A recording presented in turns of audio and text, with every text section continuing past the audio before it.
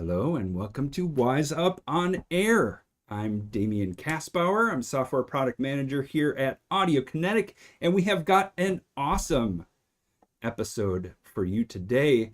So let's jump right in and look at the agenda. Here we go. We're talking about some news up front. We're going to peek at the Wise community and spotlight some cool stuff going on out there.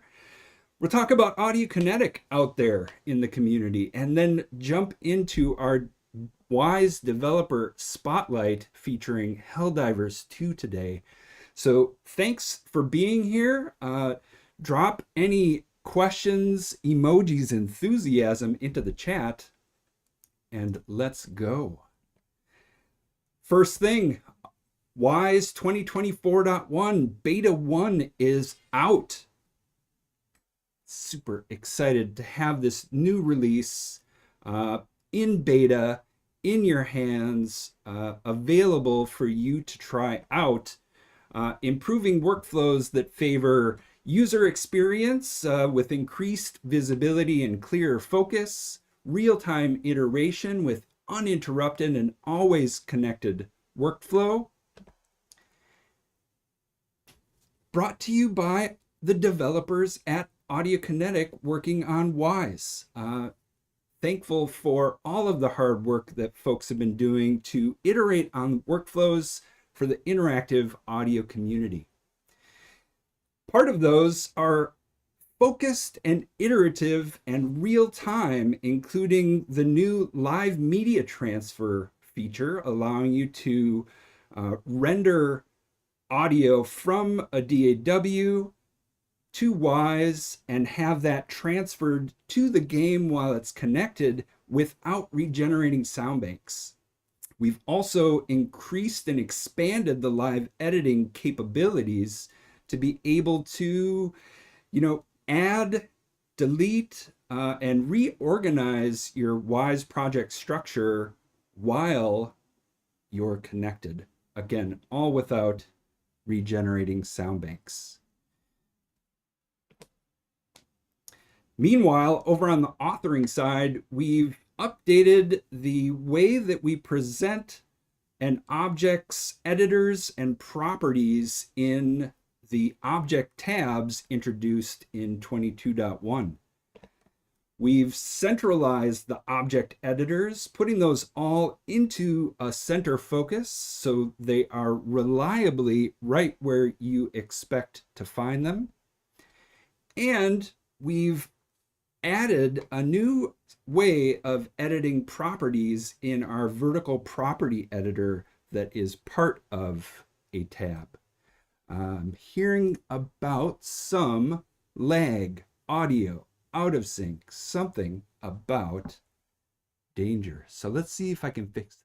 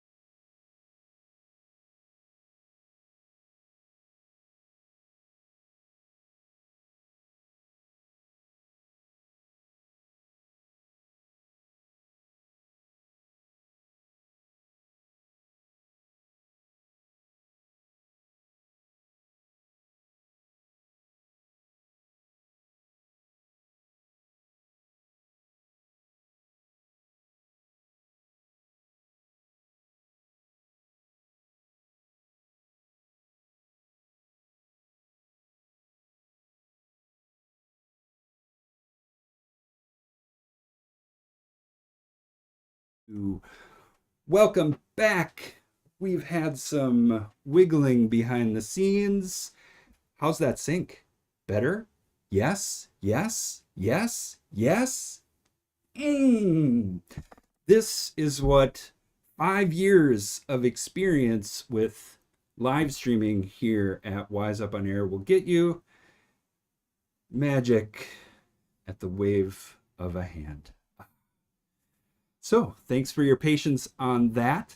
Let's jump back in. We're going to talk news, community spotlight, Audiokinetic out in the community, and then jump into our Helldivers 2 presentation.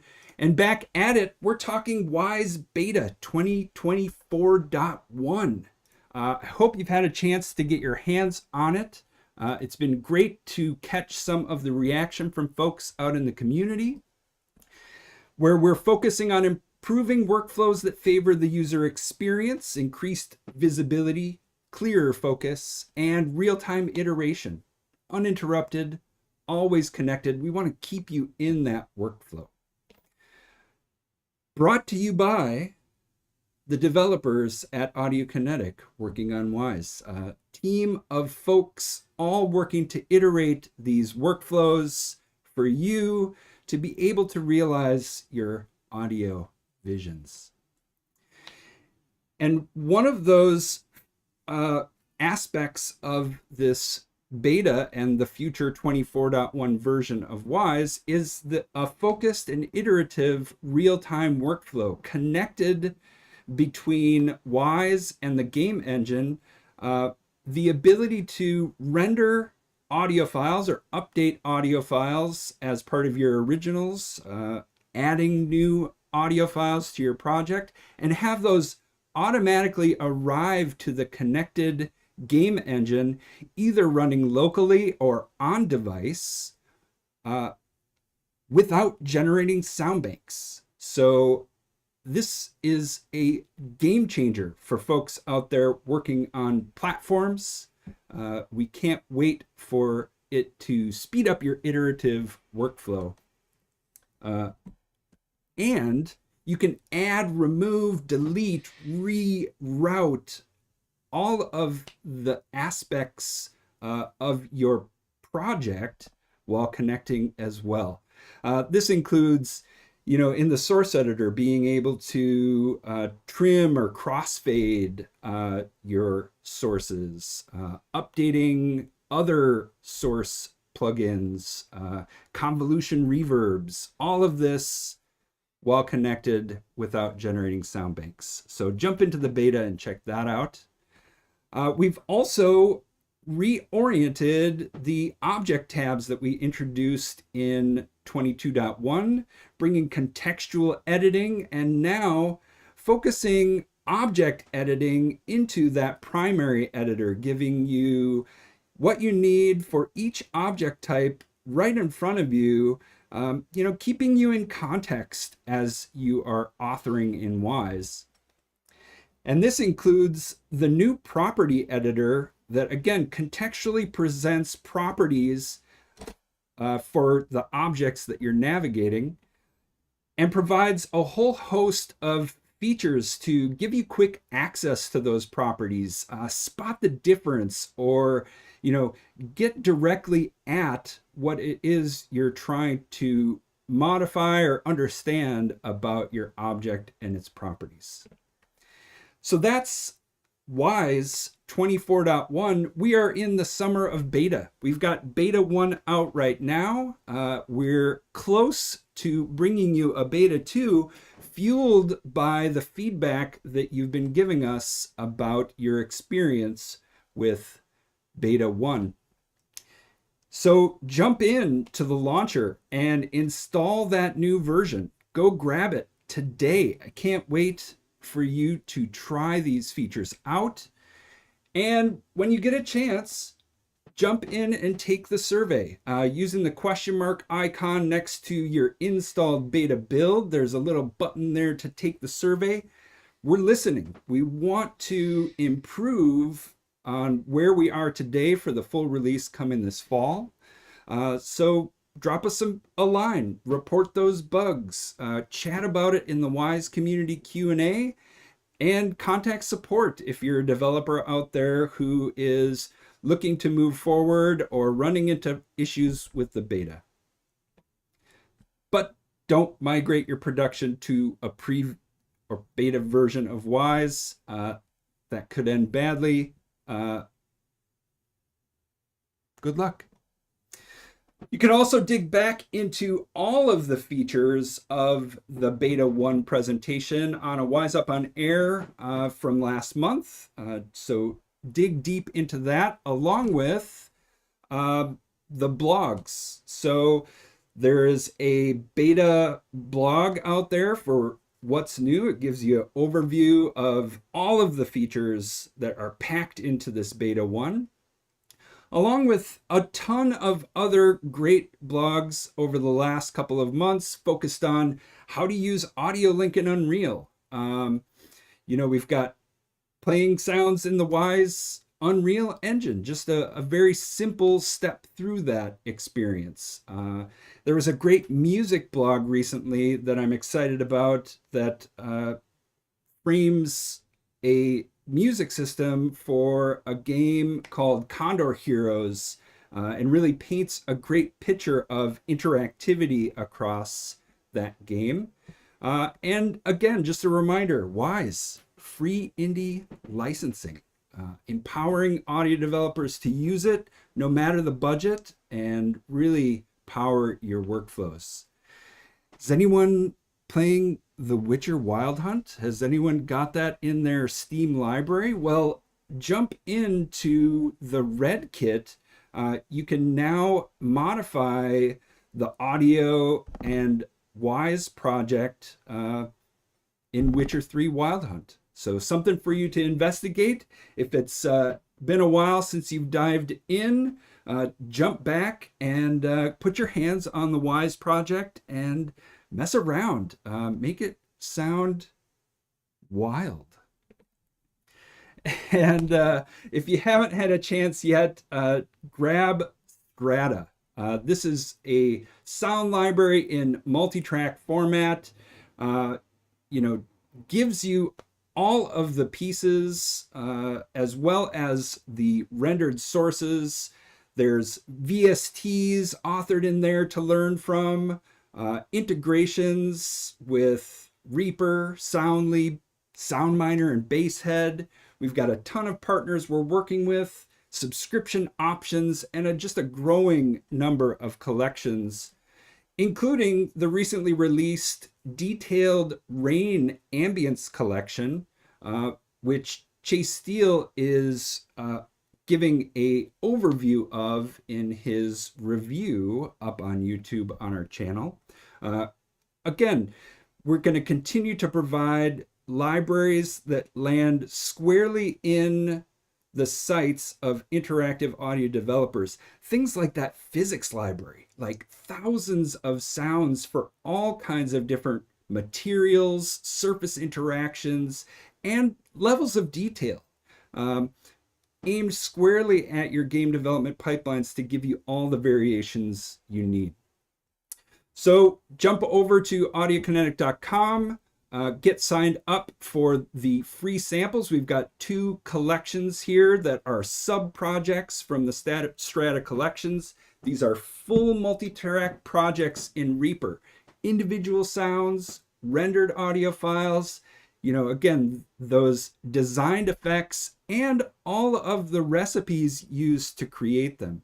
So tremendous educational opportunity there. But let's talk about what's been happening out in the Wwise community, because y'all are doing some super cool stuff. The first thing I want to cover is this great physics-based audio system using Unreal Engine and Wwise from Joshua Oosterhuis Audio. Again, just a detailed deep dive into something that should be really easy, but is actually very complex. And Joshua gives an overview of the system that he implemented. It sounds great. So jump over to his channel to check that out. Additionally, I stumbled on a audio accessibility research project from Joe Wilson. He's, experimenting with, supplementing with ear cons or iconic representations of sound that can help guide people using sound as part of the experience. So doing some research around how people can navigate or understand the world using sound. Great work there, Joe. Additionally, Anton Kronkvik from Anton Audiovision has got a ton of wild experimental videos that I can't recommend enough for you to see some of the interesting ways that you can apply Wwise and interactive audio out there. He's got a synesthesia video that ties sound to a model and expands and collapses it in time with the music. Some audio-visual synchronicity with a guitar that can be played, a wind generating and morphing tool that he uses, as well as this impactor Max MSP gamepad interaction video that really is something to behold. So just a ton of great stuff out there. Thanks, Anton, for putting that up. It's super inspirational. So let's talk about Audiokinetic out in the community. We've recently been at Develop over in Brighton. Guillaume Renault was on the ground with folks there, had a great time meeting with many of you, and just a great opportunity for us to touch base and hear about what folks are doing with Wwise. Our Japan team is on the ground at Bit Summit, again, talking with developers who are interested in exploring interactive audio using Wwise. Just a fantastic ensemble of opportunity to present these different ways of working with Wwise in the context of mobile games, massively multiplayer online games, and working with the community to find that intersection of creativity and technology. Hey, I was out there at AirCon. Did anyone else queue up for that? Great online festival put on by the folks at Airwiggles. Thanks so much for endeavoring to bring so many resources to the community, which are finding their way on demand as part of the Airwiggles channel, including this one, which was an AMA that I did with Helen Lynch. She expertly navigated a series of questions that we were able to unpack about Wwise with the community. It was a super fun chat. Thanks again, Helen.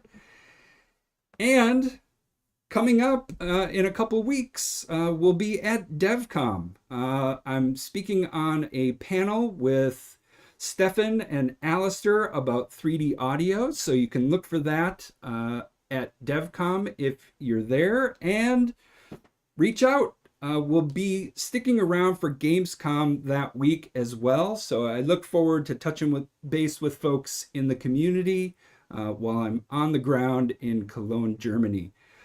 So thanks.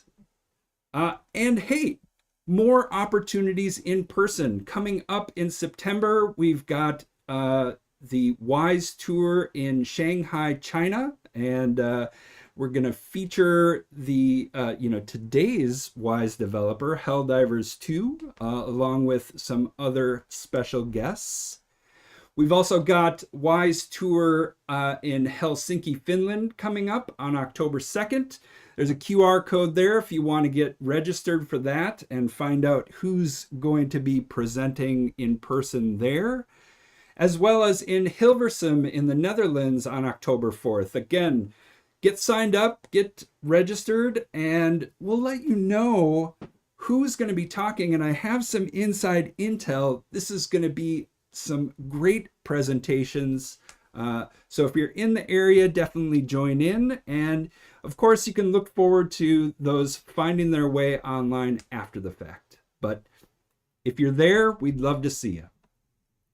We'll also be at Game SoundCon this fall. That's coming up at the end of October. Again, a yearly opportunity to sync with the audio community in California. Can't wait to host a room of Wwise and Audiokinetic centric presentations there. There's always a lot of knowledge share and learning about Wwise in the room that we sponsor, so hope you can join us for that. And dig back into previous Wwise Up on Airs. We've had a couple of great ones lately with the Outcast team, Baldur's Gate 3. Getting started with Wwise. If you're new to interactive audio, we take you through some of the fundamentals. And we went deep into the Enrage plugin, which is part of that Strata suite of VSTs, with the team working with the Boom library. So great, deep discussion there. Okay, and landing softly for this presentation of Helldivers 2, I'd just like to welcome to the live stream Harvey Scott. Harvey, so great to have you here today. Hey, Damien, and hey, everybody. Thanks very much for having me. Very excited to be here. Got a lot to talk about. It's going to be fun. I can't wait. So thanks again. Let's get your slides up here and get off to the races with a bit of introduction. Tell us about where you've been and what you've been doing. Sure. So, hey, everyone. My name's Harvey Scott, and I'm a senior sound designer at PlayStation Studios, and I work for the creative arts department group within PlayStation Studios. And about a couple of years ago now, I became the project audio director for Helldivers 2.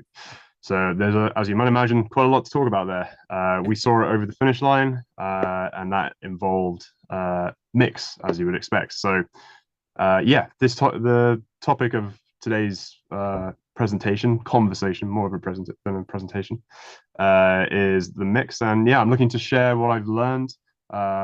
This was my first time mixing a game and leading it, so there's a lot of stuff I learned. I feel like anyone else in a similar position to myself should benefit from this, and be interesting to see anyone that's actually also mixed a game, shipped a game before, how this compares and their thoughts on mix strategy, things of that nature.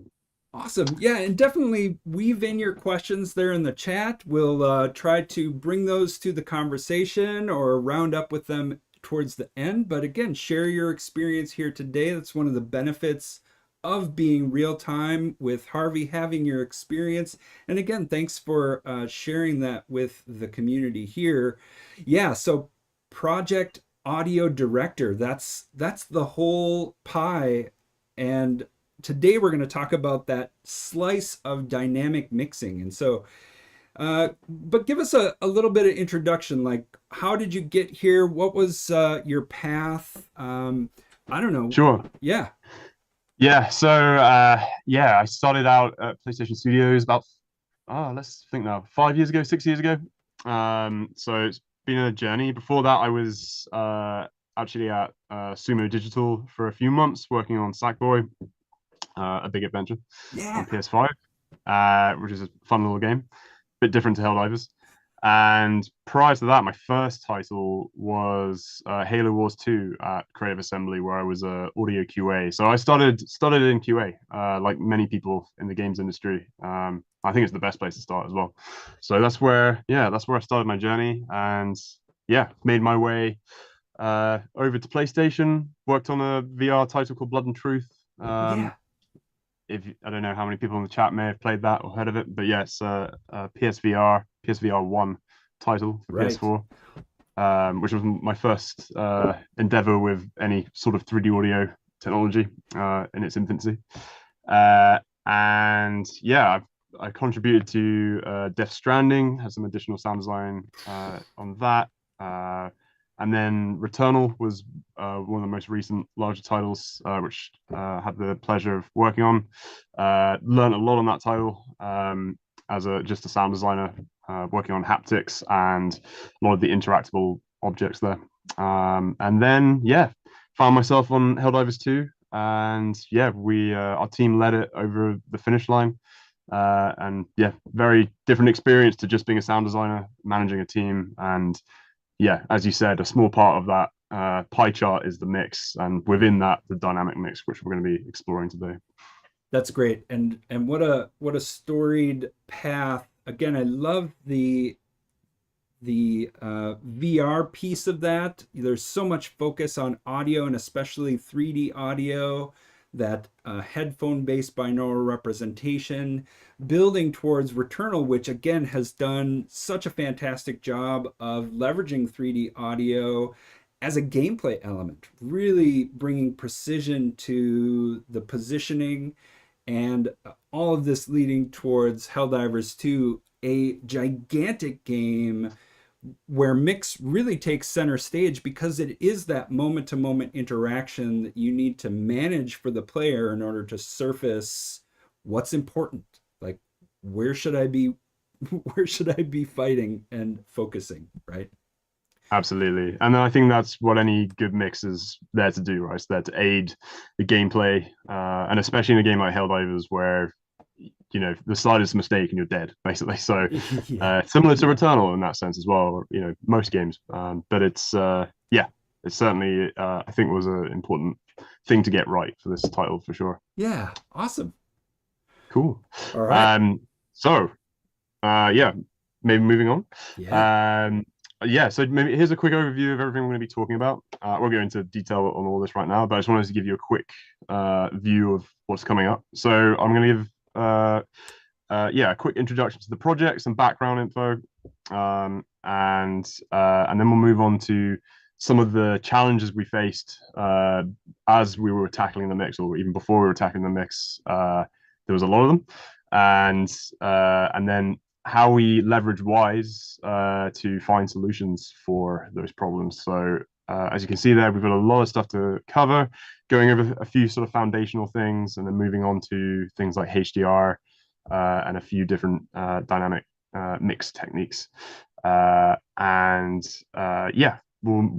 have a little ending there with some learnings and conclusions, a few things that we probably don't have time to talk about, but I think are important to mention. And then maybe some additional Q&A at the end. We'll see. I mean, I guess, Damien, people are free to ask questions as we go along, obviously. So we'll see if that's still applicable. And if you're catching this after the fact, we'll get it all chaptered up for on demand after, so that you can jump between these different areas. But we're going to go long today because we've got Harvey in real time, and it's a conversation. He'll be carrying this presentation to the Wwise Tour in China later this year.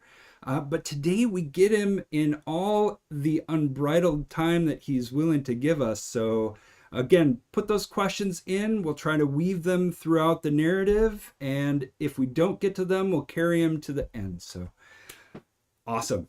Great overview. Thanks, I can't wait to dive in. Cool. All right, let's get going. I already gave a little introduction.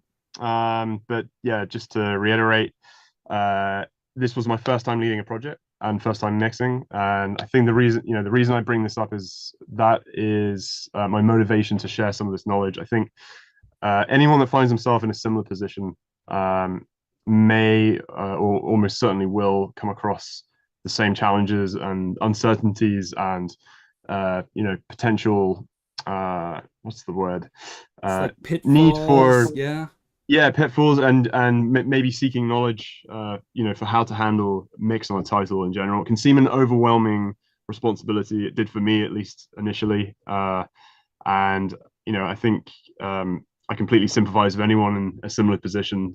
So that's mainly who I'm aiming this talk out today, is anyone just moving into that area of responsibility. And I suppose anyone that has already shipped and mixed a game, this is it'd be great to know how this compares to your strategy, what you found worked and didn't. So I think it's really this is really there for anyone who's interested in learning for the first time, like I did. Again, a little bit about who this talk is for and why. Some of the reasons I just outlined, but obviously, hopefully, most people here are at least one of these two categories: existing or potential Wwise users, or just people tuning in casually who have nothing to do with Wwise. But yeah, this is here just to show how you can leverage Wwise as a tool. It's got a, it's a very deep tool, as most people should already be aware, and particularly for mix, it's a powerhouse for problem solving for sure. So yes, it's there to show existing and potential Wwise users, how Wwise can be further utilized if you're thinking about using it or already using it. And yeah, anyone new to as I said, mix strategy, having a framework in place, how to put a plan together, I suppose, and think about how to strategically to tackle the mix at the start of a project or at the end of a project. I think everything that we'll cover here is applicable. I think it's always a good idea to try to start doing this at the beginning of a project and throughout its duration. Tackling it towards the end is, problematic in itself, and more challenging in that sense. And I suppose that's somewhat where we found ourselves a little bit. But yeah, anyone who's interested in a general framework, or at least how we tackled it on this project. And yeah, I suppose anyone who's playing Helldivers 2 or has played Helldivers 2 is just generally interested in what we did. Even if you're not a game audio person, that you may be interested in some of the inner workings of what's happening under the hood, basically. So that's who this is really aimed at. Cool. So yeah, I mentioned, I hope I mentioned that I work for Creative Arts, which is a group within PlayStation Studios, and it's a services group. So what that means is we provide an audio service to other developers. We collaborate with them. We're not the developer themselves. So in the Helldivers instance, the developer is Arrowhead. We worked with Arrowhead. We collaborated with them to provide them the audio resources that they needed, and that can be scaled up from just providing sound designers or even just assets potentially, through to sound production, direction, technical sound design, audio programmers, music, dialogue, Foley, anything of that nature. So it scales depending on what a developer needs, and potentially, as Arrowhead already had their own audio team, we integrate with them, and it's flexible in that sense. So that's kind of how Creative Arts operates, and particularly with the sound department. And over the years, we've had the pleasure of working and collaborating with a large number of studios and titles, as you might imagine, across the Sony universe. And through doing that, we've developed, a large amount of knowledge and experience internally as the team as a whole. I've only worked on that slide, on one title on that slide, Returnal, but the team as a whole has worked on all of those, plus countless more. So there's a lot of experience there, a lot of different working with different studios, seeing how things can be done in different ways. And the reason I bring that up is to just share that knowledge has been shared with me, and that's one of the great benefits of working on this team, is that somebody such as myself who's come into a position like this on Helldivers 2 for the first time, I've been able to benefit from that, and that's what I want to now share with everybody else. So awesome. And the creative services group also has a culture of sharing that information externally. There's a ton of resources out there on many of the titles on screen right now that you can dig into after this live stream, covering things like mixing in God of War. Recently, Alex Previty gave a presentation for AirCon that's worth revisiting in video format. Returnal, there was a ton of information shared about the way they approached mixing, using 3D audio, making the transition from PS5 to a cross-platform PC game, and how they mixed and remixed for 3D audio across different spatializers. I know there's Demon Souls stuff. I know that there's Death Stranding, Ratchet. I know that those resources are out there for folks, and it's just me underlining the culture of sharing that exists as part of PlayStation Studios. So, thank you for that. And again, thank you for being here today and contributing to those resources for the future. I think this will be something people can refer back to as they're finding their way to the mix. So let's keep moving. Yeah, absolutely. And yeah, you said it. I mean, it's absolutely about that, is sharing that knowledge, and it's a karma kind of thing, right? Like it'll come back to us, Yeah. hopefully, if that's the way the world works. um, and yeah, I'm feel very privileged to work alongside my colleagues that works on these titles. So yeah, I'm in a very fortunate position to be able to gain that knowledge, and so I want everybody else to benefit from that as well. Okay, moving on. So Helldivers 2. Hopefully it'd be interesting to know how many people in the chat have actually played the game. Uh, Damien, have you played it? I watched gameplay footage. Does that count? That's good enough. Sometimes that's all it takes. All right, uh, let's get sparkle emojis if you've played it. Fire emojis. We'll take whatever you've got if you've already been playing it. We've got one folks out there saying that they love the game. We had a few folks up front saying how excited they were to be here. nice. Yeah, Cool. it's a cool game for sure. Awesome. Yeah, it's a fun game, and it was fun to work on as well. So yeah, obviously those folks probably already know the game is developed by Arrowhead Game Studios, which is in Stockholm in Sweden. And so we collaborated with their wider dev team and audio team on this title. And yeah, if obviously it's a sequel, so I don't know if anyone's played the original. It's a very different style of, well, it's essentially the same game, but top down, exact same, very similar mechanics. But it's a very different experience. Yeah. Snap, crack, pop. Love the first. Enjoying the second. We've got Max saying for Super Earth. Yeah, I love So, that line. As you might imagine, I heard that line a lot. I believe um, it. so yeah, I mean, the original is a great game, very fun, but a very different style of game, and lends itself to a different, sound design experience or audio experience. But yeah, it's a sequel. So the engine under the hood, and I believe the original was developed with this as well. Could be wrong. Is something called It's something called Stingray, which was or is developed by Autodesk. I think it was discontinued around 5 years ago, maybe more. So it's definitely a rare one. I don't know, again, how many people in the chat have heard of that. It was my first time interacting with that engine. So yeah, a fair amount of fairly kind of archaic data input methods, a lot of XML, things of that nature.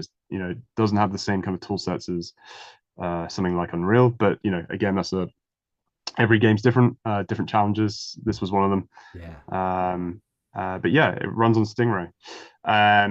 And yeah, we shipped with Wwise 2021. So we were missing quite a lot of the latest and greatest features. I'm sure we can call them up as we're going through the slides.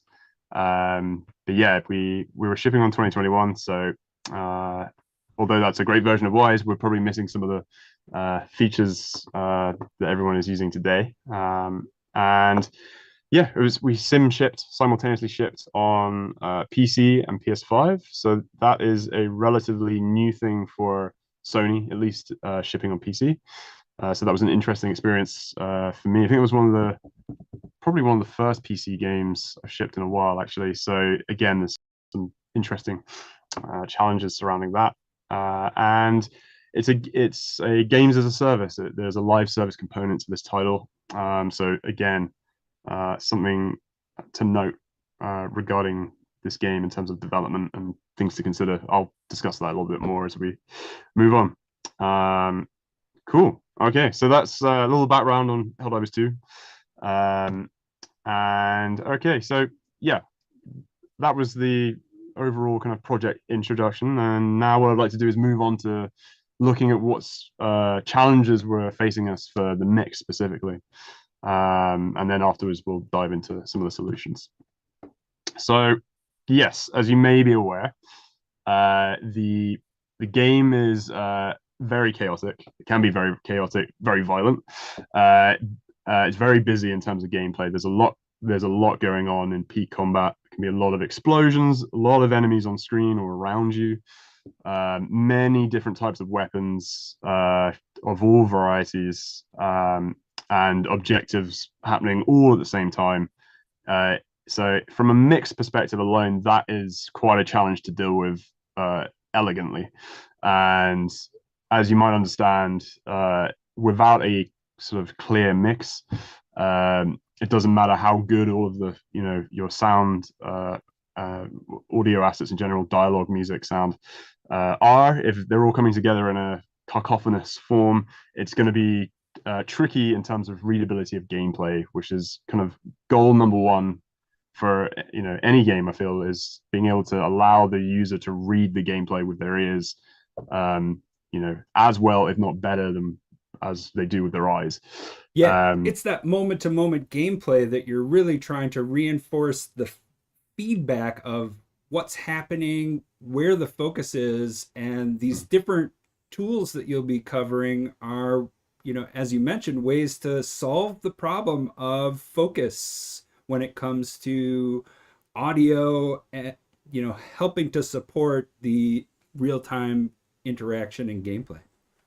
Exactly. Yeah, it's all about prioritizing the things that matter the most to the player, or that we think matter the most to the player, at least.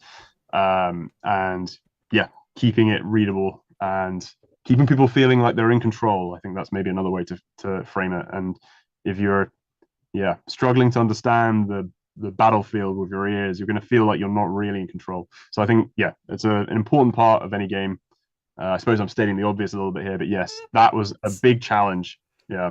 It's always worth restating because, audio provides that rare opportunity to live off screen Mhm. and support, play a supporting and guiding role. And I don't think well, yeah, so, and mix as a part of that is an unseen supporter in that goal, right? It's like you could say, oh, well, we've got a sound attached to something that's feedback, right? Yep. But it's harder to put your ear on the shift in focus that mix can have on what's being presented with audio as a feedback mechanism. So I think it's worth stating because this is the unseen art form of interactive audio in a lot of ways. Absolutely. I completely agree. And yeah, it's about presenting the right thing, not just the thing that's cool that, you've made. It's still cool, but there may be something more important to hear. Um, so I completely agree. And I suppose, yeah, as part of that, the masking of dialogue and music, uh, sound effects being one component, dialogue and music being another. There was a lot of masking going on. You have a very noisy, busy sound effects mix. It's going to cause big problems for intelligibility of dialogue, and hearing the music as clearly as possible to help drive the emotion forward. Yeah. So, we had a number of challenges to solve there, and yeah, we'll move on in a moment to show you how we solve those. But that was a big one for sure. And likewise with dynamic gameplay there, it's not when it's not as chaotic, peak chaos if you like.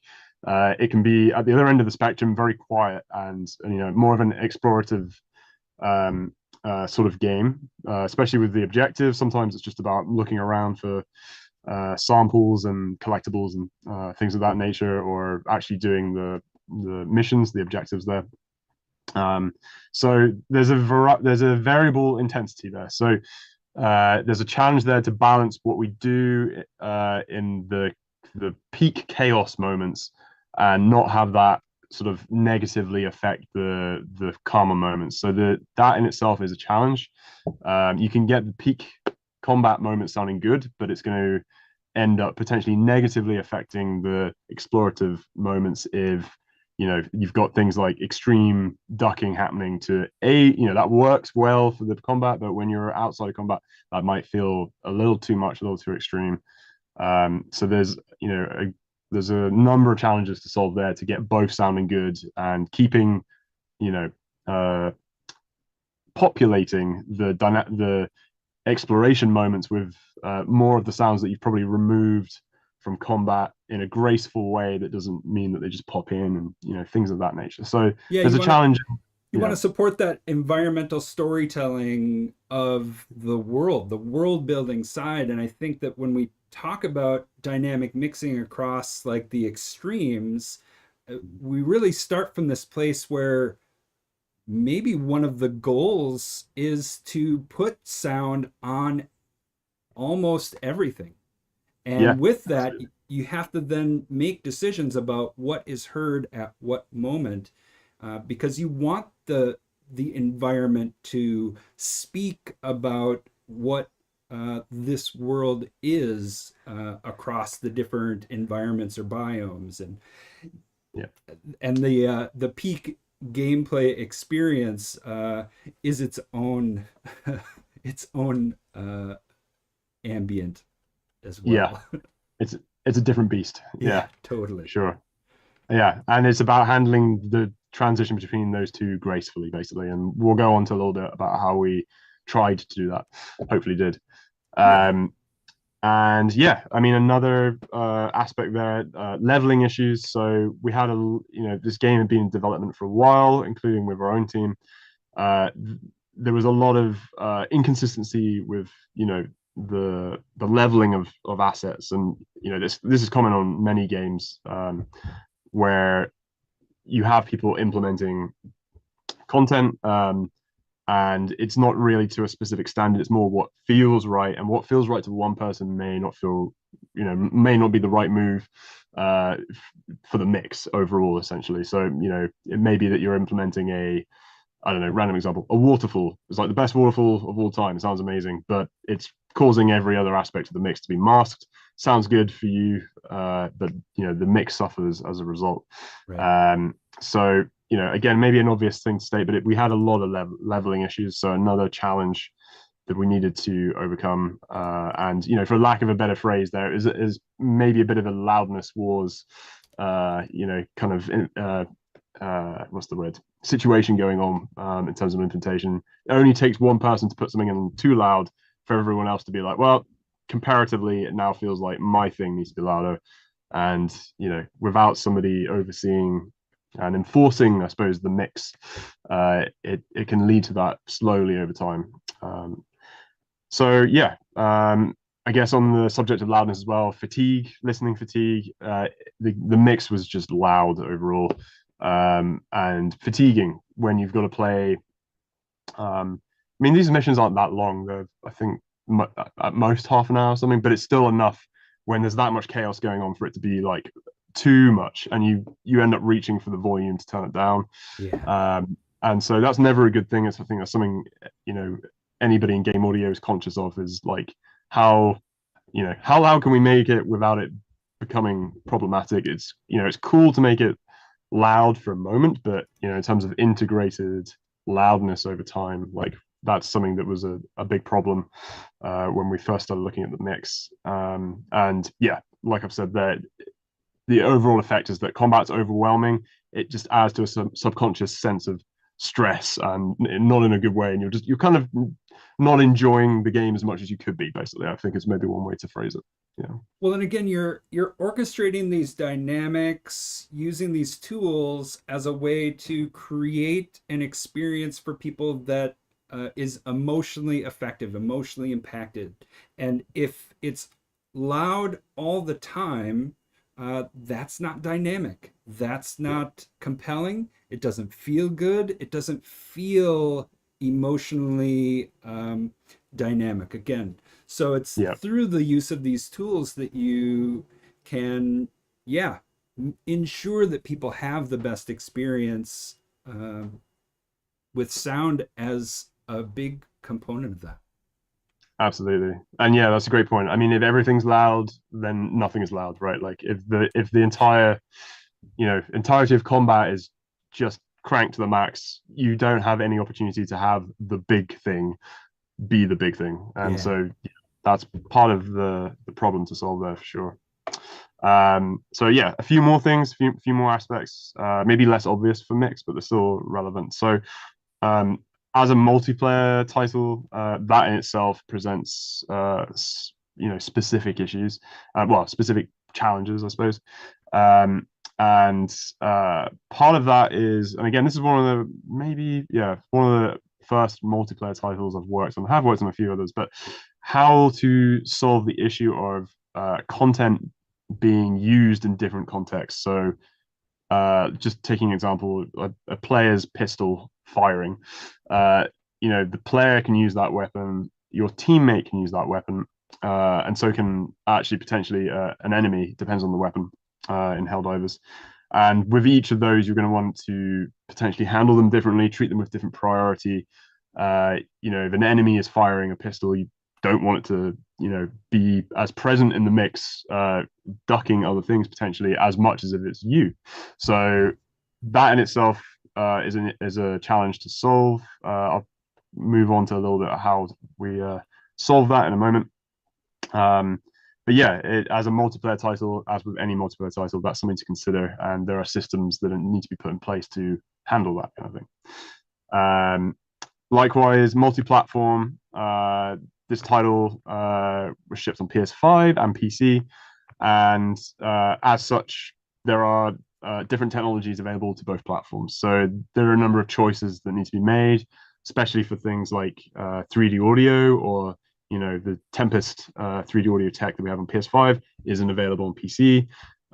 So there's different factors to consider there as to how to approach the mix in a way that benefits both platforms to the fullest without sacrificing one over the other potentially. Yeah.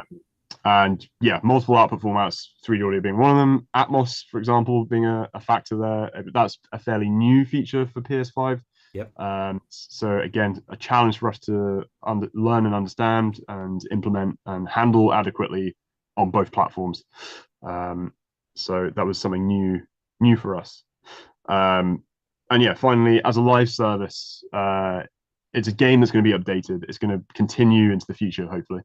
And so you need to present whatever mix systems you have, or at least think about the mix systems you have being sustainable. It's no good having a lot of, for lack of a better phrase, like duct tape and chewing gum holding up mix systems that will fall apart the moment a new enemy is introduced, for example. So it's an important factor to consider when you're kind of strategizing how to implement your mix. And yeah, I think we hopefully tackled it in some way, shape or form, as Yeah, we'll come on because to. it's got to be systemic. It's got to be templatized so that as you said, new creatures are released, as new weapon types, as game designers come up with new scenarios, or they're tweaking those scenarios like in an almost real-time fashion as part of this live service, cooperative,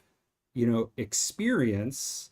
Mhm. Yeah, they need to be able to reach for those storytelling levers and know that all of the content is going to fall in line to support what they're trying to say, or the scenario they're trying to encourage, or the emergent gameplay that comes from this massively multiplayer, you know, experience, right? Yeah, Uh, yeah, but absolutely. And for it to be as, yeah, objective as possible takes the, in terms of implementation, takes the strain off. There will always need to be some degree of supervision, yeah, but at least then, if you say A plus B plus C, equals D, then you can implement that content and know that the output will be within, a range of tolerance where it should be, yeah, and it takes the workload off future and constant implementation of new content. So again, something that we had to consider for Helldivers 2 as part of the mix, as any service title would.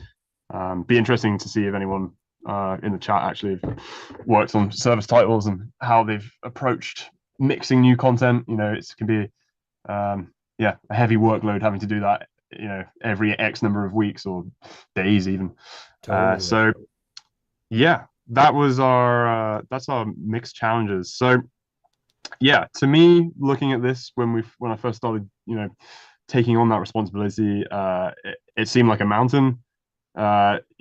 Number of different issues combined, as we just saw, many factors to consider, technically and creatively. Plus the learning curve of just, getting used to mixing a game. There's a workflow to it. There's a kind of cadence to working with the mix for a game, and having limited time. We were always, I mean, with any project, you're obviously always on limited time, but you've really there's always a ticking clock in the background, and that those factors combined, it felt like a bit of a mountain to move or overcome or climb, whatever the metaphor. Um, and yeah, I think hopefully anybody else that's been in a similar position can relate. And as I explained before, this is what I'm looking to try to share in terms of knowledge, is how we drew up a plan and try to overcome that theoretical mountain. So yeah, again, it sounded as chaotic as it looked in a bad way. I think it was noisy, it was messy, not a polished experience, from my point of view. And we needed a way to try to get it to where I think it needed to be. We thought it needed to be as PlayStation Studios, and yeah, as I've said there, PlayStation Studios in general, we have a quality bar to hit. We have previous titles to measure against.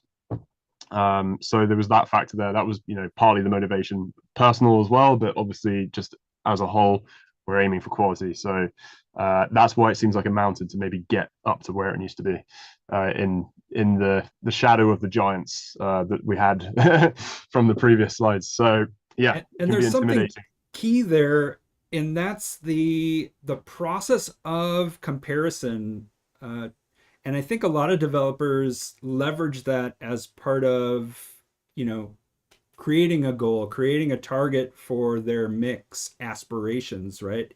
And it's Mm-hmm. that comparison across titles. Of course, you have a ton of amazing sounding games to compare to and across, with many of the people who helped shepherd those mixes. And so, you know, making sure that you are in context as part of your mix with other titles, whether they're similar or different, but having that awareness, I think, is a key strategy here that is part of understanding how to move that mountain or where to move it to. Yeah, something like that. Yeah, absolutely. Yeah, I think it's always a good thing to compare against your industry peers, and really try to reverse engineer potentially how to achieve that. And I mean, that can be very difficult, right? Like I listen to games now, and I sometimes wonder how they've done XYZ thing. It's not often possible. I suppose if it's done well, it's done transparently to the extent where you don't even notice what they're doing to Yeah. solve mixed issues. So yeah, and the last point there, yeah, what we needed there, as you say, is a mixed framework, a plan, a strategy, to calmly move the mountain out of the way and chip away at it. So let's that was the challenges. Let's move on to the solutions. This is the kind of interesting part, and we can look at how we leverage Wwise to yeah, move the mountain.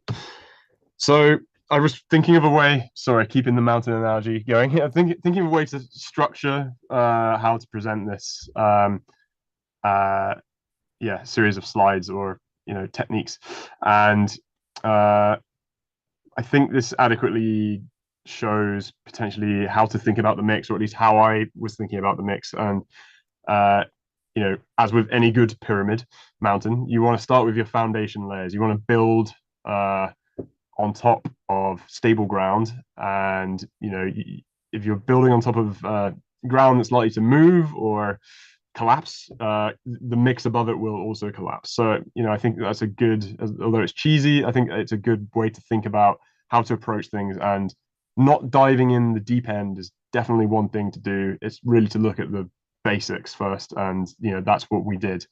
um even if it felt like we had that nailed down, under a closer examination, it's like, actually, no, this is all going to change. Let's do that first. So, yeah, the foundation. Oh, I should really change the title on that, but yeah, the foundation mix is, to me at least, global, and I suppose one way to look at it is omnipresent constants, if that makes sense. So aspects of the mix that are, there, they're always there, and don't really move, or they're kind of like static. They're configured in a static form, rough, in a vague kind of way. I'll move on to what that means with specific examples in a moment. And yeah, it's important to get these things right, and to build the additional complexity, the things that do move, the things that are dynamic, on top of those foundations. So that's kind of why I'm going to go over a few sort of basic, what appears to be basic things, just to show you what we did and why I think it's important to get those things right. And had we not done those things, or not understood them at least, you may find that you need to change them too late in the day, and you're then left with less time to rebuild everything on top of it, essentially. Yeah, because those small changes to the foundation have a wide rippling effect. So you Yeah, want to nail those down as soon as possible, so that you don't get to a place, like you said, where you have to make a small change to the foundation, but it has a wide impact that is going to take a lot of time to ensure that you've arrived with the right solution. exactly. And yeah, my final point on that side as well is just, additional complexity cannot fix those foundations. So if you discover there's a problem, the problem is to fix the foundations, not put more stuff on top of it. And it may be tempting to try to compensate. If you find that, all of your attenuations are too steep and you haven't got time to, change them all, you'll find that, just turning things up is not really an adequate solution, and, is not an elegant solution, I suppose, I'll put it that way. And Yeah. the best thing to do is just to start again and rip things out potentially, and solve it that way, which you Yep. don't want to find out late in the day. So yeah, here are the things we're going to look at for the foundation. We're going to go over some of the listener systems that we had. Oh, too fast. Listener systems that we had in Helldivers 2, and why that's important. We're going to go over strategy for attenuations.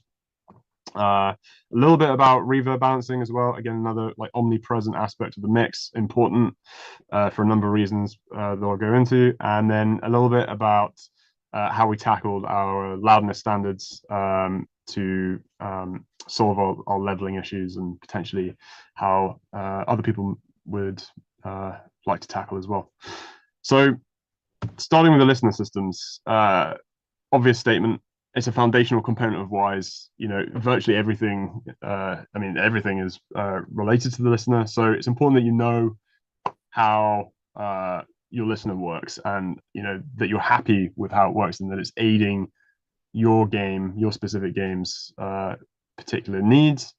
Helldivers 2 as a third-person shooter has its own specific requirements. A first-person shooter would have its own specific requirements. A 2D style Mario game would have its own thing. So again, obvious statement, but you need to have that stuff nailed down before you start to move forward with any additional complexity, because it's going to influence any content that's positional, right? In one way, shape, or form, that's going to change the way that content ends up in the mix.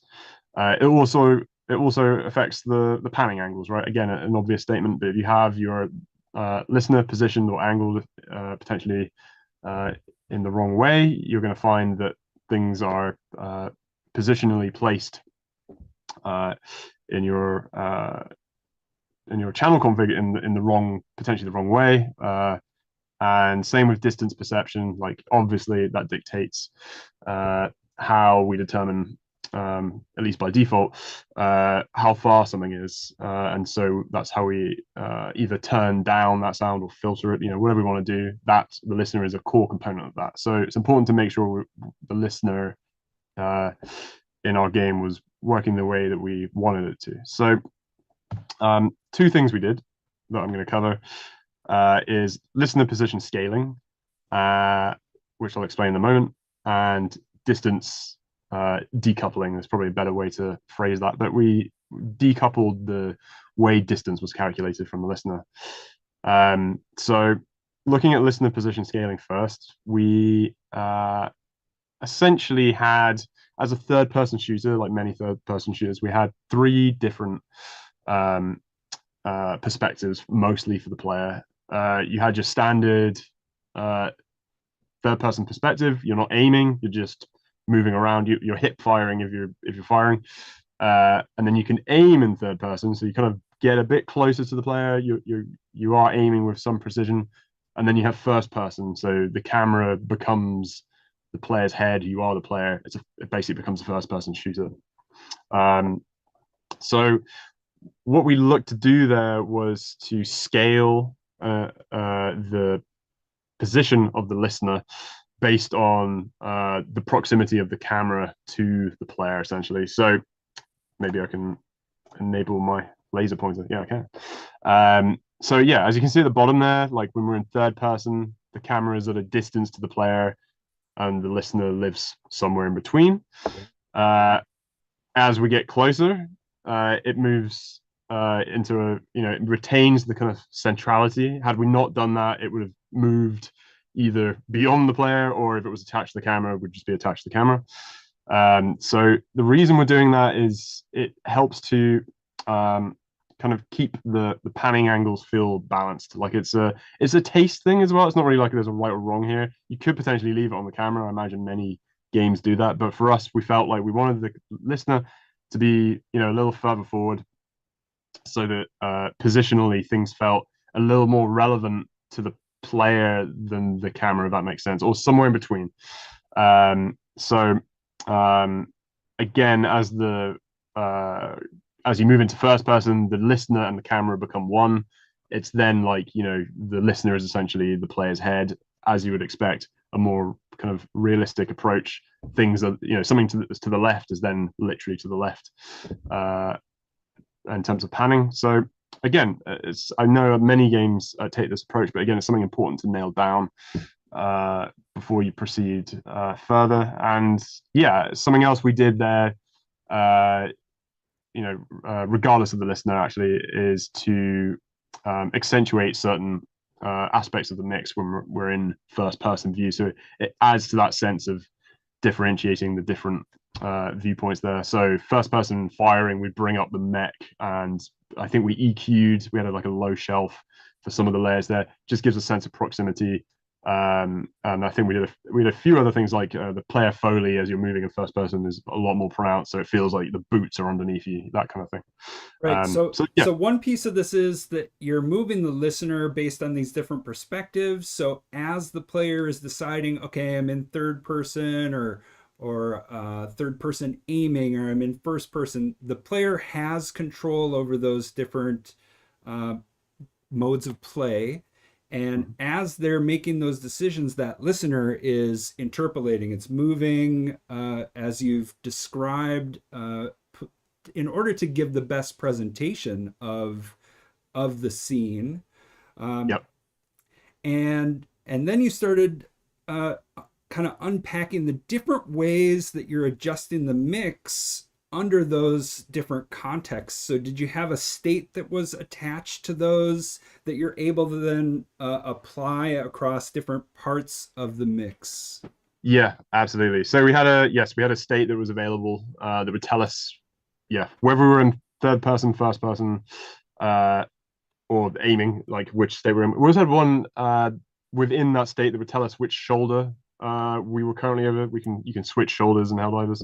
Yeah. So again, that's globally available as a state. So it just gives you that flexibility to be able to apply that wherever you want, and it's ready to use in any way, shape, or form you want. So we were doing a few different things at bus level, voice volume, or bus level even. On some DSP, so I mean EQ instances, for example, we were potentially driving bands with that. I think potentially compression changed, if I remember rightly, for first person, for weapon firing, for example, things of that nature. So yeah, absolutely, I would recommend having that data from the game available to you in Wise. You never know how you might want to use it, especially for a shooter like this. It's useful to have it. Better to have it right at the end when you suddenly go, "Oh, I wish we had that," and you don't have it. As with a lot of these things. So, yeah, we did have that data available. Um, Great. so And we're going to drop some links into the chat, digging deeper into the audio listener as part of the WISE 301 certification, third person perspective considerations, as well as the spatial audio third person listener that's been added since you shipped in 21. So we'll get some more links for people to jump out into more info about listeners and how to use them. nice. So, yeah, looking at the other thing we were doing, so distance calculation. So typically, as most people would expect, you calculate the distance from the listener to the emitter, to the sound source, as it works in real life, right? Like your ears, the distance from the sound source to your ears, you will, get a sense of distance that way. And yeah, the value that's passed through to Wise by default is from listener to sound source, regardless of player. So it's kind of prioritizing in a way, is one way to think of it. It's prioritizing the listeners, the proximity to the listener, the sound source's proximity to the listener. So it's realistic in a way to have it work like that. But there are sort of potential side effects to that are worth considering, aesthetic side effects, essentially. One example is rotating the camera. If you're rotating the camera about the player, and you have ambient emitters around the player in that sense, you're going to get obviously positionally the sound is going to move around, but it's also going to oscillate in volume as you do that. You're going to get a kind of woo woo effect. And that is potentially something that you may not want, especially in a game like Helldivers where you're moving the camera around a lot. Positionally, that's useful, but the oscillation and volume is, again, this is a taste thing. It's not like there's a right or wrong. This is just the way we approached it. Yeah. But we wanted to prioritize the player's proximity to that stuff, not the camera. So if the player gets close to a fire, a source of fire, it stays at that volume no matter how the camera is moving around it.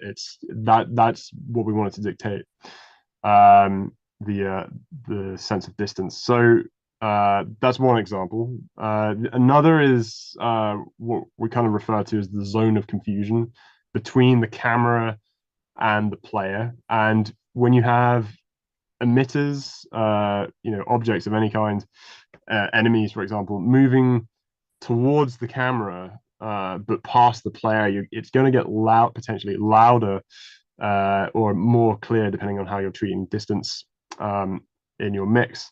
And that might not sort of match up with how you want to prioritize a sense of danger or proximity. So it doesn't make a whole lot of sense to have it get louder when it gets towards the camera. You kind of want it to be at its peak loudness or attenuation when it's closest to the player as a kind of gameplay aiding thing. That's what matters in Helldivers, at least. And so that's the approach we took, which I'll explain in a moment. So what we actually do in Helldivers 2 is calculate the distance. This may seem confusing, but I'll explain in a moment. We calculate the distance from the player's head, but we're still panning relevant to the listener. So the panning angles, if you like, remain as you would expect, but the distance from the emitter to the listener is no longer relevant. It's actually the distance to the player. So in that sense, again, imagine, if you will, the player standing next to a source of fire. As you rotate the camera, you're going to get the fire moving around, but it's no longer going to increase and decrease in volume as the camera gets closer to the fire. It will pan, but it won't sort of oscillate in volume. And so the only way to make it oscillate in volume in that sense is by moving the player away from that sound source. So it kind of preserves that sense of priority for the player, if that makes sense, or focus on the player. Yeah, it totally makes sense. What a great way to lay a foundational aspect of that player perspective. Like you said, decoupling the volume from the panning preserves a consistency from the perspective of the player. Absolutely. Yes. And yeah, so that also solves the zone of confusion between the camera and the player in that sense, if you deem that to be an issue. And we felt like we wanted to solve it. There are other ways to tackle that, obviously, but yeah, again, it has the bonus of solving that as well. And yeah, just an example in Helldivers as well. As you're walking around the ship, for example, the ship hub, you move up towards, I don't know, some of the computers or something. You will, and you rotate the camera, you'll find that the ambient spots remain constant in volume, even though they're moving. Had you not had that, it would have kind of been like a whoa whoa kind of sense of movement, which we didn't want. So it can add a kind of sense of control to the mix based around the player, which is kind of cool. Nice. But again, all this stuff is down to taste. There's no right or wrong. Different games have different needs. Different people have different opinions and taste on the stuff. So yeah, absolutely. But I guess the point is, Wwise allows us to do this, right? That's the cool thing. We can do that with the tools, which is awesome.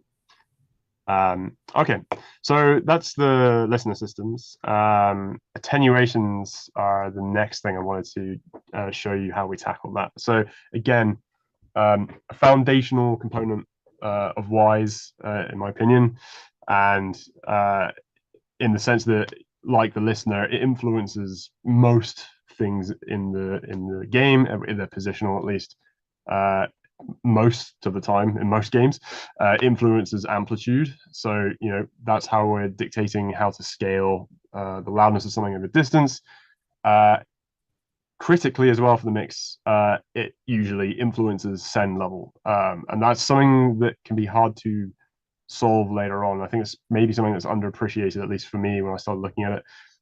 Volume is one thing, but the nature of how you tackle your auxiliary game-defined or user-defined sends with your attenuations can present problems if you don't have full control over your attenuations, as I'll maybe demonstrate in a moment. Because you've got wild audio going off to DSP or reverb that now is not as constrained as the dry sound. Yes, I mean, I suppose one way to look at this is if you have different curves, and I'll show you in a moment, like kind of what lack of control looks like potentially. But you have different curves for every sound of the game for your sends. You've got some that don't even hit zero. When you go to try to mix that reverb, you're going to be very unsure as to whether it's the reverb that needs to come up, for example, or it's the attenuation that's wrong. And across the board, you're going to find that it's very hard to judge basically what's going on. And so it's a critical thing to have control of. And it's fine to have variation here, and I'll maybe come on to that in a moment. But as long as you are in control of that variation and where that is located and why, and that it's not a kind of mystery later on.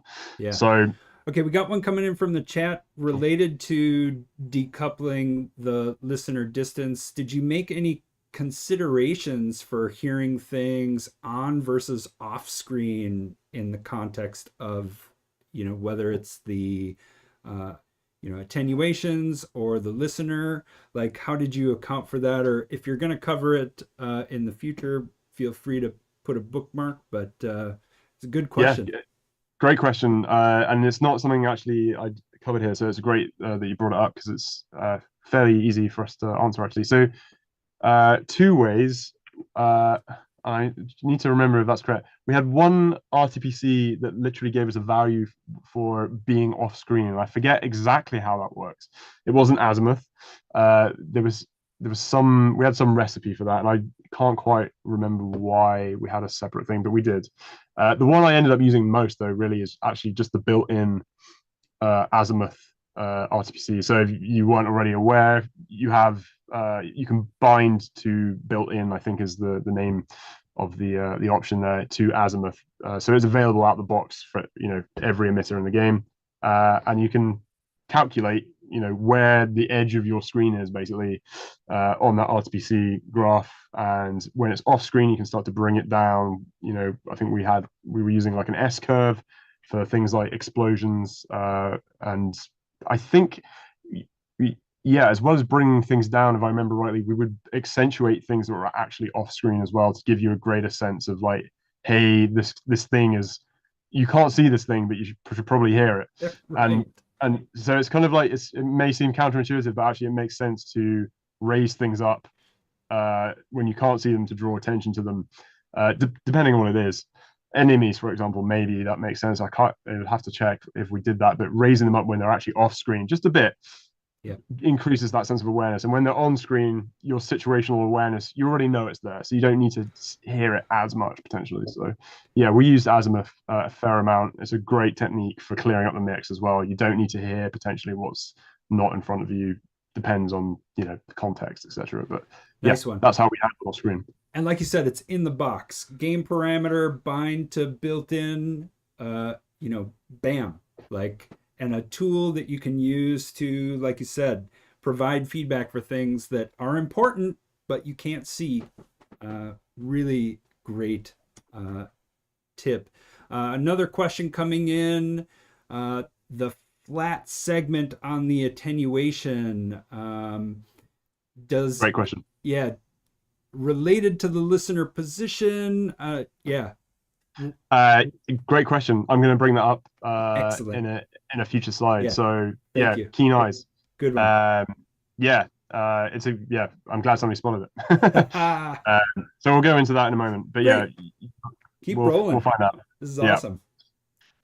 So yeah, last point on that slide is just that, as I've mentioned before, as with anything foundational, bad attenuations mean that you may end up compensating for them later on. So that's why, again, this is important to solve correctly the first time around. If you've got everything, if you find that, oh, these sounds are falling off too quickly, you may not even know why that's happening. It can be, you really have to profile to figure that out. You may be like, oh, screw it, we'll just turn it up. And it turns out that's the wrong move for a number of reasons. You might find that then doesn't work when they're closer, or, so I think, again, it's an important thing to get right. Send levels being a gigantic thing, I think that really needs, I found at least, that is the critical to getting the success of a reverb system or not, or at least control. So lack of control. Here's what lack of control looks like. If you open up your project and you find that you have like 200 different attenuations. I mean, you can see here, I think Helldivers at peak had about 308 different attenuation share sets, which is fine. The problem being that if you're looking to control the mix, as an owner of the mix, you need to know what's going on. And if everybody has made their own custom attenuations, which is extremely common, you're not going to know what's going on in terms of send levels, spread, rate of fall off in terms of volume. So I say this is a lack of control in the sense that if you find your project looks like this and you are not aware of what every single attenuation is doing and why, it will quickly fall apart when you start trying to make kind of strategic moves globally to solve mix issues and go, okay, my reverbs are all over the place. Some things are too hot, sometimes they're too cold, and things like spread is behaving differently. All of these things add up and it creates an inconsistency in the mix. So yeah, just highlighting that that can be an issue if you're in charge of mix, I think. Same with define custom. That can be, again, problematic. It's fine, there's a time and place for it,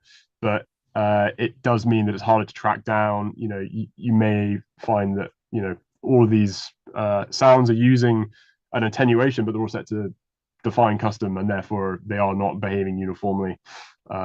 So important to know. Yeah, tracking down those default customs in authoring is harder than it should be. We're aware of that and hope to find a better way towards the future. One thing I'll mention here is in 24.1, in the beta right now, we've added a feature to the attenuations called attenuation scaling distance percentage. And this will be a new tool that folks can use to share an attenuation across multiple objects while specifying a maximum distance on a per object basis. So a new tool in 24.1 that will give people a little more control over consistency. So being able to leverage a single attenuation for objects with different max distances. So I thought I'd mention that here because I bet that might have helped a few times. Yeah, literally the perfect time to bring that up because next slide.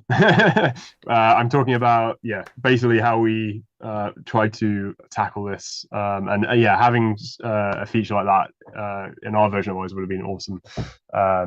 Do you know, just out of interest, Damien, is that are you able to scale that at runtime, the attenuation, or is it It is in terms of percentage? RTP-seeable. Cool. That's very cool. A Yes. lot of good uses for that, 100%. Parameterizable. Yeah. Yeah, Yeah, nice. we're thinking about you out there, folks who are, trying to get this foundational piece. Uh, we're working for you over here. So the Nice. future is coming soon. Yeah. So yeah, here's what we did. Again, simple idea, but an important thing to gain control. We had a limited set of scaled attenuation curves. So they're all have a consistent mathematical relationship. They're scaled. So, as an example here, 10, 100,000, 10,000 meters, they all look the same, but they're scaled up. So they act accordingly. And as I mentioned, it's fine to have exceptions, but I suppose the way to look at it is like you should start, at least this is the way we did it. I should be careful to, say you should do this. This is how we did it. It's ideal to start in a place like this, and then you, as the mix, as the owner of the mix for the project, you make the decisions where and when there are exceptions to that. Either by making a new share set or defining custom or whatever Yep. tactic you want to go for. But I guess the point is to have uniformity in behavior and have custom behavior only where necessary rather than custom behavior as standard, because I Yeah. think you end up in a situation where you have lack of control essentially. Well, Um, and you have a million levers to touch. yeah, And really, you want to have as few fundamental controls as possible, or as few yeah, as necessary, I guess. I think absolutely. I think, and as with anything in game development in general, like the simplest solution is usually the right one until proven otherwise. So this is that, right? And Yeah. more complexity is often always is often necessary, but I guess take the approach, or we took the approach, and until proven otherwise, let's do that, and then we build on top of that. So yeah, again, the way we tackled this was by having like duplicate sets of these attenuations, but with cone attenuation enabled, for example, so Yep. that again, as an exception, hey, we want this thing to utilize cone attenuation if it has a sense of direction, if you like directionality. Yep. Uh, I don't know, dialogue, for example, has a sense of directionality Yeah. out of the person's mouth, or weapon fire. There's a muzzle has a direction. You may want to filter it as it's not facing you as a mixed technique, things of that nature. So we set up a bunch of default standard attenuations there for people to use as default. Nice. Same with spread and focus, again, like a controlled set that are set up in a known way. Yep. If that doesn't work, if it's not enough spread, get your team to let you know, and then you can make the decision to increase it for that specific thing. Yeah. um, Yeah, and moving forward in 24.1, you could choose to boil these down into 3 attenuations and manage those max distances on a per object or, parent level uh, and RTP-seeable way. But the strategy is intact. You want yeah, that kind of consistency. yeah, and that's very very cool. Yeah, that you can scale like that, and that makes things much simpler. And again, it gives your designers, your team, a greater degree of control to be able to, you can confidently say, use that attenuation, just scale it, and Yeah.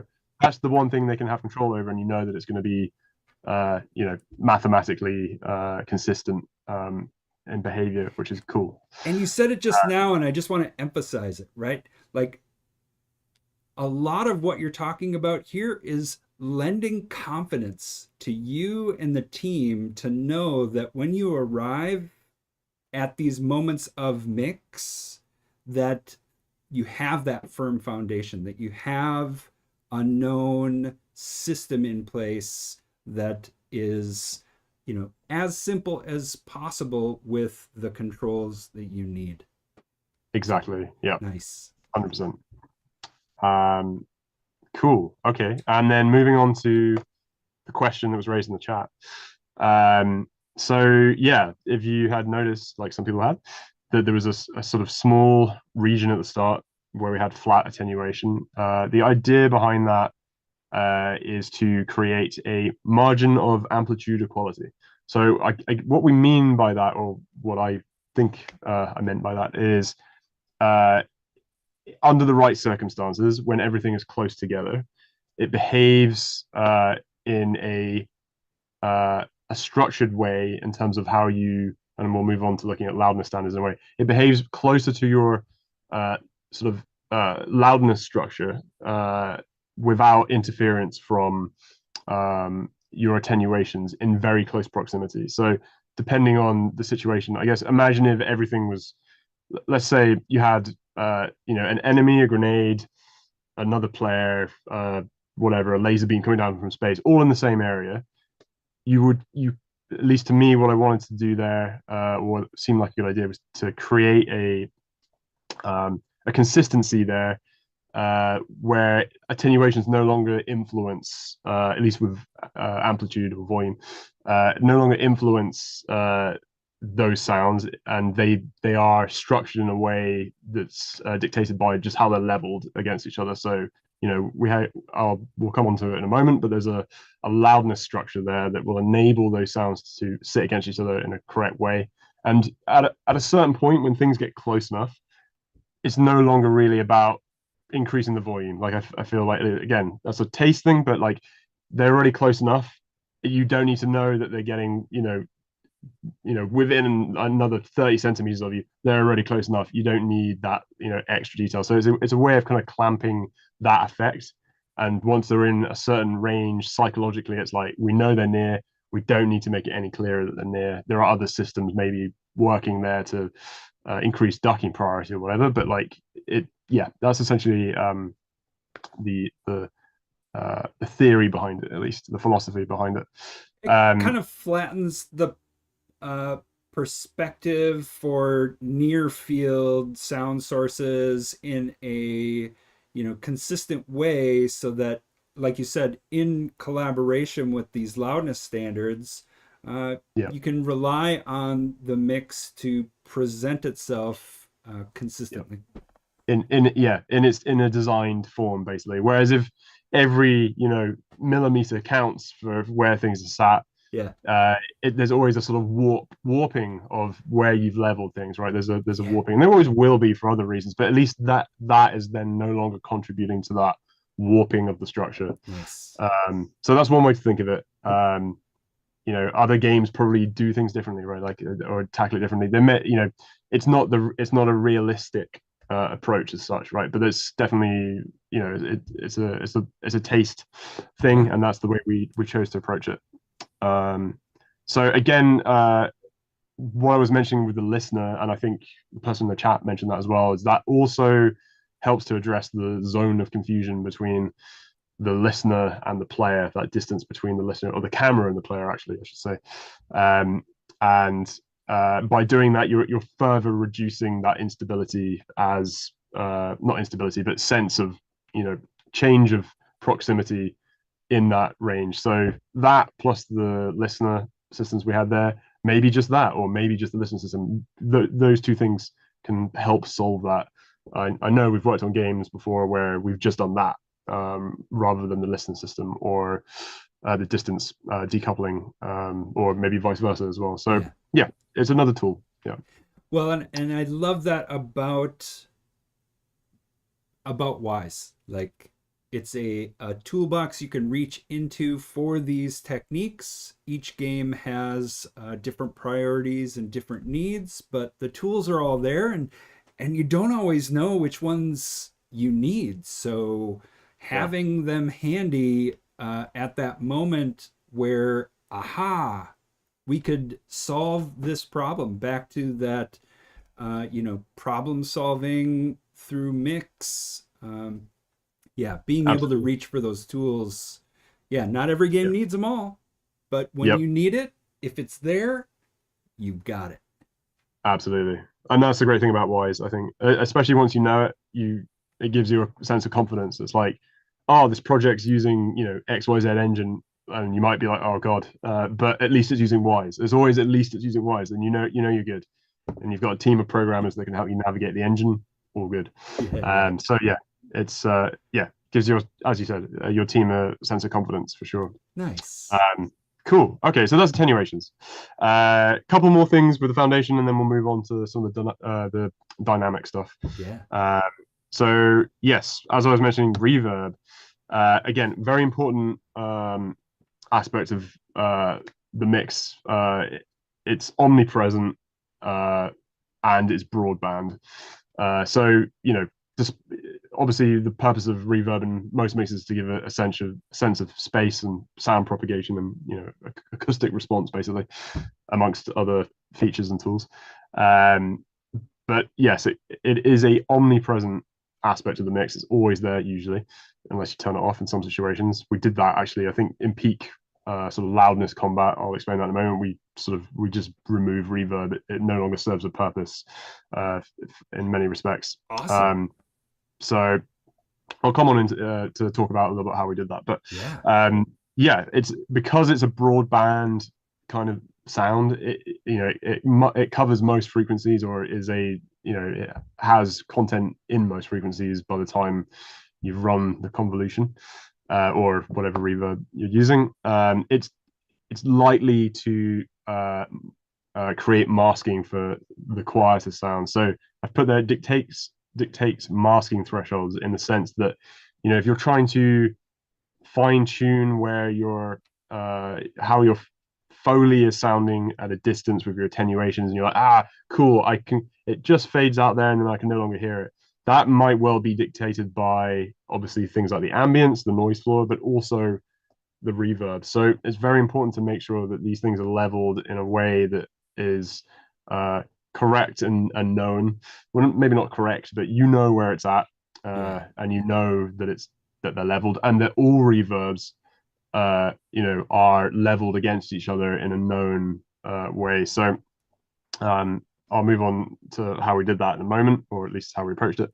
And again, similarly, I think reverb gives a sense of perceived power or loudness.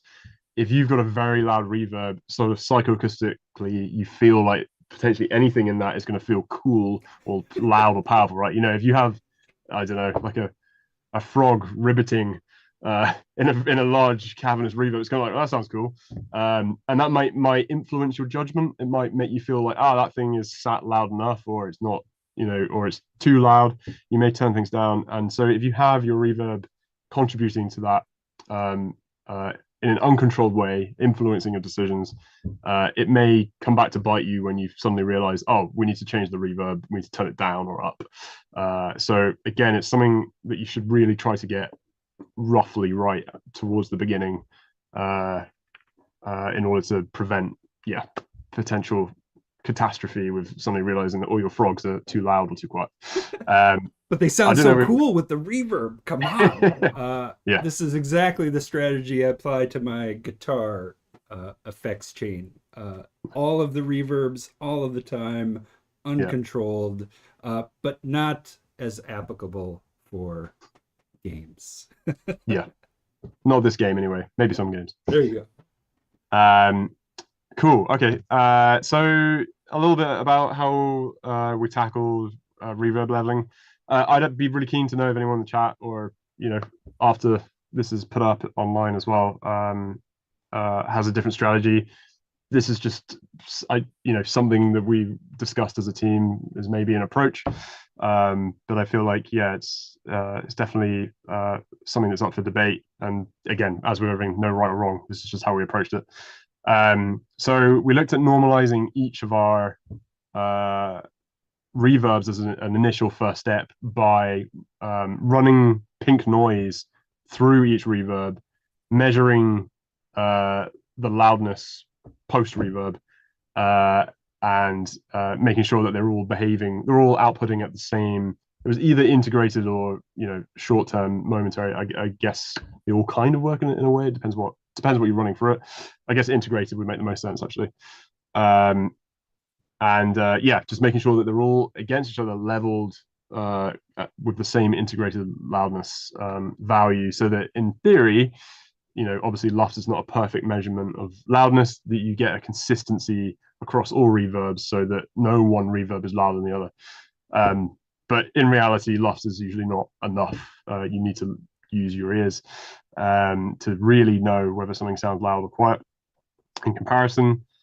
So we would balance these reverbs against each other in context with dialogue. I think dialogue is a good use case. It's something the human ear is sort of quite sensitive to naturally, as in terms of psychoacoustics, evolutionary. We're tuned to dialogue. So I think I don't have a screenshot of it there. I wish I did, but we had a test level where we just had a series of volumes lined up, and we'd move between the volumes with a dialogue left behind, and you can kind of hear how reverb behaves over distance, and then you can swap over to another reverb by just moving to the next volume over.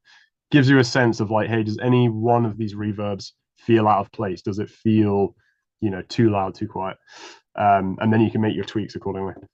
And likewise, another strategy there is just EQing any potentially problematic frequency buildups, or again, this is done to taste. You may find that the mid range is, for dialogue purposes, it's just always a little bit too much. It's creating some masking or just interference with dialogue intelligibility. So could be something you might want to bring down, or maybe you feel like the low end is just always kind of somewhat useless in terms of information at that point. You may just wish to filter out. So we use we were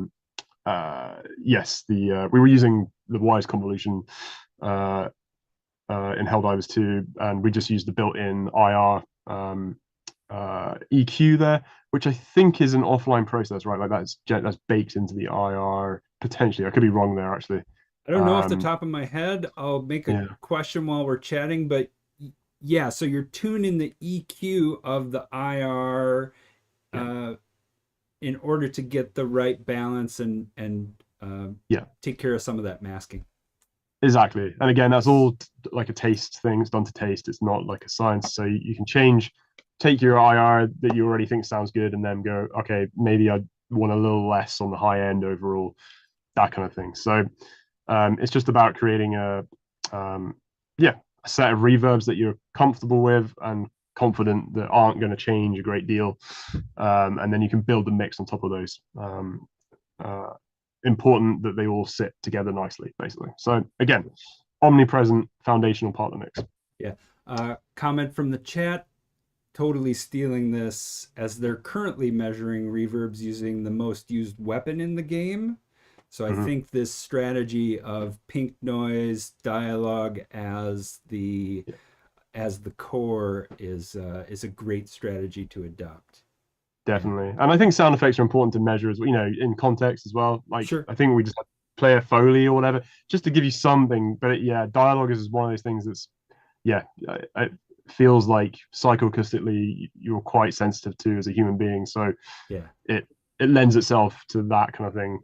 But again, you got to play the whole game to really know if you've made the right decision regardless. So, but it's definitely a good idea for sure. Cool. And Mauro, I know your other question there is going to be covered in upcoming slides. So I'll put a pause on that, and we'll dig in deeper when we get there. So stay tuned, and thanks for the questions. Keep them coming, folks. weave this narrative with Harvey. I'm so glad to have your experience here today. Cool. Nice. All right, moving on. So last thing I want to look at with the foundation before we move on to some of the more interesting stuff, I suppose, or the dynamic stuff, is loudness standards. So yeah, as I mentioned before, we had a lot of leveling issues. I think a lot of projects faced this potential issue, especially if there's potentially a lack of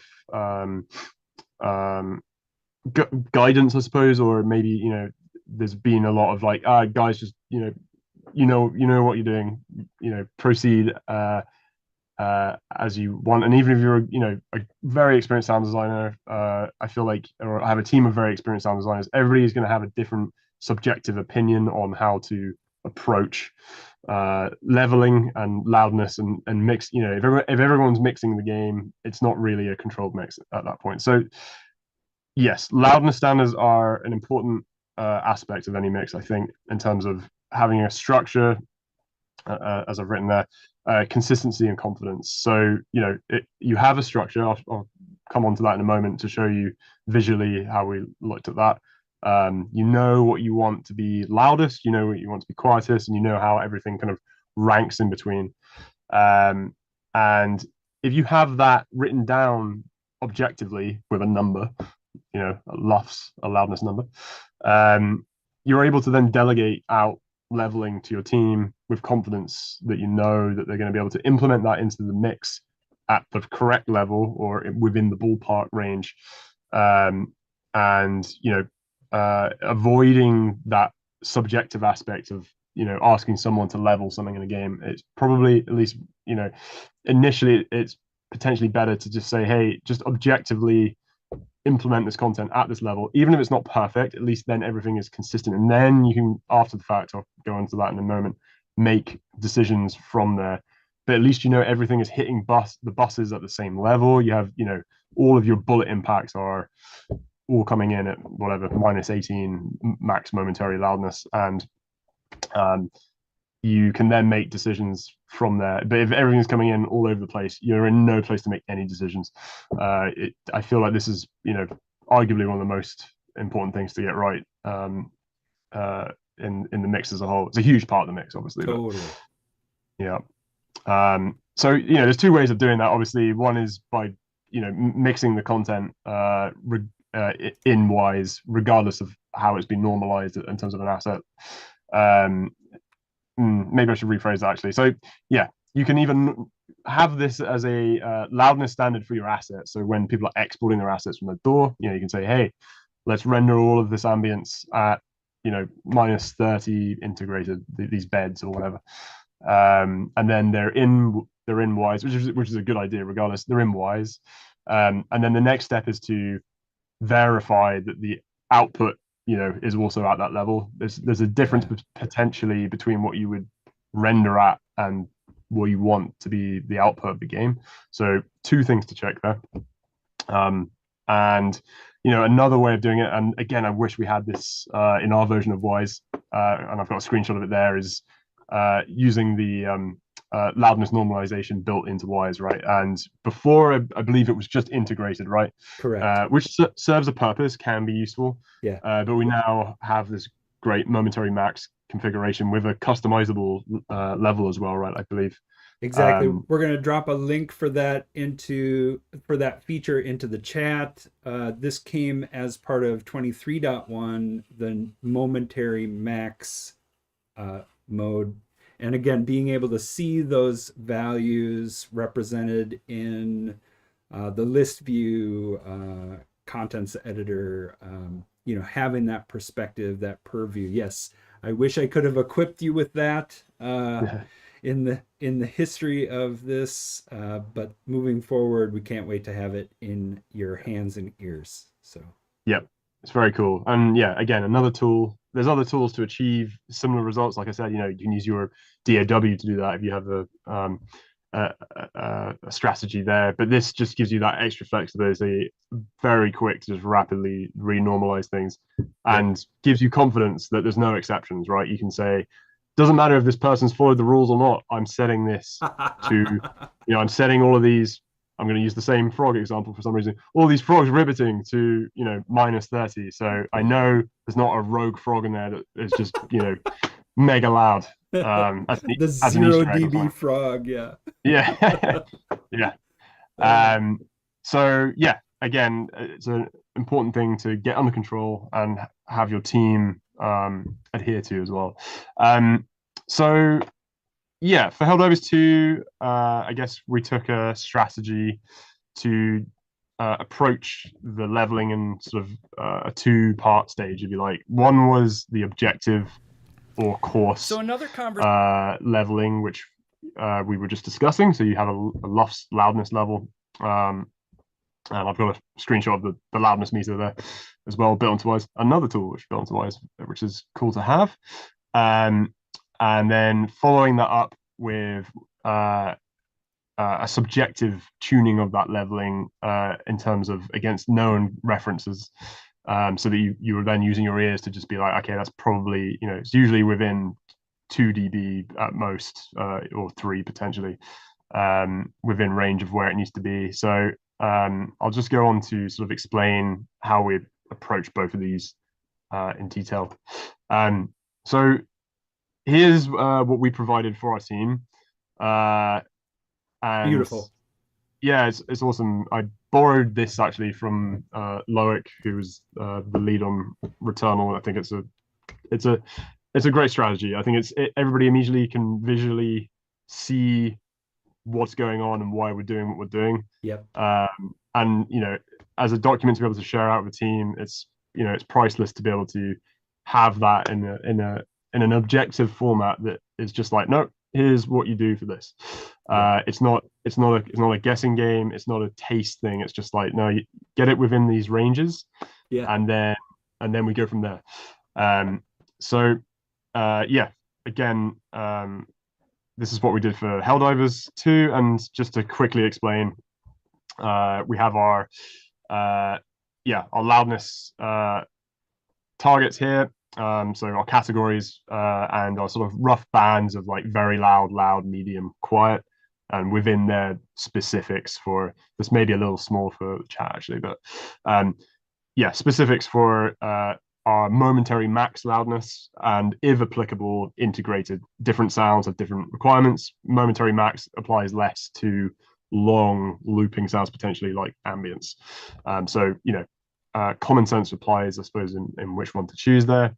And then we're visually representing that here as well, so you can see where each of these categories hit, and you can see there's a structure, right? This is what I was talking about before with our attenuation flat curve at the start. So when everything is close, if you've got everything in close proximity, the mix starts to resemble this structure with greater focus, if you like, less warping. So this is, I think, a really good exercise, good thought experiment as well, to be able to visually represent your mix and plan it ahead. I would recommend listening to other games that you like to get a feel for where things sit, and it's not about like, I mean, it's partly arbitrary, but it's also, it's not about sort of just guessing where these things go. I think it's a case of figuring out, hey, here's where weapon fire sounds good in Call of Duty, or here's where, I don't know, I'm trying to think of another example. Can't think of any. Mario jumping, whatever your game is, right? Like, here's where those things sit, and you can kind of be interesting to plot those out for different games, whatever's relevant to your title. I think this is a good thing to do, and it helps you develop a sense of like what's too loud, and what's too quiet, or where do things sit and where do you like it. Yeah. So Question coming in from the chat: how early or late did you arrive at this mix sheet? Was it something you were able to just kind of carry forward from the work you were doing on Returnal, and like from day one you kind of had a rough map for these loudness targets? Yeah, so I mean, when we first took over the mix, we had it day one, right? Like it was something. It's again, this is the foundational part of the mix. I think that's probably the best place to start. Is is having that. So yeah, we had it straight away. Those values change. I suppose that's something very important to note. These change over time. Um, they towards the end of the mix, they rapidly change, and this document becomes outdated, right? Like when you're starting to make the broad creative sort of decisions, you're not going to necessarily go back to this document and go, oh, I've added half a dB here. It no longer becomes relevant. You're making changes there and then you're committing, you're moving forward. Yeah. I mean, certainly, for games as a service, though, it is important to keep that, up to date. But potentially, all you need to know is actually, for your team is where to render or how to normalize in Wwise. And then the mix is set up to, based around those standards. So yeah, to answer the question, we had it from the get-go. And from that point forward, it's about adhering to those standards as much as possible. I suppose one thing to note is, if you have a project that's already fleshed out and you have a lot of, you already have a mix of sorts, good or bad. You'll need, if you're going to do this, you're going to need to check all of the existing content, and that can be a bit of a mission, right? You're going to need to figure out a way to do that. It's worth doing, though. I think it gives you control over the mix. We did do that on Helldivers to a certain extent, as much as we could. It's never an easy task. But yeah, just making sure that these things are all sat and getting your team to help you do that, sat at the correct levels, gives you that confidence that, okay, all my explosions are whatever, -12 max, and I know that nothing is going to be louder than that. I can now apply compression at that level, and you can start to make those decisions based on solid ground, basically. Beautiful. Take a drink of water every time we say confidence, stay hydrated. Like, this is all about making sure that you have what you need at every phase of the mix to confidently make these, moment to moment decisions, as we'll see, towards the best presentation of sound at the right time. Absolutely. Cool. Okay. So just thinking if there's anything else there to cover. No, that's it. But anyway, long story short, subjective visual makes mixing easier to delegate. Highly recommend this kind of approach. Be cool to know if anyone else has a similar approach or how they've tackled it. But yeah, making it look nice does go a long way. I think actually just being able to show that for sure. Cool. So yeah, anyway, obviously loudness meters are important when we're talking about loudness standards, and knowing your loudness meter is important. I've got the Wwise loudness meter here, which is in the box. Great, everyone has access to it. No configuration required. It just works. You can point it to any bus. Useful, very cool. And likewise, third-party tools are available. I was using Julian. I quite like the graphing feature there. Use what you want, basically. I mean, use both. It doesn't matter. Like, as long as you know what's going on, that's the key thing. I think, yeah, worth saying potentially as well. It can be for sort of absolute confidence. It can be good to monitor the output of the console directly. Although Wwise is, I think, largely doing that, it still gives you that degree of confidence that no, this is what's coming out of my speakers. There's no additional processing happening. You can be certain that Wwise hasn't potentially missed any gain increases or decreases, but they both serve a purpose. They're both useful in that sense. So yeah, I'm saying there that yes, it just helps you to verify implementation compliance visually. You can see, hey, everything, these whatever player jump sounds are all hitting at the same range. You can visually see it. It's very useful, and helps you visually to confirm what you're hearing. It just doubles up your confidence, essentially. Yeah. You trust your ears and you validate what you hear visually.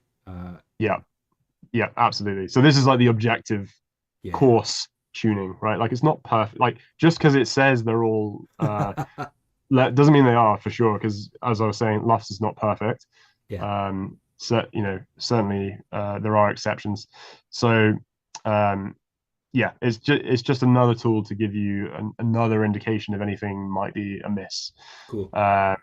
and certainly, it's important to note it's consistency within sets of assets. It's not just like, hey, these assets are there. It's like, okay, you haven't got a huge degree of dynamic range that's not intentional there. You want to keep that control. So I think that's the most important, arguably the most important thing to look at when you're leveling is like, okay, are all these level assets against each other leveled correctly?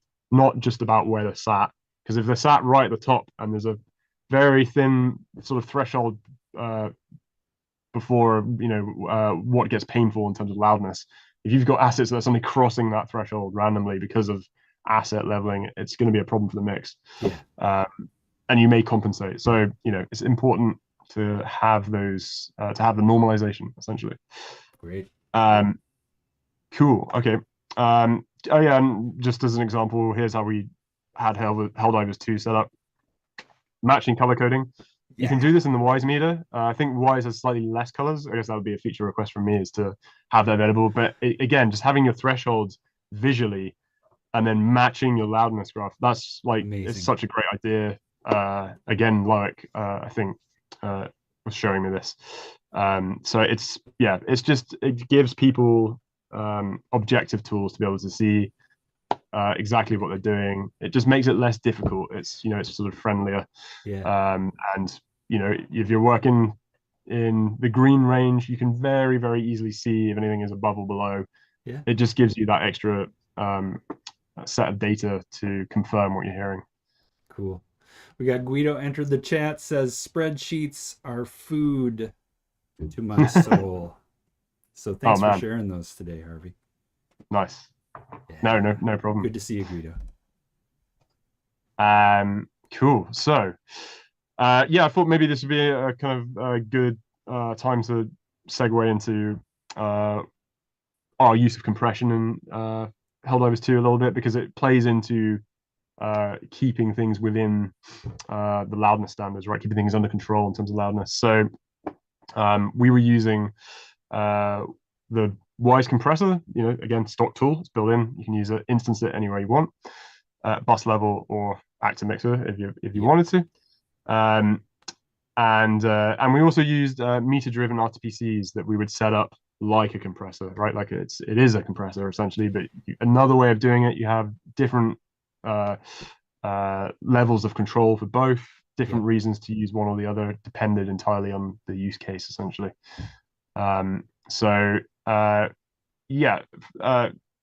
potential use case is spam control, I guess, would be one way to phrase it. So anything that is rapidly firing, like a machine gun, or there are other examples potentially. Can't think of any off the top of my head, but like, let's say bullet impacts being the opposite end of the firing there. So anything that can rapidly spam.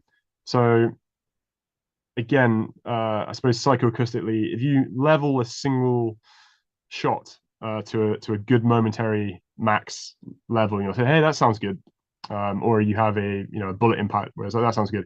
If you then have 10 of those in a row, that's going to sound very loud. And in fact, you'll find on your loudness meter, your Wwise loudness meter or Julian or whatever you're looking at, you'll find that there's actually an increase. You can't see it there because it's under control, but you'll see there's an increase in momentary volume the more you're spamming it. So that's what you're aiming to control. Obviously, this is somewhat obvious, but that's how compression can aid mixes like this. So the way we tackled that for Helldivers 2, for the weapons, for example, we have our attack set to just the right level that allows the first shot to come through.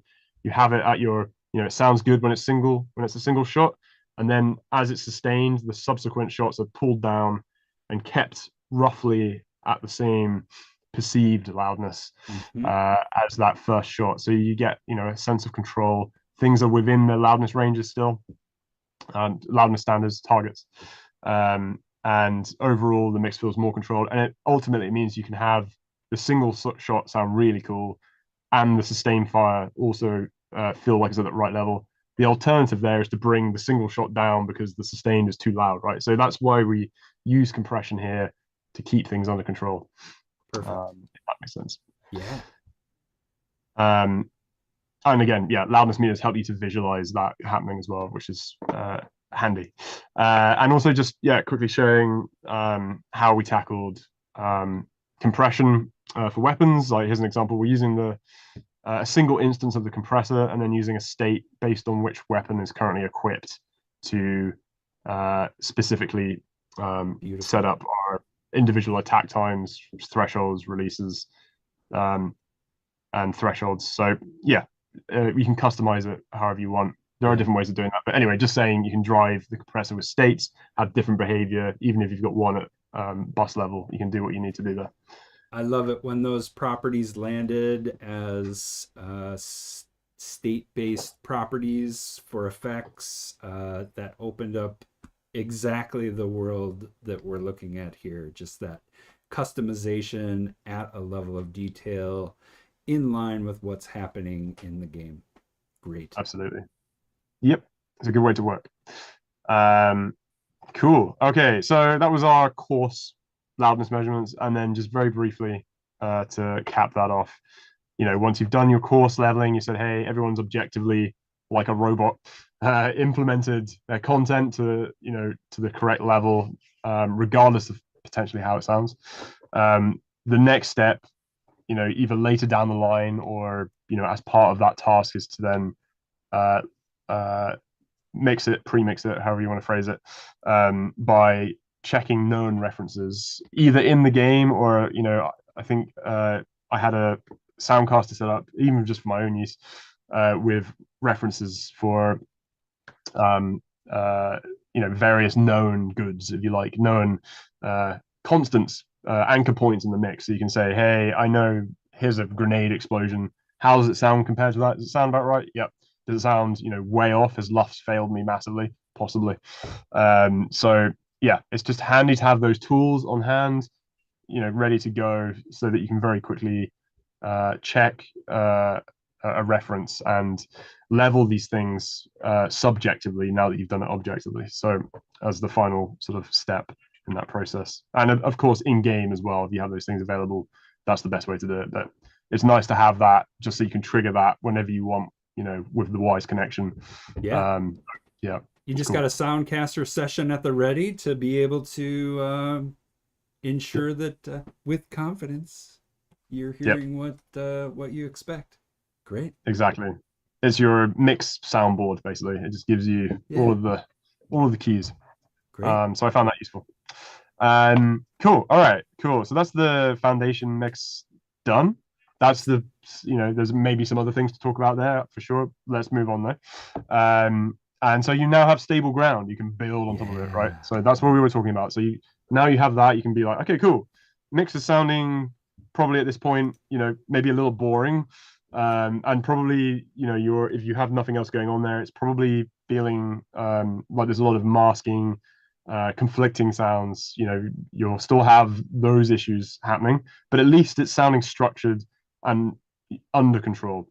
So you're in a good position to move forward up to our next step, which is what I'm calling the micro dynamic mix. So I'll come on in a moment to explain what I mean by that, and sort of why I chose to call these things micro and macro. So yeah, we'll take a quick look at prioritization as a concept in a mix, and then how we used it in Helldivers 2 with HDR, and how we forget loudness standards, that shouldn't be there. How we manage the HDR as well, which is an important aspect. So let's take a sort of first look here, why we're calling it micro dynamics. So I tried to think of a good way to split these two things out. And HDR is or maybe doesn't have to be HDR, but when you're looking at using HDR or potentially other methods to move individual sounds out of the way of other individual sounds, that's a very granular, sort of fine tooth combed way of approaching the mix, the dynamic mix. So I'm making that differentiation here, that micro is the dynamic mixing of individual sounds against other sounds to prevent masking. Other people may have another definition of all this. I'm just Great. trying to build a structure to it. And I think this stuff has to happen first before you then do the broader stuff. So macro, we'll look at after we've taken a look at HDR, is moving broader groups of sounds or music dialogue, categories against each other in a more kind of broad sense. Basically, it's not as like individual components moving out of the way of each other, which has its own uses. And yeah, when we say dynamic, like what a dynamic mix system is, like, I think compared to the sort of previous concepts we're looking at, it's mix systems driven by situational context. So it changes based on the context of the game is currently presenting, if that makes sense. So that's how I'm trying to differentiate these things. Most of what we just looked at is kind of statically configured. You're statically configuring the levels. Yep. The attenuations are, statically configured. The reverb is statically configured. And then this next couple of sections is all about how to dynamically change that mix based on the situational context of the game, what the game is telling us about the current situation. Yeah, and I think about your micro description there as being, ensuring that elements across each of the categories are all working together in a natural volume dynamic comparison. Yeah. And then I think about this macro as, okay, as the as the brain in the box, ensuring that the moment to moment has the correct artistic focus. This is that broad group of sounds against each other, making sure that in this context, these things are important. And again, I think you have done a great job of describing these two aspects of the dynamic mix. So Exactly. really, really well put. Cool. Nice. Yeah, I hope that makes sense to people in the chat as well. Probably a bunch of more metaphors and analogies I could have made there, but yeah, exactly that. I think that's exactly how to look at it. Cool. Okay. So yeah, just in kind of layman terms, sounds ducking other sounds. That's what we're talking about here when we're talking about the micro dynamic mix. You've got a choice of tools and Wwise to do this. I feel at least different strategies. HDR being one of them. Meter-driven RTPCs, so instancing a meter and then using RTPCs driven by that meter to duck other sounds. And you also have auto ducking is another example. All of these are ducking systems essentially. I'll come on to what I mean by that, but they're all ducking sounds out of the way of other sounds in one way, shape, or form. They all have different times and places to be used. Yeah. There's different strategies. They're all tools available, to be deployed as and when necessary. For Helldivers, we focused primarily on HDR. We did use meter-driven RTPCs for some things. There are definitely use cases for it. But yeah, we primarily focused on HDR. Auto ducking, not so much. We may have used it for one or two things, actually, if memory serves correct. But yeah, point being, when we're talking about this, you're going to want to choose one of these things, or all three, or just two of them, whatever. Combination of these things to do the ducking of sounds by other sounds. There's many systems at your disposal to do this. So just sort of thinking about loudness and priority as a concept and what we mean by priority, and it doesn't always mean the same thing as loudness. So I think first of all, this is applicable to any ducking system, I think, as a sort of philosophy or way of looking at it. As I said, loudness, the ranking of those loudness, that loudness graph that we looked at before, is a useful structure, but it doesn't necessarily mean that the thing that's at the top of that rank, if you like, is the most important. Sometimes it does. Sometimes it's roughly not, but something that is, potentially in context, in gameplay, that's in the middle of that graph is actually the most important thing. that you want to hear. It's not the loudest, but it's the most important thing.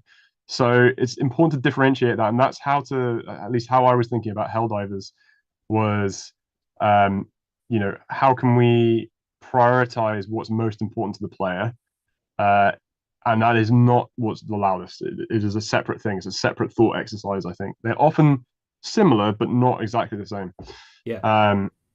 So I think, think as an example, there explosions might be the loudest, but a nearby enemy vocalization, which is a threat to you, but it's quieter, is actually way more important. So that's kind of an example of how to think about that.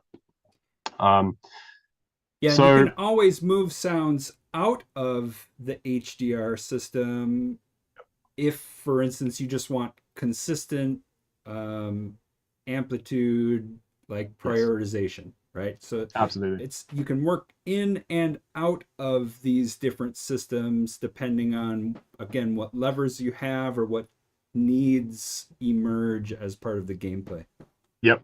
Everything can be opted out. It's very flexible. You can opt out. You can remain in it, but Yeah, be affected by other things. There's, lots of. You can have separate HDR yeah, systems. This is probably too much for anyone that's not aware of HDR and how it works just yet. But needless to say, you can have. There's flexibility to do whatever you want there. It's yeah, very powerful. So yeah, that's just. Priority is a concept, right? It's important to remember that's what we're talking about. It's not loudness; it's something else altogether.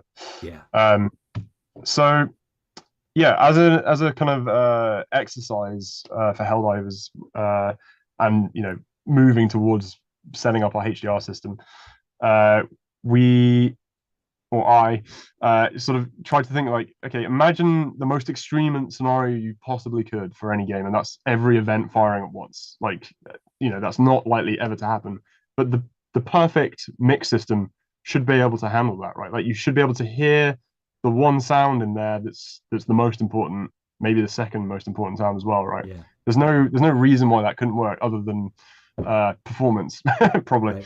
right. But yeah, it's I think it's a good kind of way to think about how to what to expect from your mix system. I think it should handle that. Like, that should be the ultimate goal. Yeah, Uh, and so it's kind of like a vertical slice of the game, right? Like, it's everything firing at once. There should be a structure to handle. Okay, what do we hear out of all those sounds? And it should handle that. So what we first did was list broad categories, well, not broad, but specific categories of sounds uh, in as much detail as possible, um, for every sound in the game. So, or at least every sound that felt like it was important to the player in one way, shape, or form. That's one way to look at it. So here's a list here of some of the Helldivers 2 categories we had. And yeah, with each of these, I'm basically saying there is a reason. It's not just aesthetics. It's like there's a gameplay reason for each of these to be heard in one way, shape, or form. So, random example there: stratagem, power up, and power down. Two separate things. There are reasons you would want to hear that. It gives you a cue that your stratagem, if you haven't played Helldivers, it's like a gadget. Um, Deployable gadget has powered up, is active, or it's powered down, it's gone away now. So you want to know these things, and that applies all the way from things like player health, pickups, or weapon firing, you name it. So you can think about how granular you kind of need to go to get that to get that reflective of what is important to the player. So things that are, and maybe I'll come on to explain that, but things maybe that aren't in that list. Let's say, and there's no real reason why they couldn't be. But this is the way we approach it. Things like ambient beds, right? Like, or potentially just passive aspects of the mix that are there more as detail.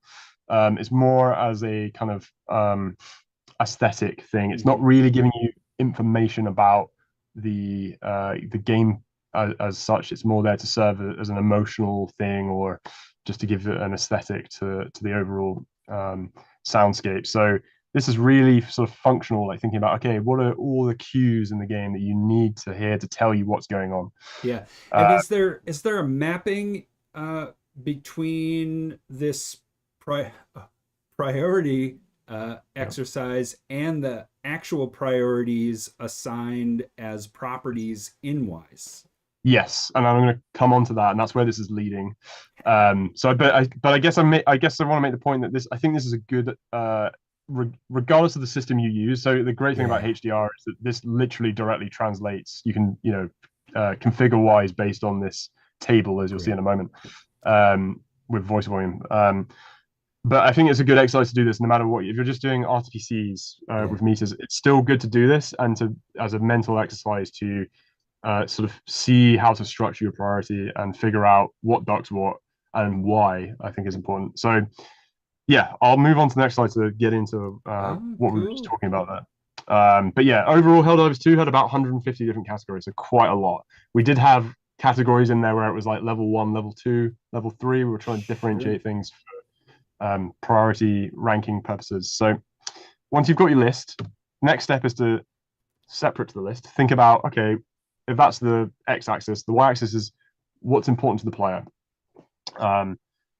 And think about like, depending on your game, like how you want to uh, aid the player in knowing what's going on essentially, or how to prioritize at any one moment. Again, thinking about that sort of theoretical instance where every sound fires at once in the game.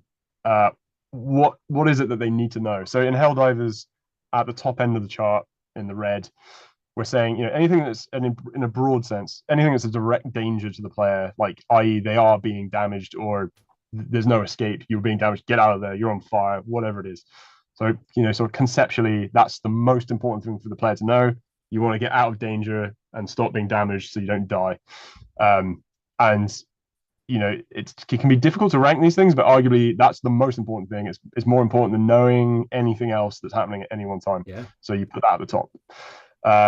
Hit confirmation, again, is more important than everything else below it. At least this is my opinion, that you know as a player when you're damaging an enemy, it's a game, it's a video game. You need that feedback. That's the core mechanic. You need to know you're yeah, damaging the enemy.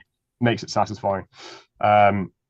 So that's up there, right? And then incoming danger. So again, things that aren't literally damaging you, but you can do something about it if you get out of the way. Incoming shells, something like totally. that. And then moving down, mission queues, again, core mechanic. It's part of the mission is to do an objective, so you need to know when there's progress being made. If you don't know that, you're not getting a sense of progression. The game is feeling less like a game and more like what's going on. So Yeah, it kind of critical at any one time to hear that. Player feedback, broad. I think weapon fire fell under that. It was anything where the player um, inputs into the controller and expects a response, if that makes sense. So yeah, firing a weapon, interacting with a valve wheel, or whatever it is that the player's doing, picking up ammo, things of that nature. You're pressing a button, you want that feedback. yeah. And then below that, largely is kind of everything else, obviously.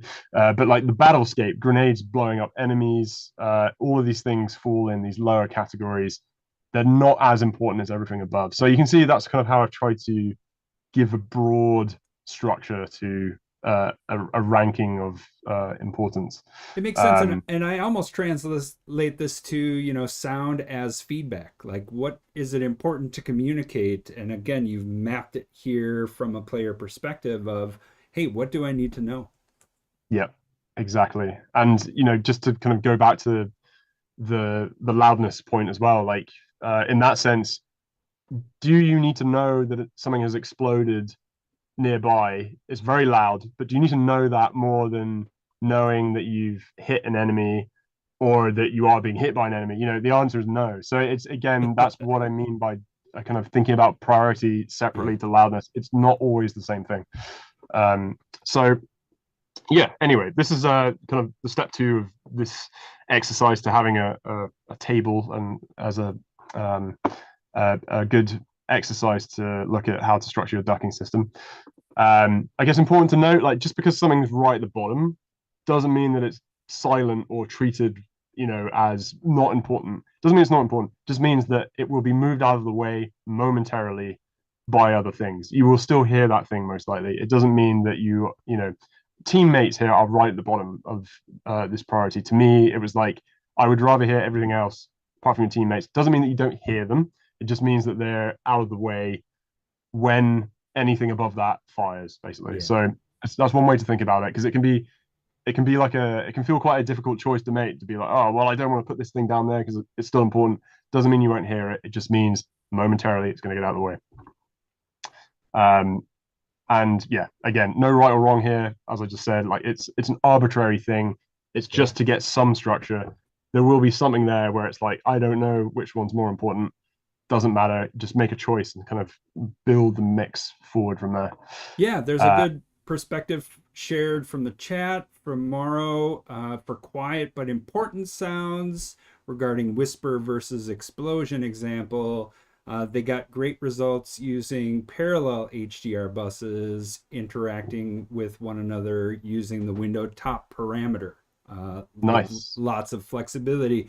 And again, jumping off the deep end and into multiple HDR systems, Yeah, yeah, which is very quickly becomes the meme of explosions. So, yeah, yeah, uh, yeah. That sounds really cool, really interesting. I'd love to know more about that actually. Yeah, I don't think we found a use for the HDR window parameter, and I was always wondering how other people might be using it. So it'd be great to know more about that.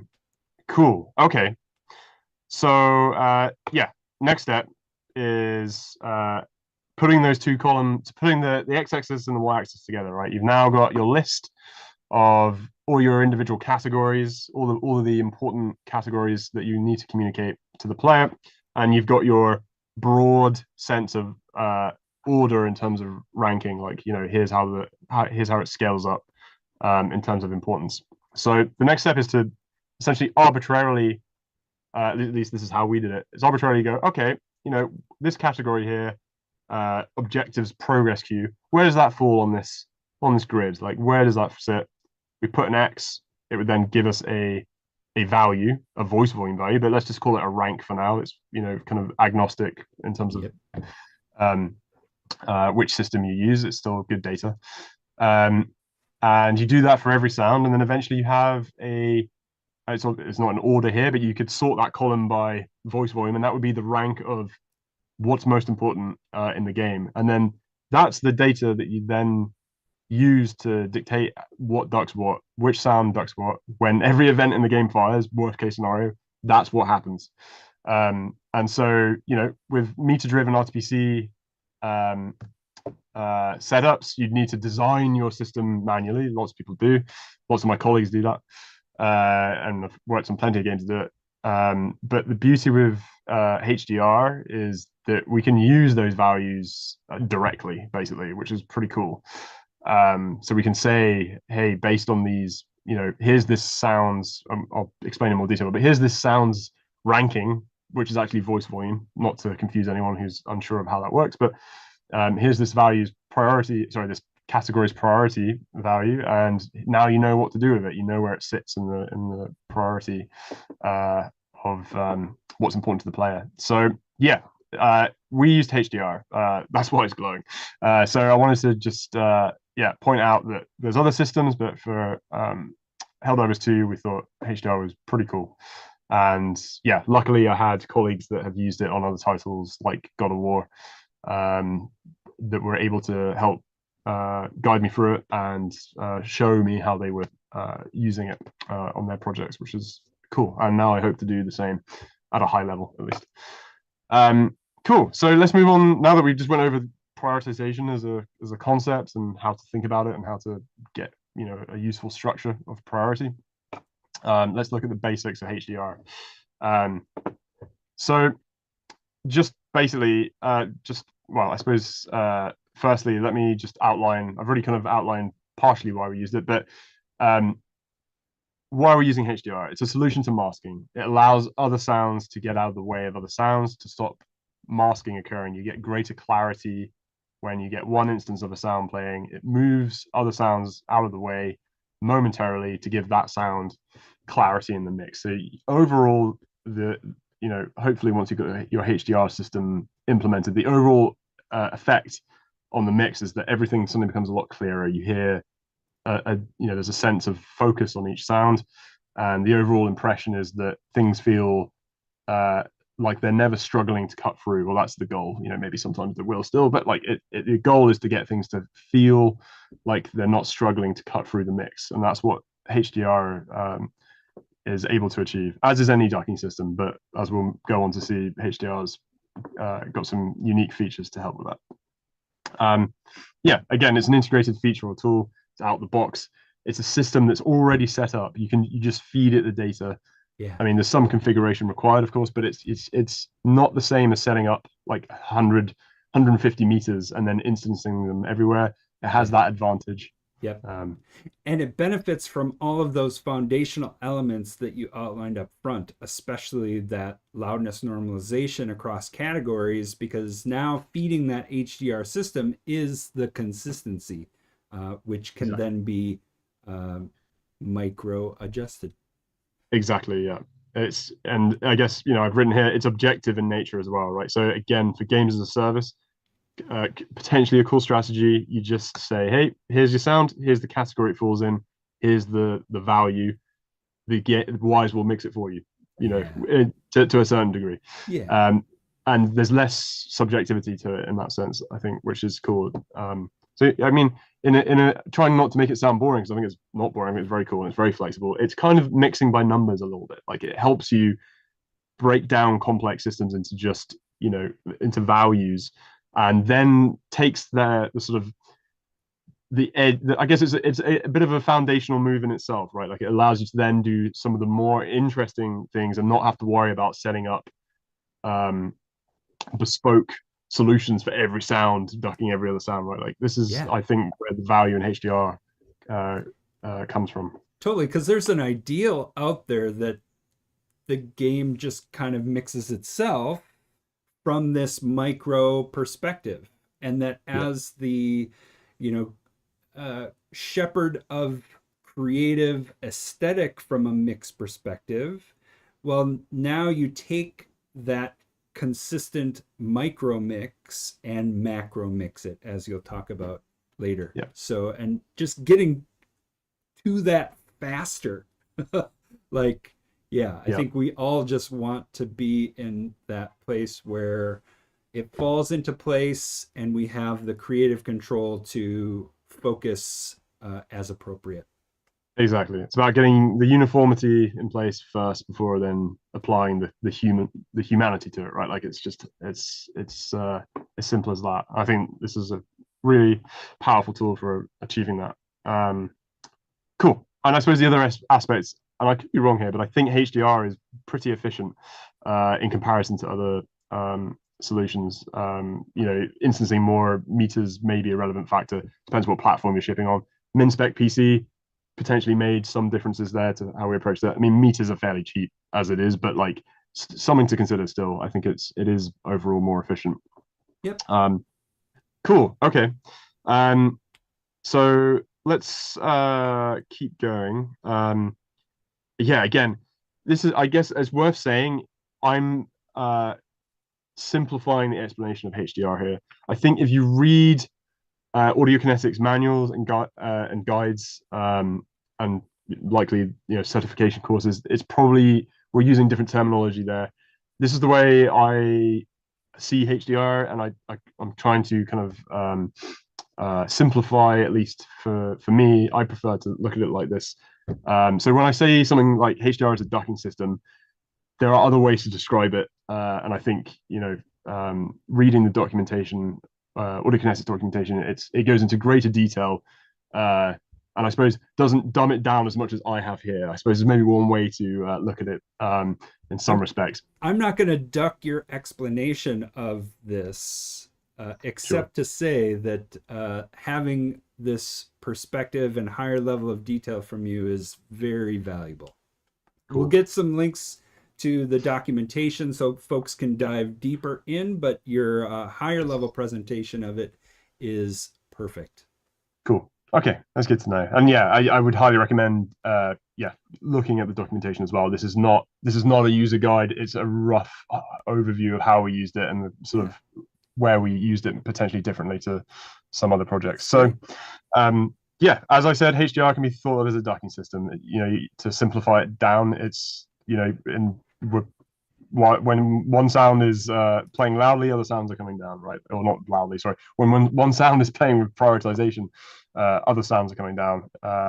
And it's a system that is it's a systemic handling of that ducking as well. So it's I put here, yeah, it's a systemic handling of any one sound, ducking another sound, and by how much, based on I should say unassigned logical value, not unassigned, typo, logical value. So again, it's objective. We're looking at values here, and that's the key difference compared to other systems. I think it's systemic in that sense. Um, so every sound has an envelope in HDR. You'll find this in the source editor, I think. So when you double click your source asset, this will open up. And the envelope is based on the RMS envelope. So what to know about this is it's, you know, it's envelope data, essentially similar to, think of it like automation data in a DAW, for example. It's there to act as data to drive something else, as control data, if you like. And these are automatically generated for you. When you import any sound, it will update with an envelope drawn for you based on the underlying RMS envelope. You can see that in gray there. You can tweak that. There are different parameters for the auto generation. And you can also just manually draw your own envelopes. You can do whatever you want there. You can say, hey, actually, I don't care for this auto generation thing. I want to do something else. I want an LFO thing going on here. You can choose to do that. You can choose whatever you want to do. But yeah, point being that every single sound has its own unique envelope that follows by default its RMS envelope and can be edited. So key concept to remember. And that envelope is used to drive the properties of the HDR system. Yes, and that's what I'll come on to next and explain. So yeah, this is one way to think of it is basically like it's a separate sidechain input. If you maybe it would be one way to think of it like that. It doesn't matter what the sound is doing; it's what that envelope is doing. So they're in a way they're detached. You can make that envelope do whatever you want. Yeah. You know, when the gunshot plays, you can make it do an LFO shape if you wanted to. Yeah. God knows why you would do that, but you can do it. So yeah, that's a key concept to know. Every sound has its own envelope. And if I may, that's a counterpoint to the auto ducking methodology, which is a audio file duration ducking. Yes. It doesn't have any envelope. You can't edit. It is strictly the duration of that audio file that will automatically duck using that system. Yes, it's a sort of more coarse version in a way, right? Like you have a fade in and fade out shape, I think, and then that's about it. It's duration of time. Yep. It's not context specific in that sense. It's just there is something playing. Bring down the other thing. Yeah. Whereas here, this one, as you can see, the tail it will change the amount of ducking over time for this audio file's duration, which will modulate accordingly the HDR system. Yes, exactly. Cool. Okay, so envelopes. Every time there's an envelope.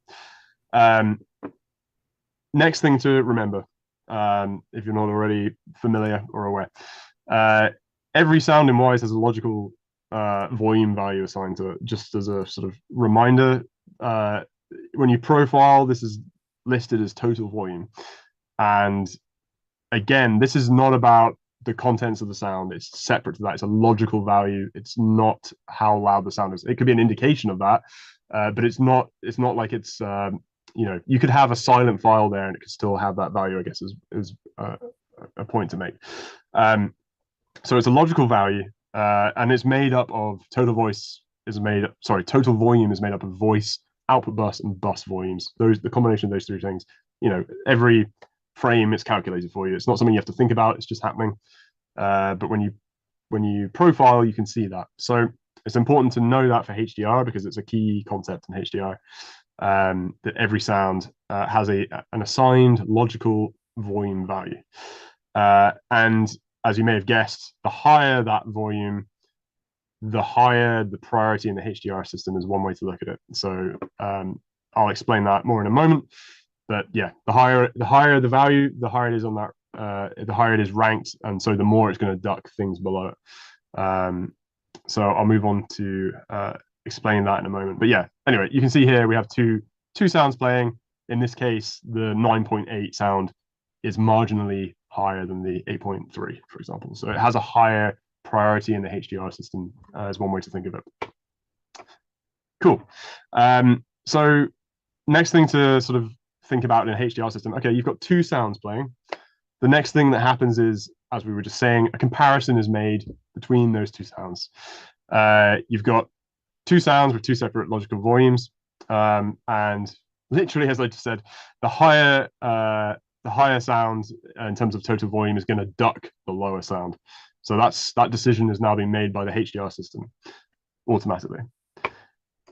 And the way in which that sound is then ducked is dictated by the envelope we were just talking about. The highest sound, or the higher sound, has its own envelope, as does every sound, and that envelope is then used to duck the sound below it. So again, that's kind of what we're talking about. It acts like a separate sidechain input. It goes, okay, the sound is higher priority. What do? We use the envelope of that higher sound to duck the sound or sounds below it. And that's what the envelope is there for. And that's kind of how HDR works. There's a lot more to it than that, but that's how HDR works at a very basic fundamental level. It's doing that automatically for every single sound that's playing in the HDR system at any one time. When that happens en masse across many different sounds, you get that clarity, and it's all automatic. It's very cool. It's a great system. I love so it. That's why this is the micro section, because again, as you say, it's per sound envelope, factoring in these volume-based priorities that are established through the application of these techniques. Absolutely. So yes, that's the sort of starting point of HDR, the basics of it. So yes, I guess another nuance to know is that the amount that the higher sound ducks the lower sound is the difference between those two volumes. So the greater the distance in ranking, if you like, the more it's going to duck the other sound. So there's some complexities there, and I don't want to misspeak and say technically incorrect thing, but let's say there's we'll come on to that in a moment, but let's say there's a 5 dB voice volume difference, total volume difference between the two sounds. It would be with a zero ratio, another factor I'll come on to in a moment. It would be at its peak 5 dBs worth of ducking, I think. Yep. So that's one way to think about it. The greater the distance between the two, the more it's going to duck the lower sounds. So when we're looking at that priority graph, the things right at the top are going to really push down the things right at the bottom, but the things that are in the middle will get pushed down less, and the things that are even closer to it will be subtle. So one thing to know about HDR is that's how it's working automatically under the hood. And then yes, another key concept to know is that similar to a compressor, the amount of ducking is being scaled by this ratio. So another key concept to know. Again, this is something that you can tune to taste.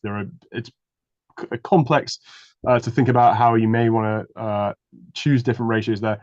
We went for a 2-to-1 ratio in Helldivers because it's actually just very easy to think about how that scales up. It was as simple as that. You just need to half the dB in any situation. So yes, actually, when we're talking about 5 dBs difference there, it's not 5 dBs worth of ducking because it's scaled, if you like, by that ratio. It's 2.5 dBs worth of ducking. So when you think about these things, we had some spreadsheets as well where you could put in like different values to kind of think about how you might want to scale things up. It's an easy way to understand what HDR is doing in terms of total volume being applied to actual audible ducking. Yeah, again, feel free if you're setting up your own HDR system to experiment with that. I think it's actually a useful thing to do, especially with that graph, maybe offline before we start putting the system together, is think about how ratio affects those things. You go, oh, these things are next to each other, but actually there's a large amount of ducking happening because of the ratio, or there's not much happening because of the ratio. So yeah, it's a good thing to experiment with before you commit to it, essentially. Right, because once you commit, you start to have that confidence. You start to Yes, really rely on the foundation of the system for these micro mixes. yes, Any absolutely. and any tiny change is going to have that ripple effect across the entire mix, like we were talking about, wanting to avoid later in development when you don't have the time to go across the game and kind of fact check your broad stroke decision. Yes, absolutely. And I mean, for anyone considering HDR as well, I think it is quite critical to commit to a ratio. It can be changed. Well, at least the way we set it up, actually, that's important to note. We needed to commit to a ratio earlier on. I'll maybe come on to that in a moment to explain why. But Mm-hmm. yeah, you can actually change the ratio of an RTPC dynamically if you want to go crazy. Did somebody say that in the chat? Maybe they said they were doing something with the window output parameter from another. We won't go into that. That's going to blow people's minds. But yeah, needless to Yeah. say, it is something that can be changed at runtime. Um, cool. Okay, and the other aspect there, similar to a compressor, not the ratio, but the threshold. There's a threshold. Long story short, we had it set up so that if any sound had a total volume of 0 or below, it essentially becomes passive in the HDR system. And what I mean by that is it can be ducked by other things, but it cannot duck other things. And it's passive. It's part of the HDR system, Yep. but it's not doing anything actively to other sounds. So that comes in useful for things like loops or ambience where you don't actually want them to affect anything else potentially. But you do want them to get out of the way of these other things. So that's a useful tool to know with HDR, is a bit like what we were saying earlier. You can opt out. I mean, Yeah. there are other ways to opt out. You can opt out of the HDR bus structure. Right. But similarly, if you want to keep under it and be affected by it, but not affect other things, this is kind of like another thing to consider. And I love the way you framed it there as active and passive contributors to the HDR system. I think that's a great like mental map to build Yeah. around it. A Yeah. question coming in, how do you manage positive logical values with such a low ratio? Do you add headroom after the HDR bus? Okay. So I'm assuming I'm not sure I fully understand the question, but are we talking about the increase in amplitude as a result of that? I think is what we're saying there. And in other words, how can we? I think if I understand the question, how can we set such a high voice volume, but then have that not be too loud? Is that essentially what we're saying in the chat? Maybe I misunderstand. Maybe it's that allowed. Okay, so here we go. Yeah, the idea here that, yeah, do you make up the Yes, gain somehow after the fact? we do. And yes, I'm glad somebody brought it up because that's an important aspect of well, the important aspect to how we used it. Not everybody does this, but yes, we literally use makeup gain to counteract that increase in volume. Cool. Um, There's a so rephrase pending as well, so I'll have a little more okay, precision for you in a moment. Thanks, Mauro, for the great question. It's again fun to have other folks following along who are in deep on HDR and yeah, sharing and looking to learn through this process. It's yeah, a it's a beautiful masterclass at the moment that we're sharing across the community. So thanks definitely. for your precision on that. Should be coming in just a moment. We're waiting for the question. Yeah. Yeah, I guess it's going to get rephrased, but like, so makeup gain, again, one of the tools that you have to be able to um, add that. So here's another way to put the question. If you have a plus 20 dB voice Yep. after the 2-to-1 ratio, Yep. and it comes out as a plus 10 voice, which is going to clip unless there's enough headroom. Yes. So I'm going to come on to this in a future slide in a moment, but the short answer there is that you use makeup gain to bring it down by 10. So this is how we approached it anyway. There are different strategies to go about that, and this is sort of some of the. It starts to get complex with HDR. There are many different ways to use it. But yeah, if you bear with me, I will get on to makeup gain. There's a whole a whole section about it, but that's great that you're thinking about that, because I think it's a critical part of how we used HDR anyway. Yeah. Again, like it's such a gift to have people who are already thinking ahead to the next sections, and we're on our way. Yep, it's 3D learning is what I would call it. Nice. So yeah, there's a threshold. Like I said, below 0 is passive. Simple as that. So yes, as we said, we can now take that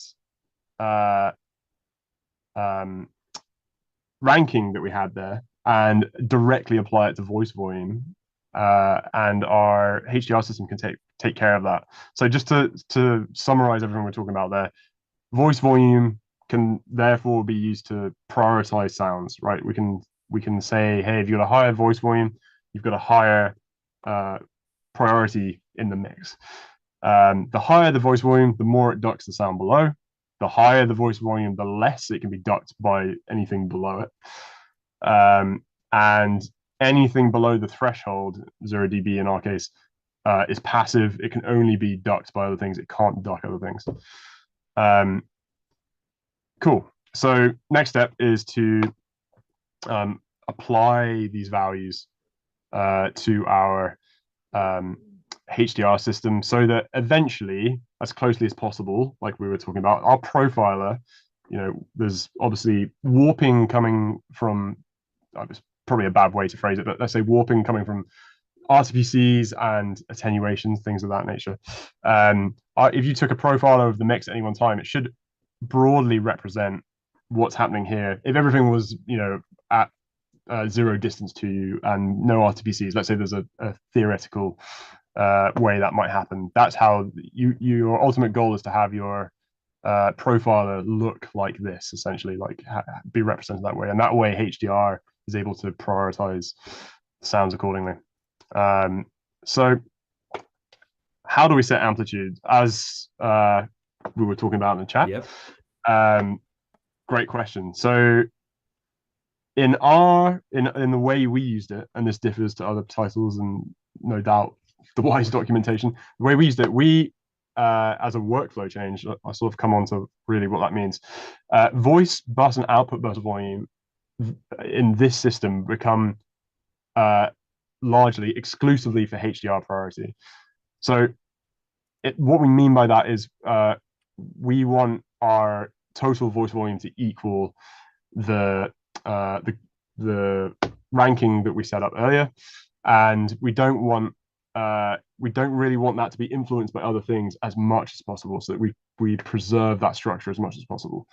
And there's minimal warping from people turning things up just to get it louder, for example, because that would then therefore also increase the priority, and that may not be the thing we want to do.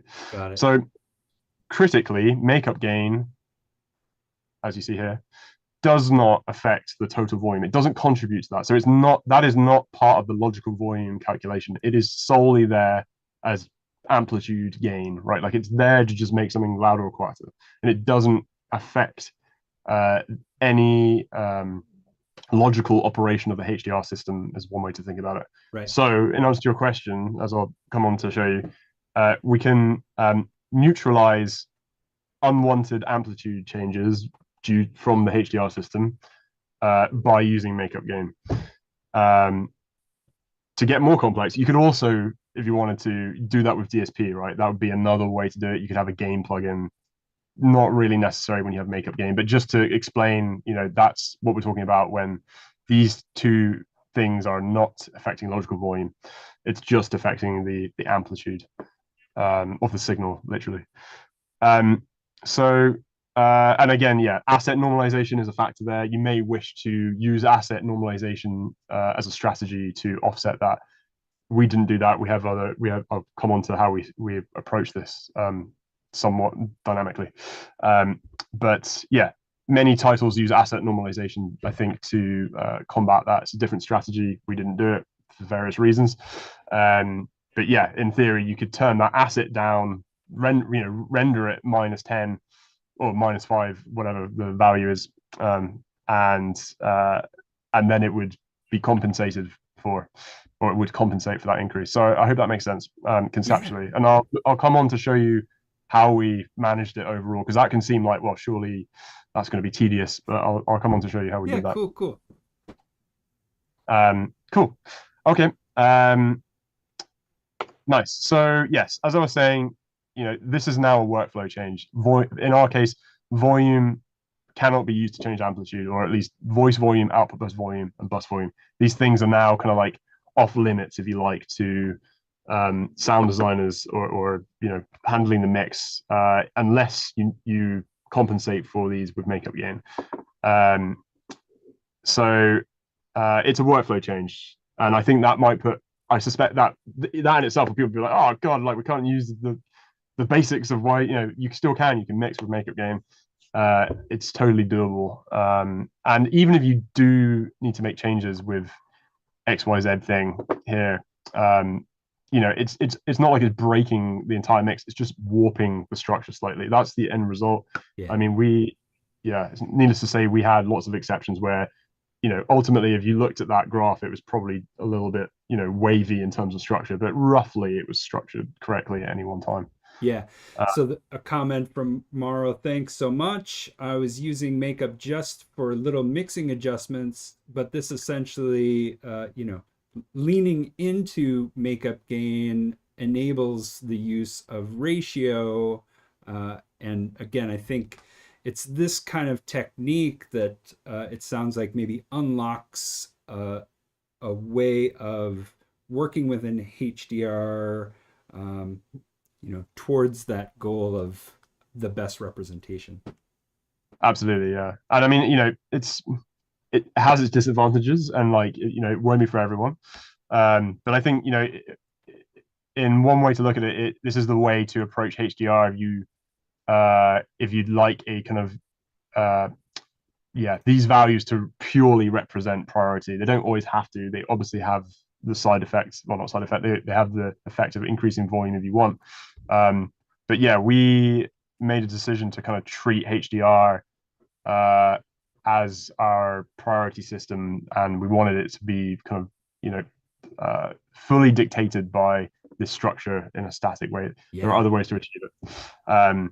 So yes, just highlighting that again, what we were talking about, you apply makeup gain, and the same would apply for if you did DSP at bus level. You can have an effect inside. That's how you could potentially mix at bus level as well in that sense, just with a gain insert.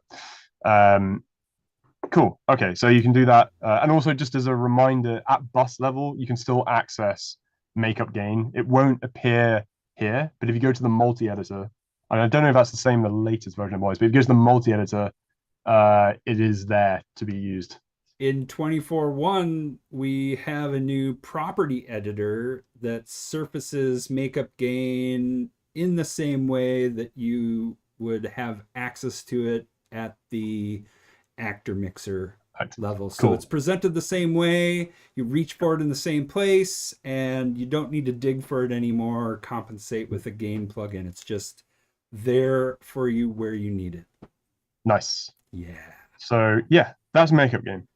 And also just to highlight what we were talking about there, as sounds get quieter via attenuations or RTPCs, influencing voice volume, the HDR priority will drop in tandem, and that's actually a good thing, because you want that, in most scenarios, you want the priority to drop as it moves farther away. It's like, and it gets quieter. Otherwise, you would have a scenario where something was very, very quiet due to distance, but would retain, massive priority, and that doesn't make sense. So it works in tandem with this, with attenuations and any RTPCs that you have there.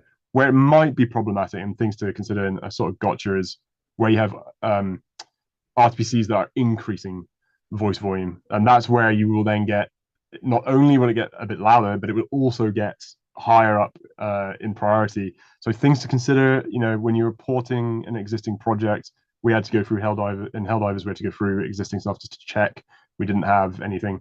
And you can still do that. You can still increase voice volume. And I'll come on to show you actually in the next slide that we did do that. We would promote certain sounds dynamically. So we'd say, you can use it as a tool. You say, hey, in this case, if the player is using this weapon, the local player, you as the player, rather than your teammate or an enemy or whatever, you can promote that. You can say, hey, give this thing an extra 10 voice volume, so it's higher up on the priority. And then what I don't show there is then you have a separate RTPC doing the opposite with makeup gain. So you get increase in priority with no audible effect. It just means that it's going to now duck other things more intensely below it. So that's why HDR is pretty cool like that. You can start to manipulate that system.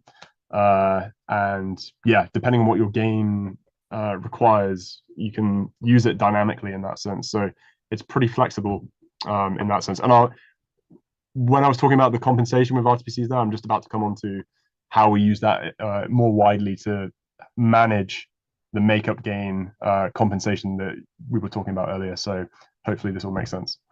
That's amazing. That technique alone is worth its weight in gold during this live stream, because I think, that idea of how to simultaneously change priority while preserving the amplitude, I mean, this is it, right? You RTPC it in such a way that you can change that dynamically, but preserve the intention while getting that priority change. Increases in priority, but it doesn't get any louder. So awesome. that's exactly what we're talking about before. Priority doesn't equal loudness. It's more important now. It's got a high priority because it's ducking other things. It's treated more importantly. So that's what we were talking about in terms of prioritization. So Sick. it's a good use of HDR, we felt, doing that. And there was a few other use cases for that as well. But yeah, anyway, just to give you a demonstration of how you can then use HDR kind of powerfully like that. Yeah.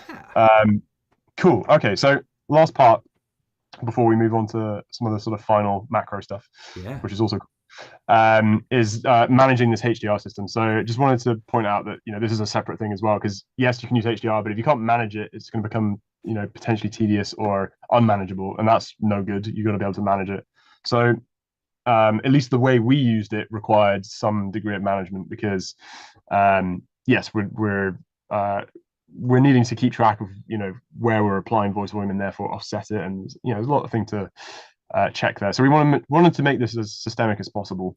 So yeah, I've said here we needed a tool or system to implement, iterate, so rapidly iterate like our structure, and maintain it overall for things like games as a service, right? You want to be able to maintain, add new things, etc. So yeah, the question kind of comes down to, or the choice, I suppose, comes down to where to apply voice volume and how. You've got different options. It doesn't need to be voice volume, it could be bus volume.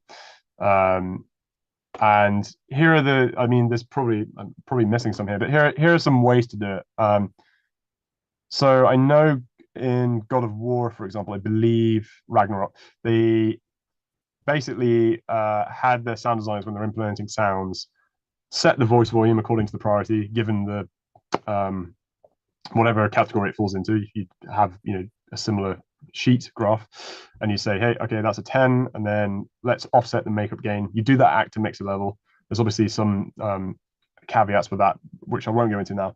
And then you would have a tag in the note section and have a query to find all those tags. So that way you would manage your, I think they had individual queries, something like that. So you would Yep. find, hey, here's hashtag, weapon reload or whatever, right? Like you would Yep. have your own system for that. So that helps you track and find those things. And it's up to the sound designer themselves to manually say, okay, 10 minus 5, 20 minus 10. Yep. So that's one way of doing it, a bit more manual. Um, And I'm even the other way, imagining a WAPI script that crawls the project, looking at prefixes on containers, and maybe even aligning those voice and makeup gain properties yeah, automagically.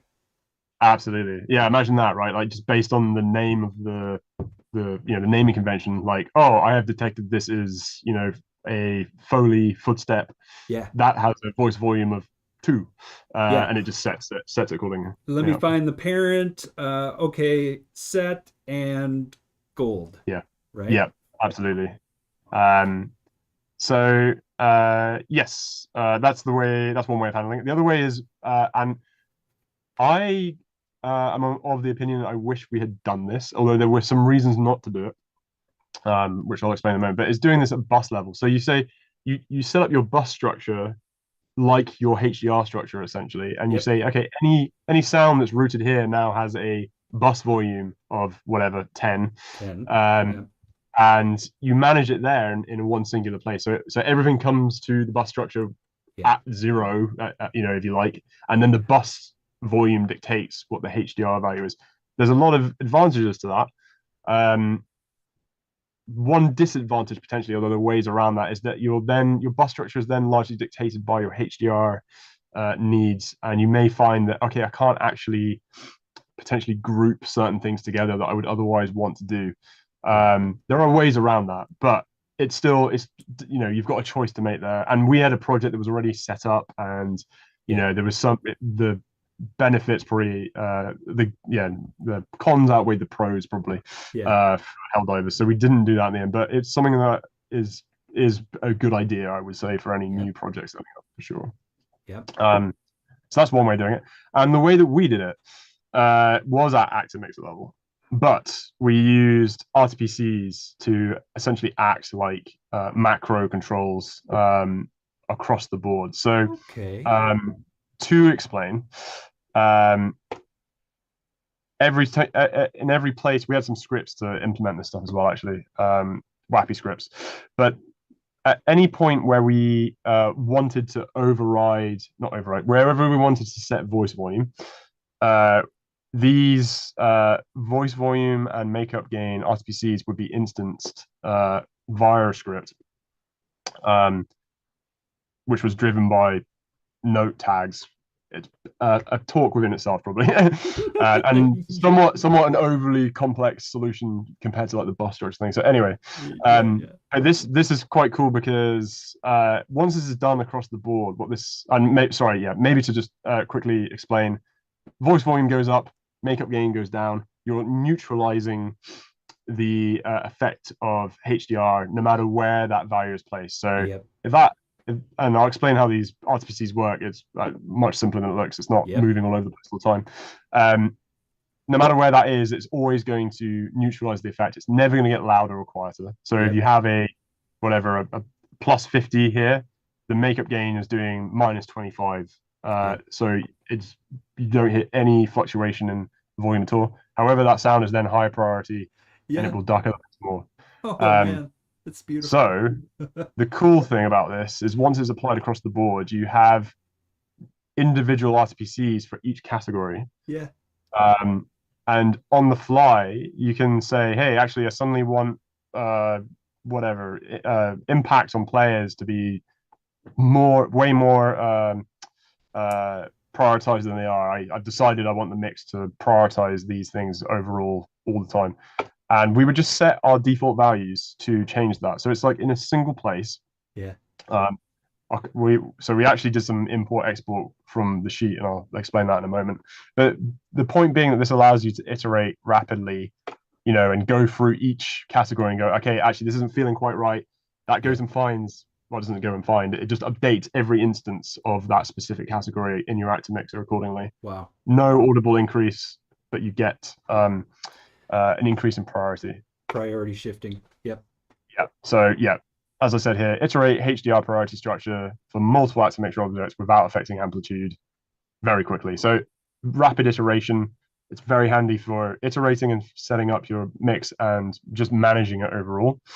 And yeah, it's pretty powerful for being able to manipulate HDR in that sense. So Yeah. you can get the effects of an increase in priority quickly. Right. And stop me if you're going to go into this, but this is just static values, the default that you're setting, rapid iteration for that. Are you also parameterizing that at runtime? Is that part of maybe the macro conversation coming up? So we're not, but it would be cool, right? And you could. And we are in the example I showed you previously where it's like certain things are. Yeah. And now I guess that would be like HDR 2.0 for Helldivers 2 if we started moving these things up. And you could do that, right? You could have a system to drive those odds. But for us, we were using it in the simplest way possible in a way. It's just having that static default value help us macro control all of those things. Yep, it's a macro priority knob across the categories that are subscribed to that RTPC or that have that RTPC set coupled to the object.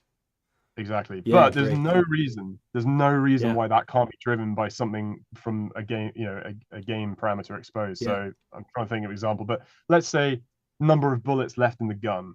The lower, the less bullets you have in the gun, the more you want to highlight the mech or whatever. I mean, that's maybe a bad example, but you could do that, right? Like you could make the mech duck other things more accordingly.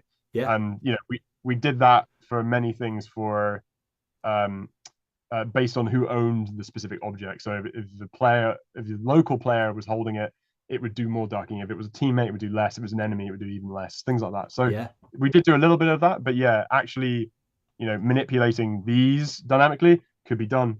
Could be very cool. You could have a separate, tool within your blueprint or whatever to start doing that stuff. Cool. But and you could see all of those RTPC values in the game sync monitor. Right. So you could see at a glance, oh, here's where everything is. And oh, here's where one went up, the other went down. Or, if you were dynamically modulating them, you could have a snapshot in your game sync monitor that gave you that visual perspective of what those properties were across categories. Wow. Yeah. Yeah. Nice stuff. It's a powerful, manipulation of HDR to be able to do what you want to do to increase priority, but not affect loudness, essentially, as we're talking about. So just quickly to show as well, again, we're almost touching on what you're mentioning, further extending the management of these RTPCs. We had a export import. Did we get the import working? I can't remember actually, but you could have an import, right? Where we would sync this sheet to Wwise, basically. We would update the sheet when we were first figuring out HDR and like how we want it to work. We would update the sheet, export it as a CSV, and then import this sheet into Wwise using a WAPI script. So it would literally set each of the default values in a script, in whatever 10 seconds. So you would then immediately be able to then play the game and see, okay, does that feeling a bit more balanced? And so again, you're able to manage HDR outside of Wwise even. So again, that's sort of leading into what we were just discussing. It's the next step, but we were so strapped for time. This was really like as far as we got, but you can see where it can go, right? Like, it's pretty cool. Absolutely. So for folks who are new to WAPI or the Wwise authoring API, scripting, leveraging information from the authoring application to very quickly unify or work with your project. We're going to get some links into the chat for you to dig deeper into that through a live stream, blog, and documentation. So if you want to dig deeper into WAPI, we've got some links dropping in the chat for you. Nice. Yeah, definitely recommend. Loads of cool stuff you can do with it. Our team has built up a sort of internal library of that stuff, and it just helps extend the functionality of Wwise beyond what is already in the box. You can do whatever you want to do there. It's pretty cool. Nice. All right, awesome. So that's HDR. So we've got our foundational mix. That's given us stable ground. We've now built up, another level of stability in the sense that we have reduced sound effects masking. We're now in a position to start to move the larger pieces around and get the mix finalized, basically. So let's move on to the macro dynamic mix. So instead of versus macro as we're talking about, come on to that in a second. We're going to cover a few things. We're going to look at slow moving loudness control, so slow moving compression. I'll explain that in a moment. Dynamic gain EQ, dynamic meter sends, dynamic ratio compression, and dynamic routing. So lots of dynamic things. And I'll explain how, what all of these are in a moment. Cool. So just as a reminder, when we were talking about the micro, my definition is that it was individual sounds against other sounds in an attempt to clean up masking of sounds versus sounds. This is now macro is now more about these broad groups, high level buses of music and sound effects, literally just like all music, all sound effects, or potentially dialogue, or maybe slightly lower down, but again, broad moves in order to creatively shape the mix and get it under even more control, and avoid masking for things outside of the HDR system, right? So things like dialogue and music, we wouldn't be feeding into the HDR system. We want to treat that differently. You could, but we want to treat that differently and a bit more gracefully, I suppose. So yeah, first thing I wanted to look at here was slow moving loudness control, which is maybe a different way of saying it's slow moving compression, essentially. It's very, very slow moving compression. And we were using this in order to tame our overall loudness in a transparent way slowly. So I think this is a technique that was used on Returnal and probably other titles as well, but it's pretty powerful or useful to be able to do this, and helps with fatigue massively without anyone really noticing. So essentially what you do is you set up a meter driven RTPC, and then on the bus that you want to control in terms of loudness. Let's say you have a bus that's just feeling fatiguing, it's noisy, it's not that it's too loud, it's just that it's too loud for too long, and you want to help bring your integrated loudness down somehow. So what we do is, in this case we did it like on the enemy bus. Essentially, as the bus itself gets louder, you've got this meter on the bus that's been driven, and it's driving an RTPC. You then instance that RTPC on the same bus. So in other words, it's saying, hey, as I get louder, and then you draw your curve accordingly. As I get louder, bring me back down, but very, very slowly. So we've got, extremely long attack there, 10. It could probably be even longer. It depends what you're trying to achieve.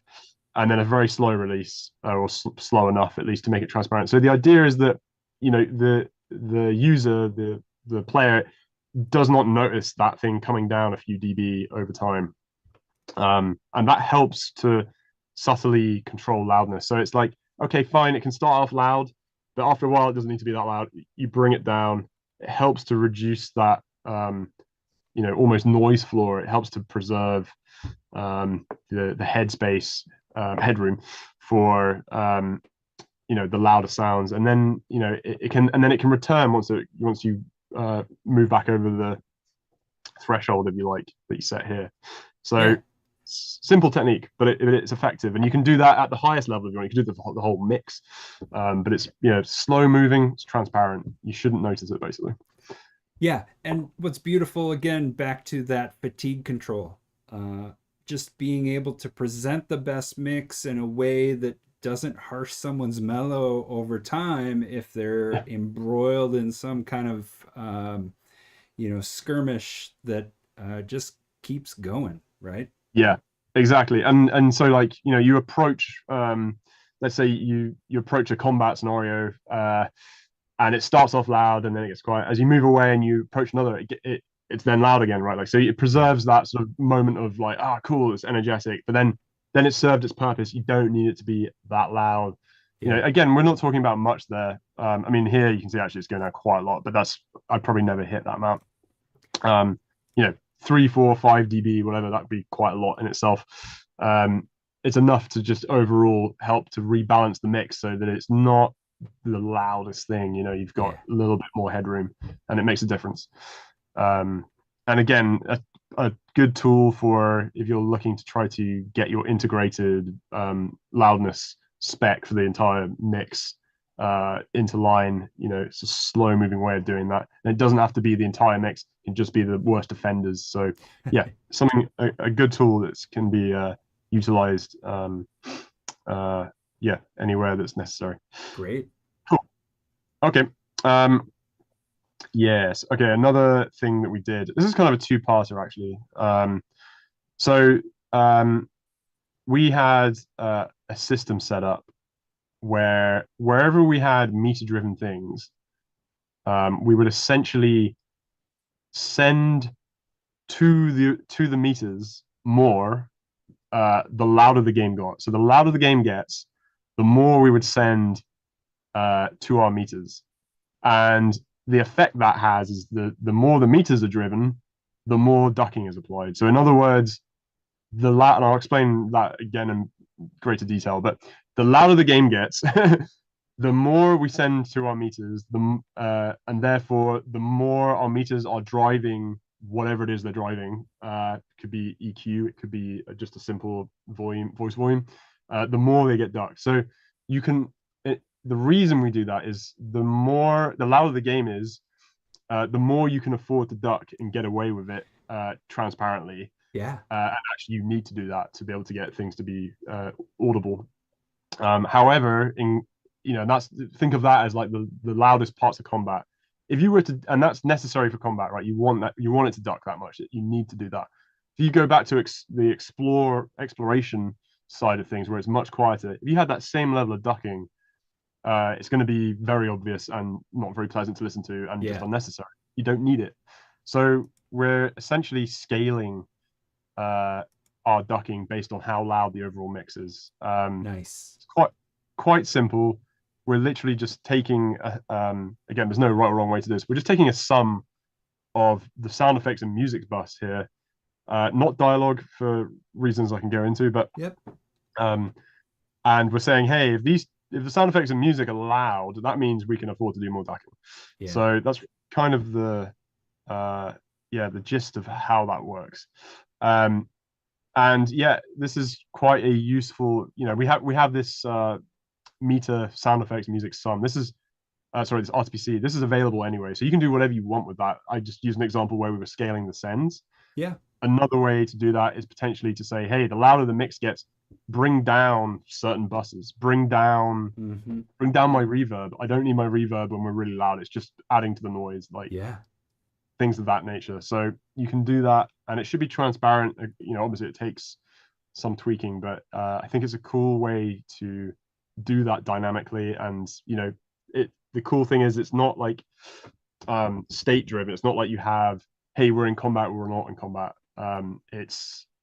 There's subtleties. So you might not be in very loud combat, but that will it will land somewhere in between. It won't be the most extreme ducking, but it will be enough. Whereas a state binary is going to be like potentially too much if you're in combat, but it's not very loud. So yeah, it's a cool tool to be able to do that. Well, and if I can say, it's a simple macro knob that's available wherever you need it.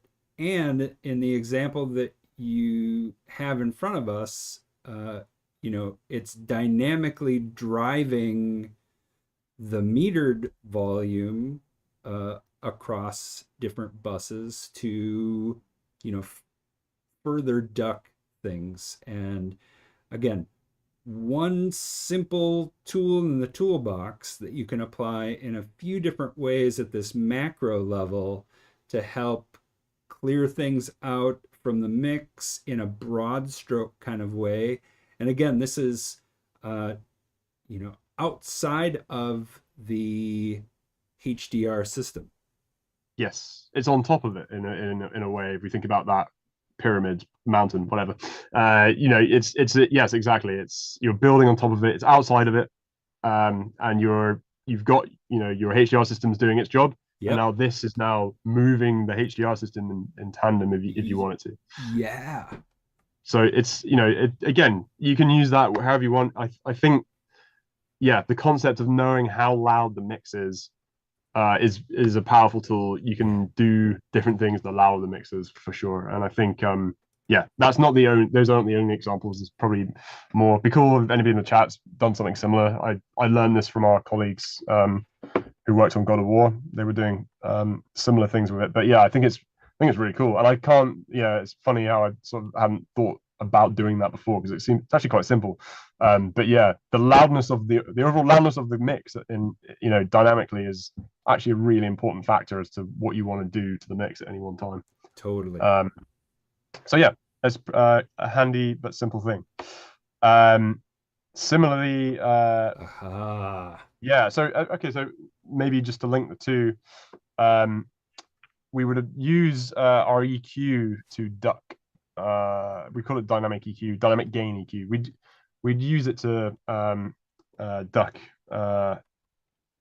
VO would duck sound effects, for example. But linking it back to the other thing, that a level of dynamic EQ would be scaled with the loudness thing as well because of this the send scaling. So the two can be interlinked. But yeah, this is something else in itself and probably a little complex to explain elegantly. I've got a little flow chart on the next page that might help break it down. But what we're doing is essentially splitting. We're to do it at a high level in a macro sense. This can be done in a granular way, but we're taking, let's say, we're taking the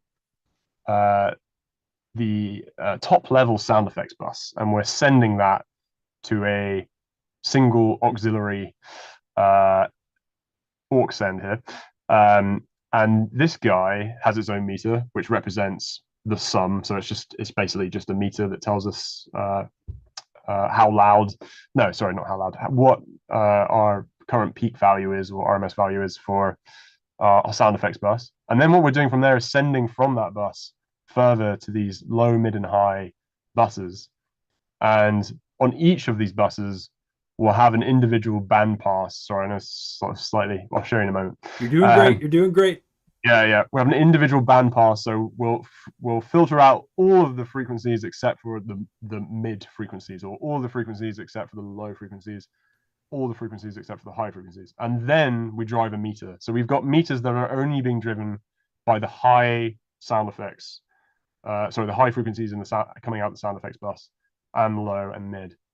And so the reason that's useful is you can then apply it to something like a dynamic EQ and say, hey, here's an example where we're doing that with VO. When there are, not likely to be many, but let's say when there are low frequencies in the VO, we want to duck the sound effects bus, but only the lower frequencies. So we EQ out the sound effects bus.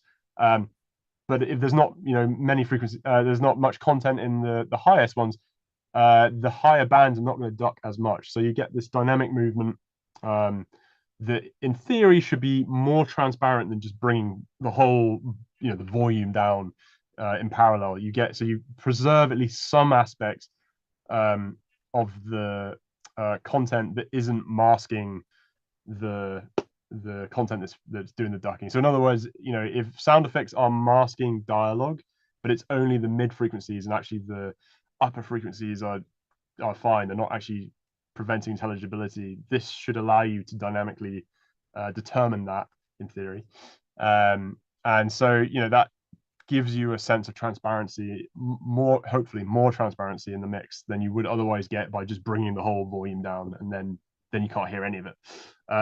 Yep, because instead of ducking based on amplitude, you're carving out frequency bands in the mix in order to, in this VO example, in order to leave space for that dialogue to really, occupy that frequency band getting out of the way other parts of the mix that might be, you know, masking or stepping on top of it. Exactly. Yeah. So yeah, in theory, you're only getting rid of the things you need to get rid of, in a somewhat granular way. Yeah. So yeah, it's a cool tool. I think it works. It does take some tuning. It depends on the nature of your content. You have to use your ear basically to see where you want to set your bands for both the driving the meter and on the other end of the spectrum at the EQ. They could be the same bands. They could be different. It depends on what you want to. There are different reasons to try changing it up. But yeah, and I guess just to reiterate, this is only really active when the mix is loudest because of Yep. the previous technique, right? So again, there's two things into play. And just in case that wasn't clear, here's a quick flow diagram to explain roughly what we're doing there. We're going from the bus, a bus, sound effects bus, let's say, to an auxiliary sum bus that has its own meter RSPC. Then you have the sum RSPC to do whatever you want. It's not the band split one, but then you have that flexibility. There are use cases for it. Use it where you want. Basically, it's available. Yeah. Each one is split.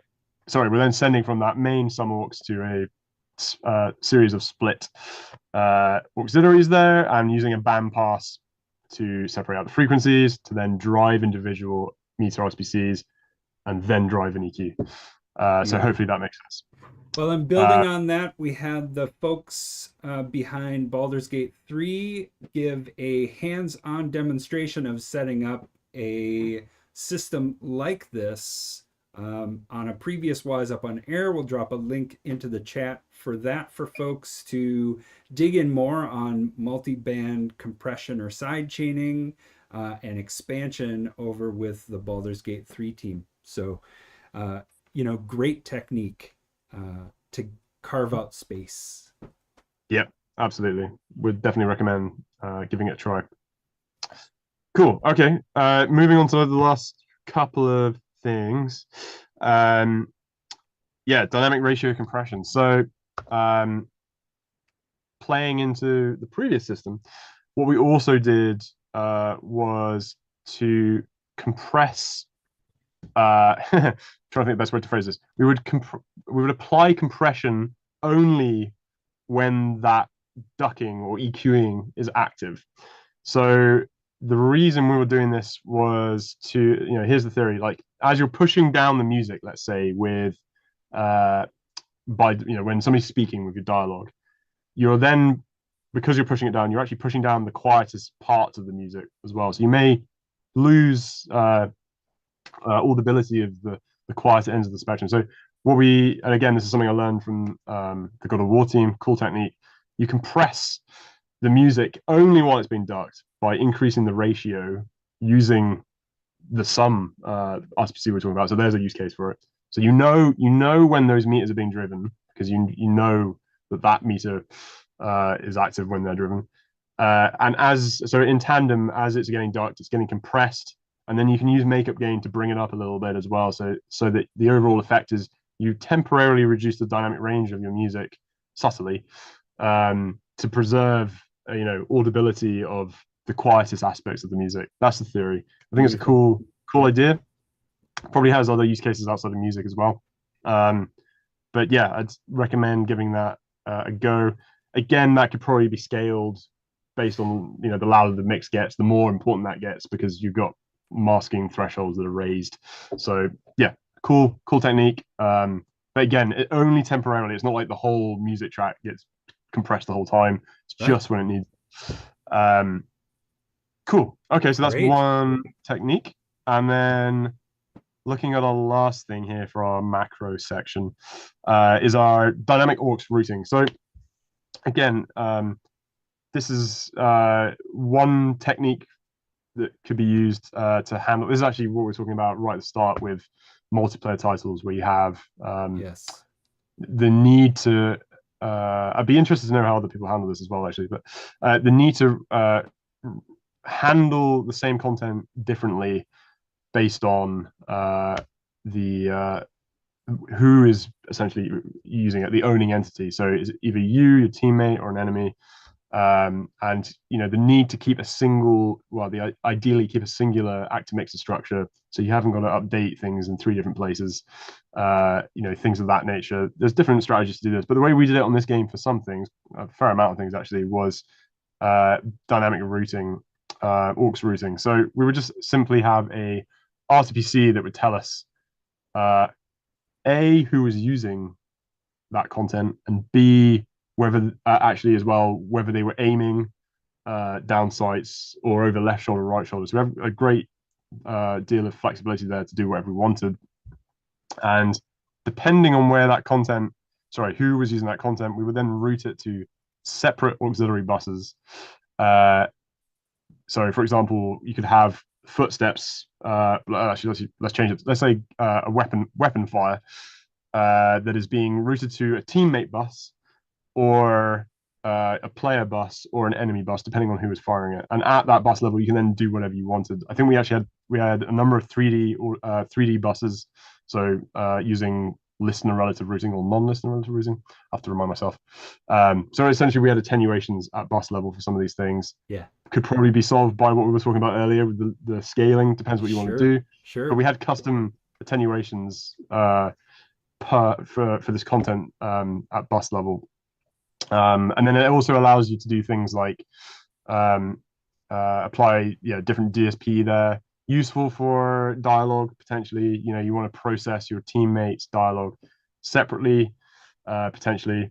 You could drive that in other ways. You could do it with RTPCs by bypassing DSP on and off. But the way we did it was like this. Yep. So again, another example of like how to dynamically change your mix based on the current scenario.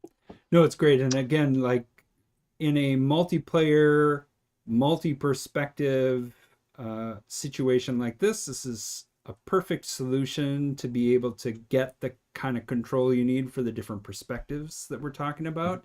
And each of these values on the graph then would relate to one of those different perspectives that you were talking about.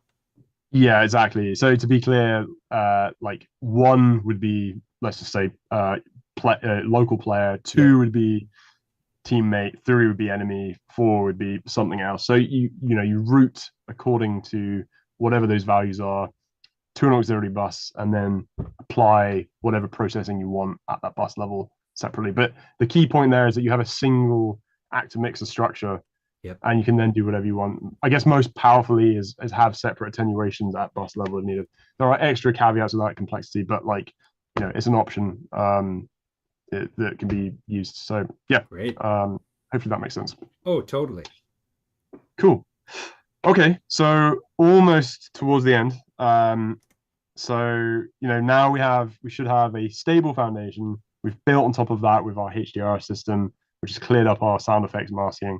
And now we should have more of a broad balance of all these food groups or sort of larger high level buses, sound effects versus dialogue versus music, the high level. So all of that should now be sounding pretty good. And the final stage is to look at mastering. So yeah, just to recap, here's what the mountain of work kind of looked like, and we're at the final stage of the whatever that's meant to be, Illuminati pyramid at the top. The all-seeing eye.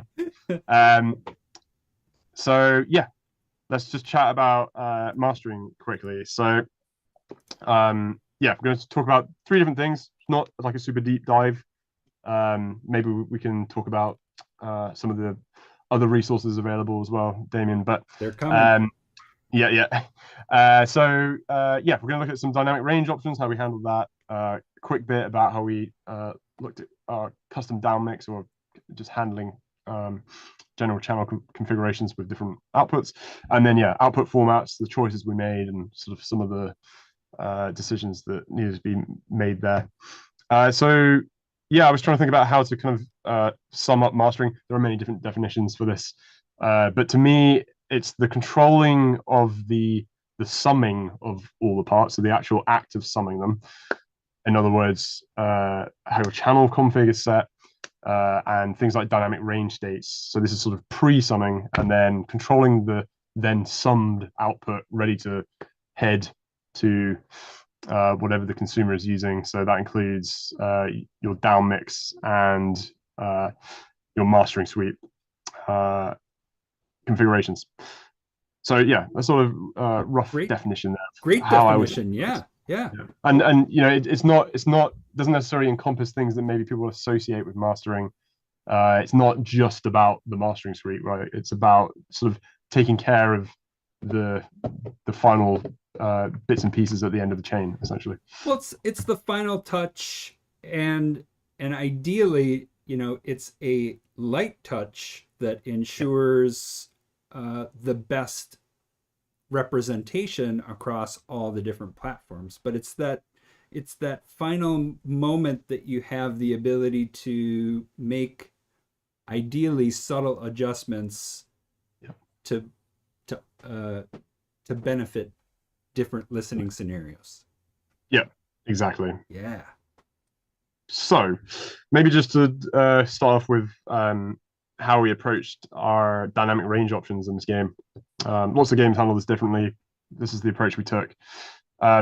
Quite simple, actually. We had 3 different dynamic range options. They were presented to the user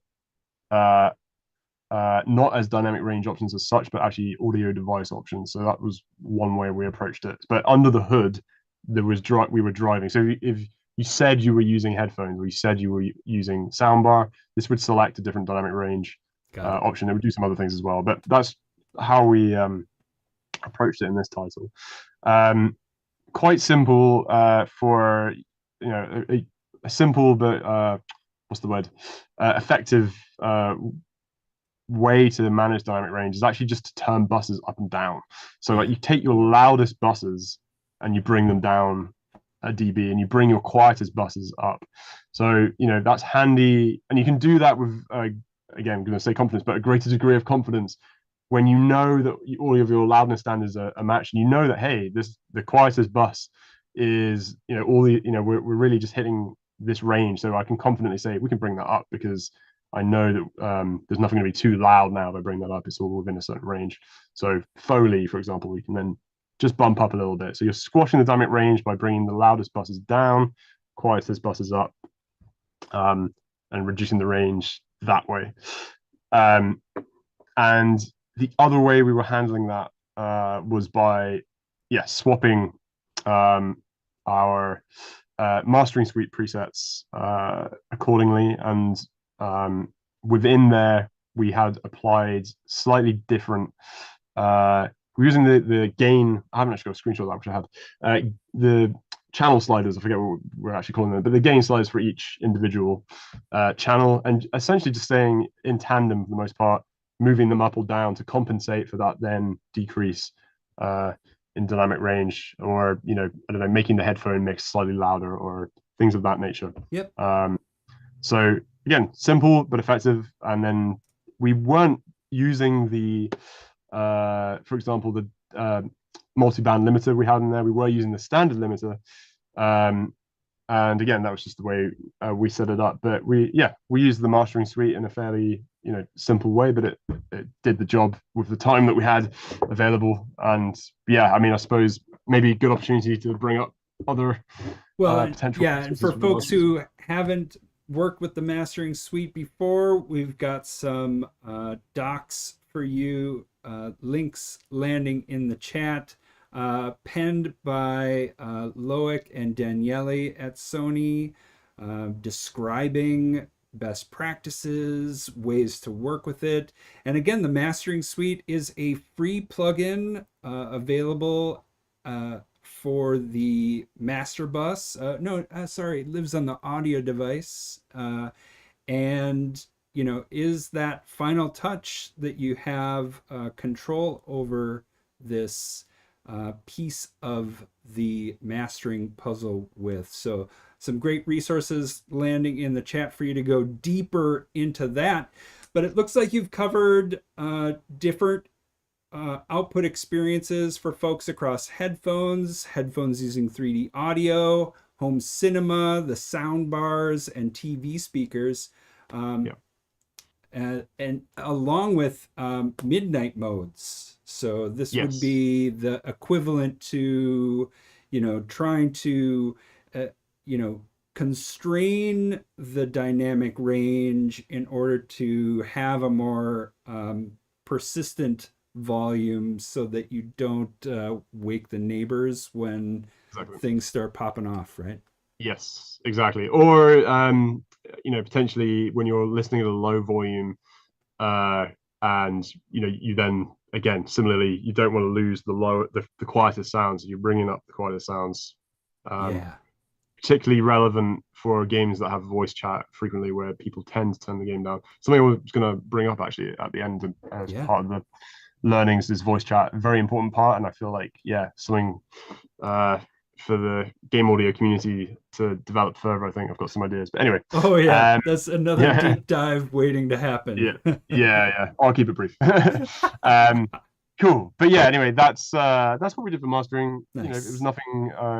Well, for the dynamic range options, sorry. Um, and yeah, it's fairly simple, but sometimes that's all you need, right? Like it doesn't necessarily require more. It depends on the time you have as well. Like you can deep dive on this stuff for Yep. months if you wanted to, and utilize the mastering suite so it's full of potential. It kind of sounds like, again, if you've laid those foundational elements, and are confident in where everything is. Your control at the micro and macro. Again, confidence, constraints. By the time you get to that top of the pyramid, again, it's just a small little point there, very important, but you really should not have to make major moves in order to ensure the best mix across different output scenarios, right? It should be that Exactly. light touch, last touch before it goes out. Yes, exactly. It shouldn't. Yeah, if you're having to do something drastic, it's probably something's wrong, or you're again compensating for unstable ground right at Mm, the bottom, right? Like it could there you be go. the foundational stuff. So again, it all adds up. If you've got a stable mix, things should be falling into place naturally, and there shouldn't be that much to do. Well Maybe an said. oversimplification, but I think No, it's true. I think well Yeah. said, and I think your presentation leading up to this point reinforces the pieces that you could put in place in order to ensure that last touch is a light touch. Exactly. Yeah. Okay. Uh, and yeah, just maybe another example of dynamic range, how this can be useful is uh, having your dialogue, because again, particularly kind of core, the spine of the mix in many mixes is your dialogue. Um, Splitting up your dialogue based on uh, projection intensity or performance intensity is a powerful tool to be able to then bring down the loudest dialogue and bring up the loudest dialogue with just gain alone, right? Volume alone. You can just bring the yells down a bit and the whispering up a bit. If you don't have your bus structure set up like that, that's going to be harder to do.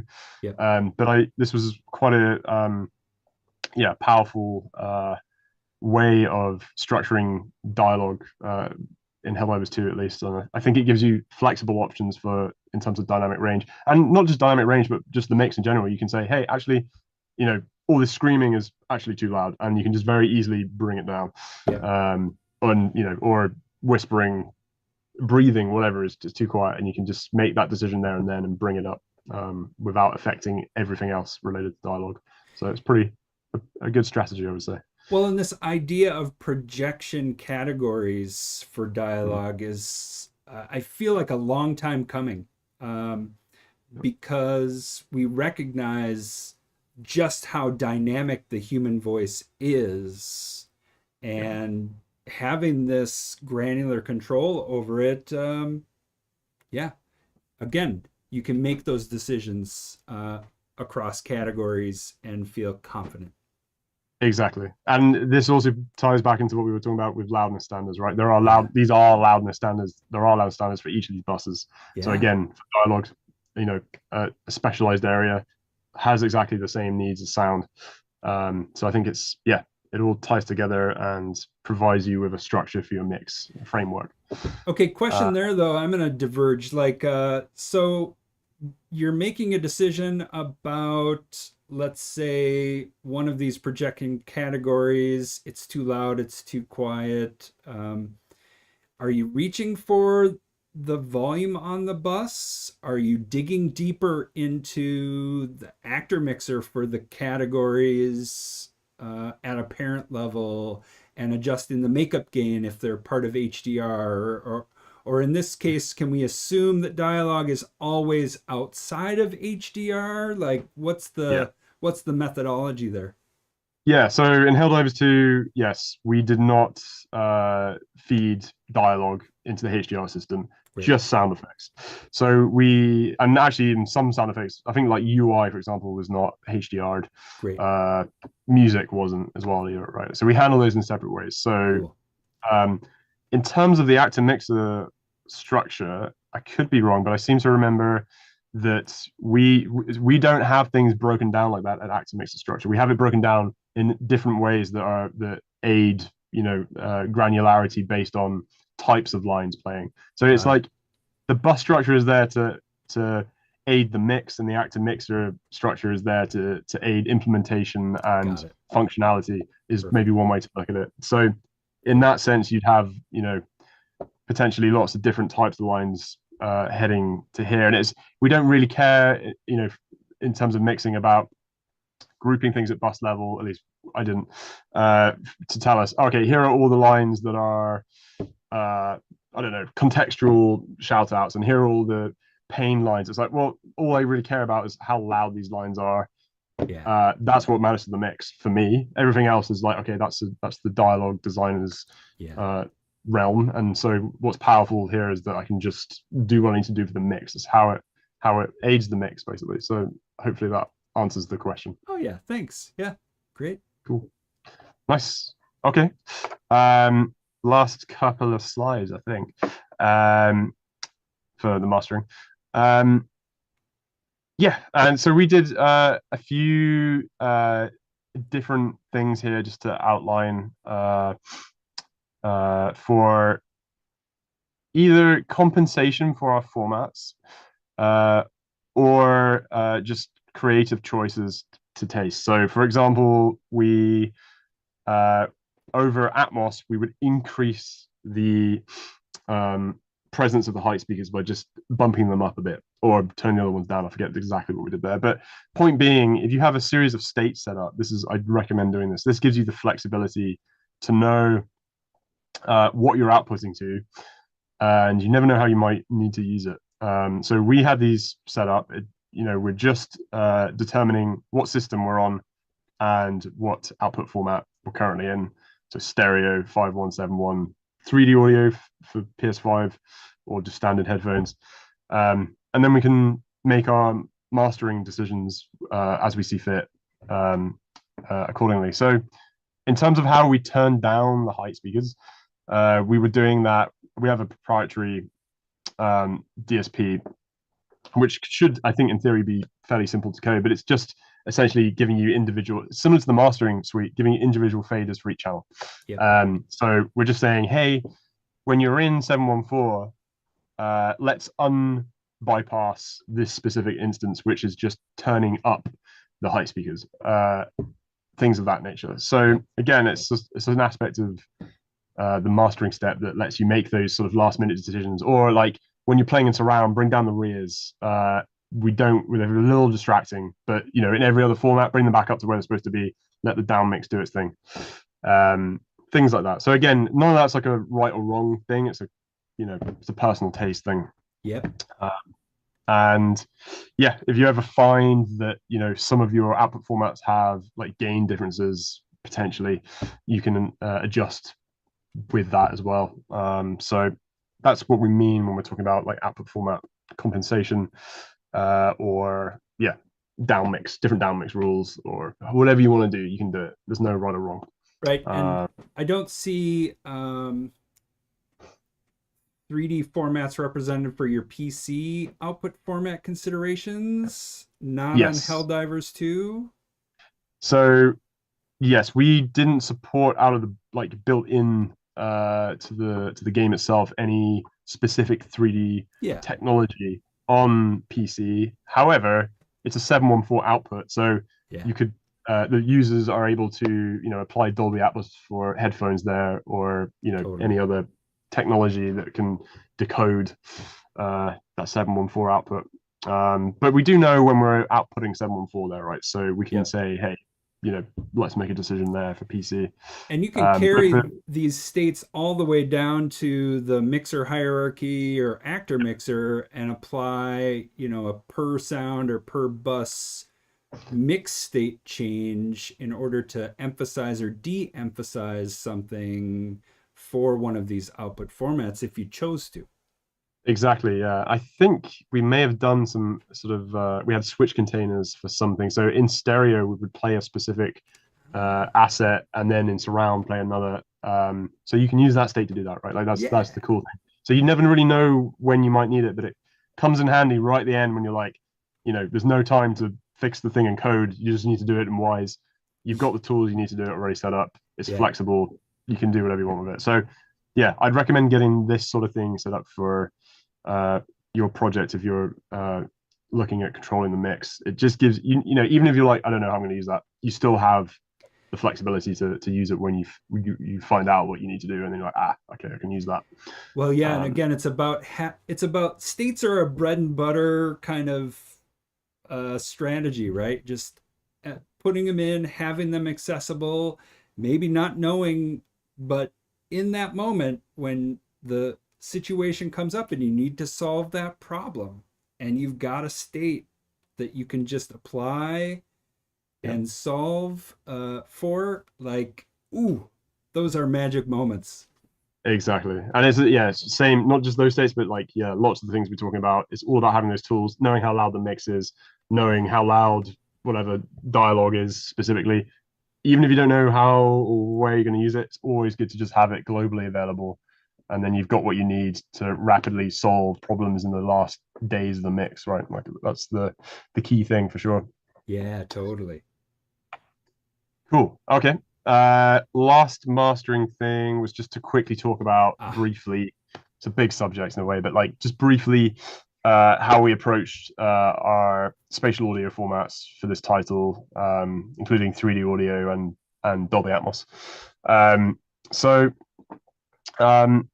yes, our just to explain again at a high level, when you have a well, at least for PS5, when you have 3D audio, if you don't want your mix to be HRTFs, or you don't want aspects of your mix to be HRTFs, there's a concept called pass through, which allows things to bypass that HRTF binauralization processing. So what we essentially did was set up our bus structure to our main bus structure, let's say for now, to be pass through. So by default, everything's pass through, nothing is binauralized. And then essentially selectively say what we wanted to send to get binauralized. So the way we would do that is in this second window over here. Let's just say, hey, we want all of our combat sounds to actually not be pass through. We'd like to binauralize HRTF it so that we get a sense of positionality in 3D audio. It's a good use case for its positional content, and we don't mind it getting affected by the colorization of HRTF, things like yep. that. The way we would do that is we'd say, hey, let's mute the output bus volume so that it doesn't really go any further up the chain to the pass through, and then send it with the user-defined sends to our sort of somewhat duplicate setup under our spatial master setup here. And this would be HRTF'd. This would be binauralized Yep. via ambisonics. So When the audio device is initialized for a 3D audio output, then that bus would be configured to preserve audio objects all the way through to the endpoint as system audio objects. Yes. Yeah. Yeah, absolutely. And yes, critical to note that outside of 3D audio, this bus then returns to a standard discrete channel 714 mix. It's not, there's no, it's then based on the reason we do that, just to explain the reason why we've got Yeah. this funky setup is that you then have a singular structure to continue mixing. You can apply, except for DSP, you can apply your voice volume RTPCs further up the chain. You can do Yep. whatever you want in a single place, and it will still continue to affect that combat bus, but it's just that it's then routed via the aux send here. So it gives you less places to maintain. Yep. You can still modulate things further up the chain. So it's kind of like an elegant way to approach it. Other ways to do that, of course. But yeah, just to give you a sort of high level overview of how we tackled spatial audio on Helldivers 2. And like I said, it's a multi-platform game. So there were certain decisions we had to make.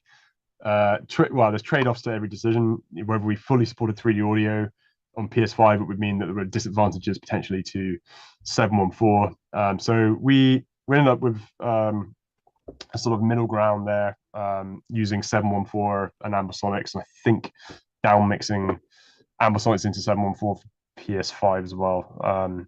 But yeah, it's a larger subject. It's kind of complex to go through briefly, but just to show Well, you, and that's what that was our strategy. we'll get some links for folks to dive deeper into 3D audio in Wwise, resources, applications, high level, low level, documentation. We're going to drop that all in the chat here. You've presented a very clear use case of, being able to, make that decision on a case by case basis with the content, using the aux send to bus it someplace where it would be presented using HRTF and binauralized when 3D audio is active. Again, I think you've done a great job of illustrating that. So we'll give folks some resources to dig deeper into the what and the why of it. And yeah, just again, I think you future proof yourself against across all these technologies by letting Wwise dynamically configure to whatever the output is set by the user, so that they get the best representation of your good work. Absolutely. And yeah, critically, Wwise gives you the flexibility to opt in, opt out, and get the best of both technologies, or on either platform, and it works. So anyway, high level overview of how we tackled it Awesome. for Helldivers 2. All right, sweet. So coming to the end of this saga, where now we have a stable mix. We've reduced our sound effects masking with our HDR. We have a broad balance with all of the macro dynamic stuff we're looking at, and now we have a controlled output that is then fed out to the player. So that's the mix done. Lots of things we didn't cover there for sure. It could have gone on for another 6 hours or something, into the early morning. But key things to conclude with here. We solved our chaotic, busy gameplay with HDR. That cleaned up our masking, allowed us to hear the most important sounds clearly. Same with dynamic EQ and compression, and our slow moving, our loudness meter buses tell us how loud the mix is. We're able to clear up additional masking outside of HDR related content. Dynamic gameplay, handling that with dynamic sends. Like, the louder the game, the more ducking we're doing, the more we're bringing down things that we don't want to hear. So we're able to scale the mix based on how loud the game is, how busy the game is, the mix is. And same leveling issues, tackled that with our loudness targets, our reverb balancing, and our listener systems, and same with attenuations. Foundational stuff. It tackles the basic building blocks of what's required to build a more complex mix on top of that. And then, same with fatigue, slow moving compression, helps to bring down the integrated loudness over time slowly, so that you reduce your integrated loudness value for the game. And then yeah, same a multiplayer dynamic aux routing, as we just saw, routing same content dynamically to different buses to be processed in whatever way is required. And then yeah, multi-platform and our multi-output formats. That was the spatial audio config stuff we were just looking at, and the mastering suite and dynamic range states and handling with bus volume there. And then yeah, lastly, games as a service, HDR, as we saw, you can objectively configure it and yeah, allow designers to then input new content into the game and have it, you know, mix itself to a large degree as long as it's configured correctly. So a powerful tool for service titles, I think. Yeah, and just very, very quickly, kind of learnings and not time for lack of a better phrase there.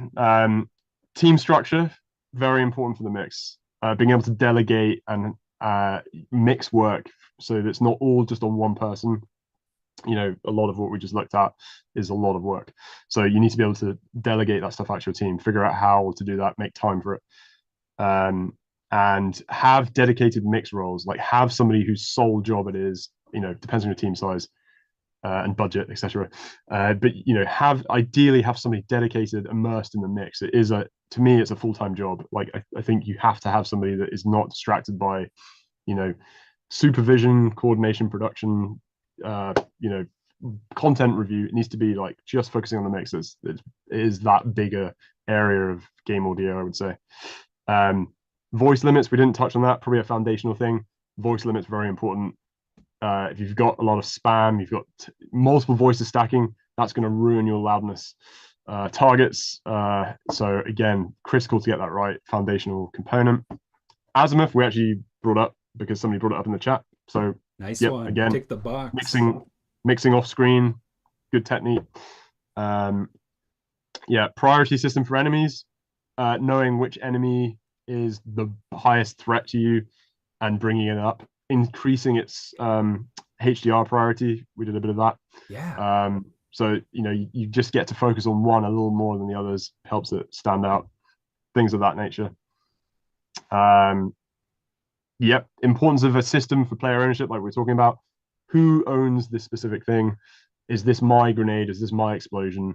Then you can prioritize that in the mix. If it's just an explosion, you don't know who it belongs to, you can't necessarily say, okay, let's promote that in the HDR system, let's bring it up. So yeah, important in a multiplayer game, having that be systemic is really critical. Yeah, sort of good practices for HDR, envelope, manual authoring, complex object. Not time to go over that, but there are nuances in there. Same, just HDR in general. There's a lot of, you know, individual things I think to talk about there. Probably a presentation in itself. So be aware. I had a simplified version there. I think it's a very powerful tool when it's utilized well, but there are lots of gotchas and things to learn and discover. But reading the documentation can help you a lot. And just doing it and experimenting will teach you more than anything. Yeah, do HDR at bus level. Again, we were talking about that. You know, there are different ways to tackle it.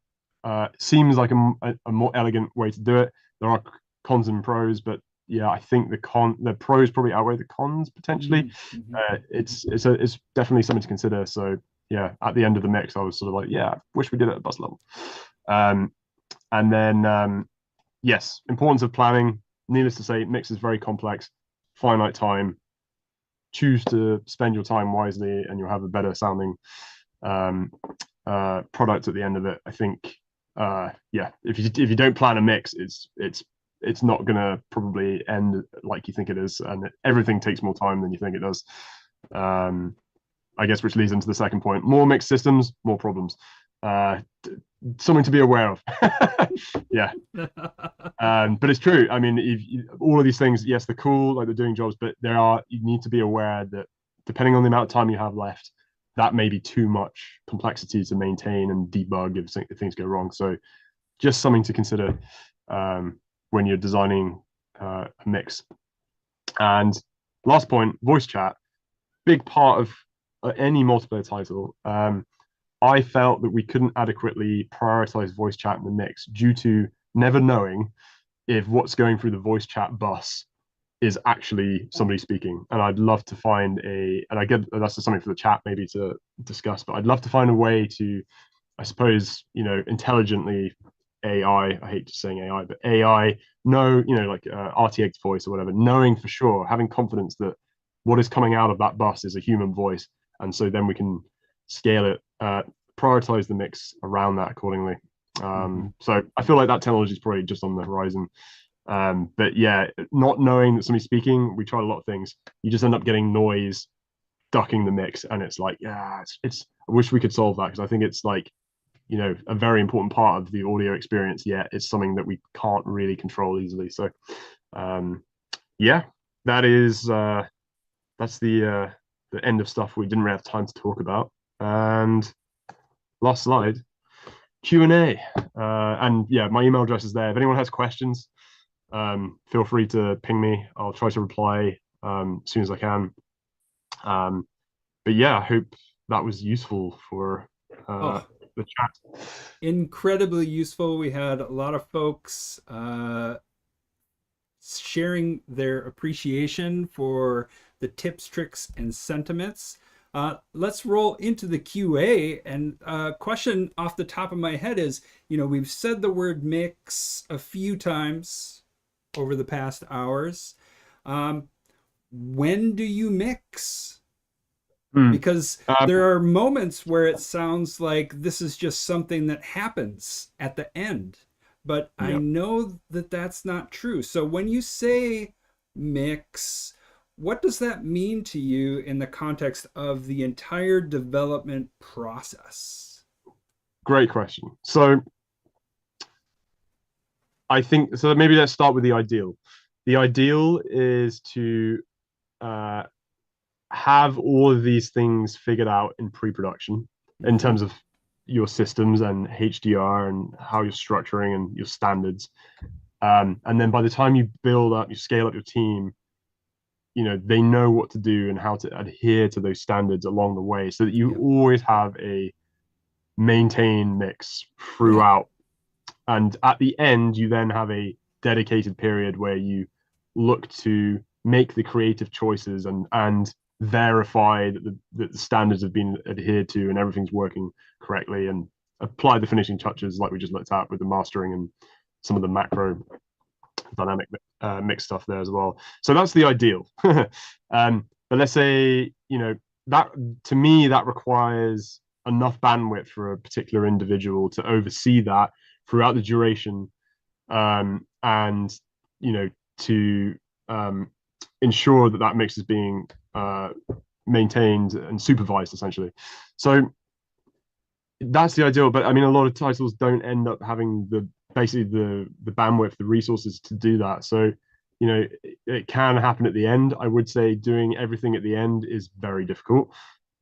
This project was a little bit like that, for various reasons. We joined towards the end of development, so it was kind of like a natural thing. And you know it, it is something to do along the way. There's no reason not to do it along the way. And if anything, there's always a period at the end where you make the final creative choices. It doesn't mean that you do all of the things that we just looked at there right at the end. Like, I think that's the big mistake that many people in and outside of game audio go, oh, we'll do that in the mix. Like they work in, it's like maybe that works in post or whatever. We'll fix it in post, and then we'll fix it in the mix. Yeah. Don't do that. Like, Yeah. I guess it's about as much about education within the wider development team that is not a solution. I mean, literally isn't it? You will never fix these things, and at the end, you can see the scale of the problem if you try to do that. Right. So yeah, the answer is throughout development as much as possible. But the reality is, if the resources available for that project are not, but there are, doing something, just a part of that is better than doing nothing for sure. And there are certain things there. Normalization of the assets, that would get you much further ahead had you just left it all higgledy-piggledy, loudness everywhere, and a mess at the end. So you can see that there's benefit in doing at least just some of those things. yeah, throughout the duration of the project. Well, and you've laid it out so clearly over the course of this presentation, opportunities that you have early on in development to establish systems and standards that allow the game to mostly mix itself, right? So that you can, and I think when we say mix itself, I mean like present the audio of the game contextually during development in a way that mostly makes sense out of the box, right? Yes, And exactly. and if you've established those things, making adjustments along the way, then like you said, you get to the end or towards the end and you have that creative macro, you have that last touch mastering, but the foundation has been in place and people have been soaking in it. They've been living with it. They've been play testing alongside of it. So in that way, the game has been, mixed along the way the whole time. So Exactly. yeah. So okay, cool, great, good answer. Got a couple more lined up for you if you have some time. Definitely, yeah. Sorry, I didn't mean to kill the slideshow then. It just No, disappeared. I've switched Oh, us to the side by side, and okay, cool. Nice. we're just the two of us here tackling some great questions from the community who is still hanging out. High fives and claps going out to folks still sticking around.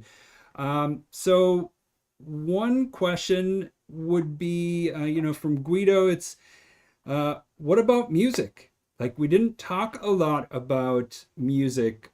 Maybe touched on it a bit in, carving out frequencies with multi-band compression. But, how are you thinking about that in the context of this, let's say, music, sound, and dialogue Sure. composition? Yeah. So I think the music, every game is different. Um, I guess philosophically, the way I saw the music is that it's there. Sorry, I'm sort of thinking out loud. It's there, and we want to hear it as much as possible. It's driving the emotion. Without the music, you have some degree of emotion being driven by the terror of the enemies, right? But it's Right. not. But this is an action movie thing is being driven purely by the music. So it is, it is an important thing to try to push to the front as much as you can, um, do without affecting intelligibility of dialogue and without, getting in the way of important sound effects. So that's quite a generic answer, but in some games, for sure, the choice is made that actually that music is, it's not really, it's just there for when things get quiet and, then you hear the music and fine, it's sacrificed for, other for sound effects and dialogue. But at least the way I saw it in this game is philosophically, we want to hear it. It's driving the intensity. Yeah. It's giving the sense that this is a an action film battle, and like without it, it's missing some of the emotion. And it's the same in any game. The music drives the emotion. If the music's not driving the emotion, something else has to. And if you don't have something suitable in terms of sound effects, then then it's the emotion is directed in a different trajectory. So I hope that kind of answers the question. I mean, in terms of what else we were doing with the music, in terms of mixing, dynamic mixing, I mean, most of it's leveling. Like we have our music team who level all of the different cues and stingers to a standard, and then from there on, it's sort of passed over to me, and then we start to finesse the way that interacts with everything else. Um, I'm trying to think if we did anything in addition to the dynamic EQ and the compression. I mean, yeah, just general leveling. It's as simple as that, really. Like I think if the music's leveled to the right standard, uh, then there's not as much you need to do. I mean, in terms of the systems driving the music, that's a whole other Well, thing. so that's the thing is we know the Sony music team worked fastidiously to ensure that the that the interactivity matched the moment to moment gameplay in a way that kind of mixed the music in a moment to moment basis as well. Like Definitely. famously, music designed at a high level of precision. And so maybe to you know lend to your answer, it's like, well, hey, the music kind of mixes itself because That's true. it is so tuned to the gameplay, and in Yeah. that way you just got to make sure that it's there and has room, and maybe there are moments you can carve out frequencies if it matters, or but That's ultimately it's got its own lane, and it's already landing in a mix of its own. absolutely. That's a great point. Yeah. I mean, it's true. The systems driving the music, uh, you know, pre-mix in a way, they are their own mix. You've got, different layers coming in and out, different intensities based on combat Yeah. level. I think we had a chaos meter for the music as well. So the genuine, like the more chaotic things got, it pushed it to a certain threshold. You enter this sort of next level above high, if you like. So yeah, that in itself, that's a great point. Is the mixing tool, and thankfully, an aspect that is not on my plate because that's taken care of our music designers. However, I think that goes a long way to show how important the music systems are for the mix. Is that we didn't really have to do that much other than just move it out of the way slightly as necessary. Yeah. Um, so yeah, I think that's a great point, Damien. That yes, it probably the majority of mixing the music is done by the system itself. It is the mix. Yeah. Yeah, yeah, yeah. Yeah, again, a lot of focus on that lane of sound and music. So cool. Mhm. Cool. Thanks for that answer. Yeah, time for a couple more? I do. Yeah, let's go for it. All right. Uh, so couple of questions. This is a two-parter, or maybe I'll dovetail. How do you process thing for headphone loudness fatigue versus small stereo loudspeakers? Versus that full immersive mix. We talked a little bit about some mastering stuff. We talked a little bit about that slow compression technique. And Yeah. did you do much there with specifically around headphone bass fatigue in comparison to the other formats? Yeah, sure. So short answer is no. We did the same techniques. I mean, they're on both platforms there. However, interesting point. I think could be interesting to see if more was required for headphones. Right, this kind of proximity effect of just having headphones on feels more fatiguing, I Mm, suspect. Um, so it could be something interesting to look at for the future. Again, be interesting to know if anyone else out there on the internet has tried similar things. I suppose, yeah. One thing to note with all of these output format sort of what do you call it? Bespoke treatments is that you've got to remember that not everyone tells you that they're using headphones and are actually using headphones or whatever audio device you set. So the yeah. more kind of extreme you go to try to go, oh, here is a soundbar EQ that perfectly solves, the soundbar mix, and the more likelihood is that somebody has either got a soundbar and it sounds nothing like your soundbar, or they've selected soundbar and they're not even using a soundbar.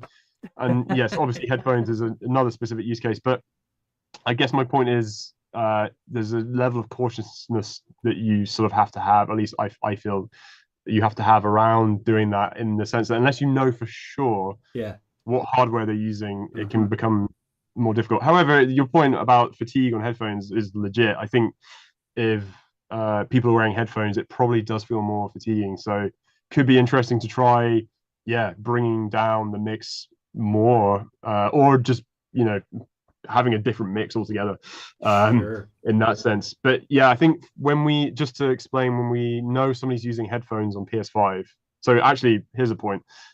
We literally know for sure, this is PS5 specific, but we know for sure when headphones are plugged in because we can get that Yeah. callback from the system. Yeah. Unless they're trying to psych us out and just have headphones plugged in and not. But yeah, we can know for sure. So what we were doing there was switching the dynamic range mode to, it was either medium. I think it was, yeah, a medium dynamic range mode. It's not the highest, but the medium. So again, that was, maybe in an attempt to cater for the fact that you're on headphones, you don't really have room for that increased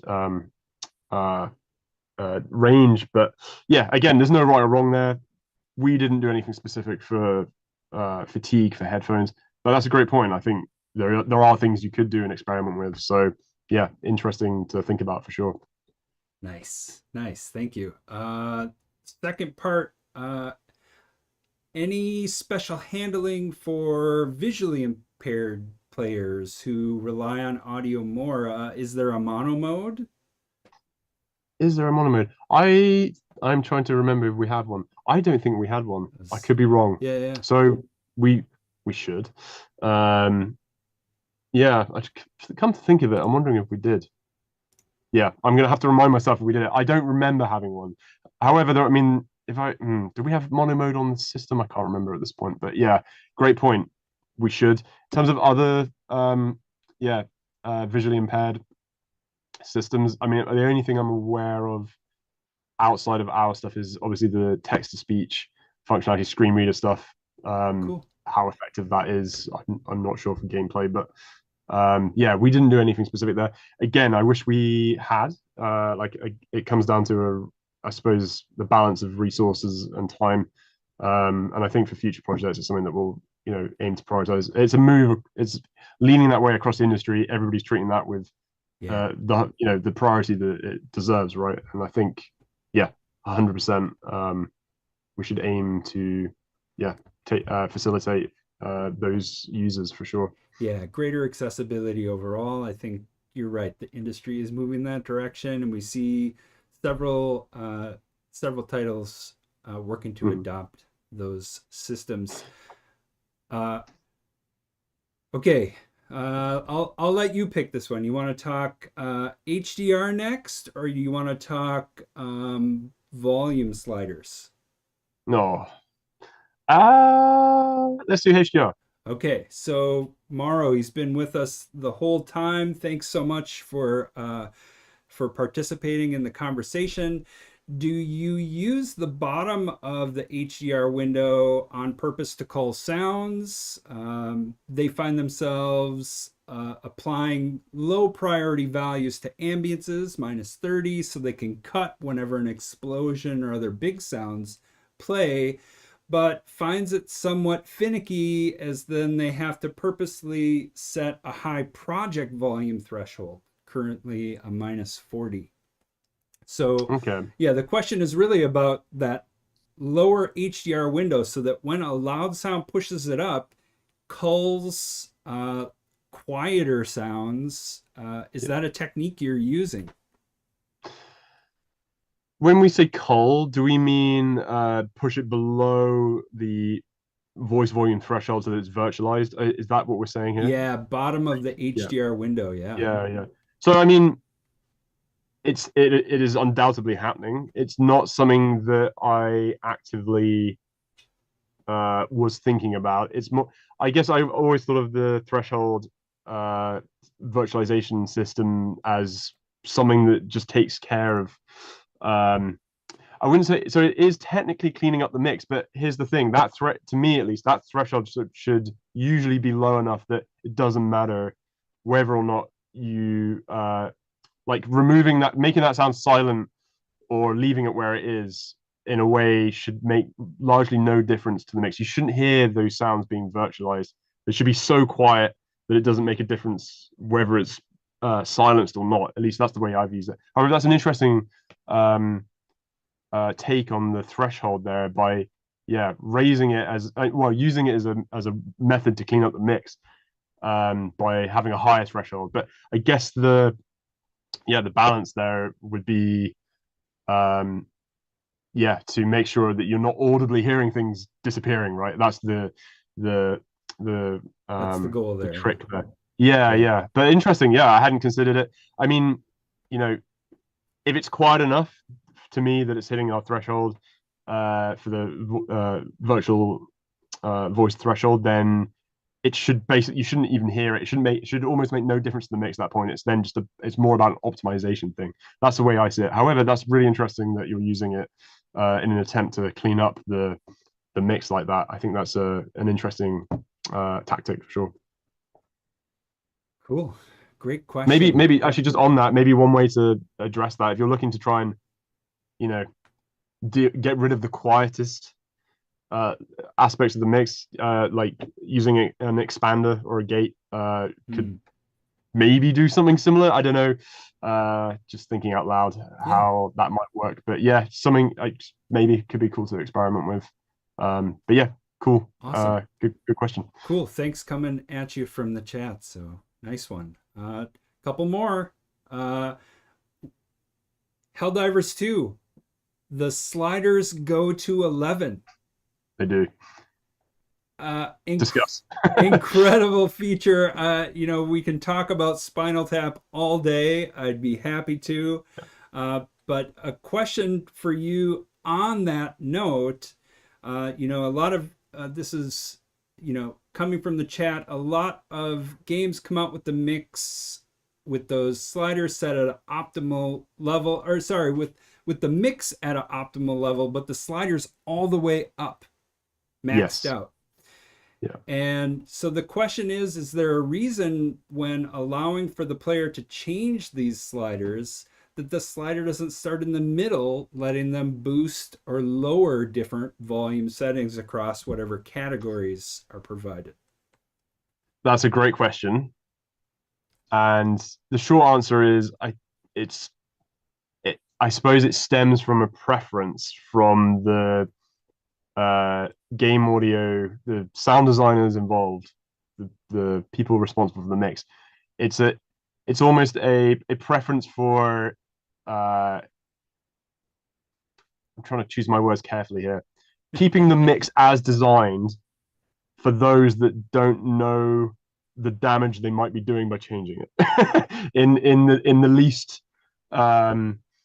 sort of like it's valid that you would want to change the mix. So yeah, so maybe further answer the question. The reason they start at the top is we only want to sort of present the, I suppose, impression that you can reduce things, but you can't increase them because they're already where they're at.